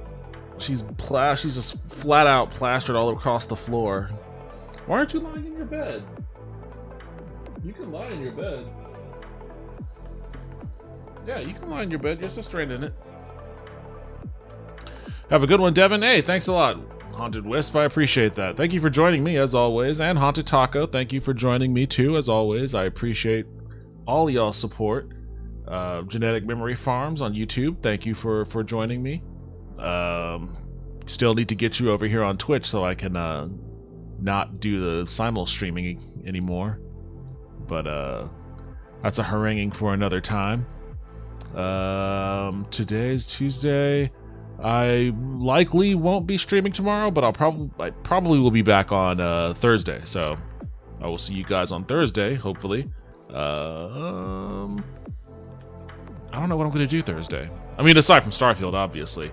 I wanted to make a point of doing talking about news and stuff today, so that I wasn't just strictly in Starfield, because I've been doing a whole lot of Starfield lately. I don't know if I'll do that again. Maybe, actually, you know what? There's those items I didn't get to today, so maybe on Thursday I'll talk about One Piece and the horror movies I've watched. Nun 2 and Talk to Me.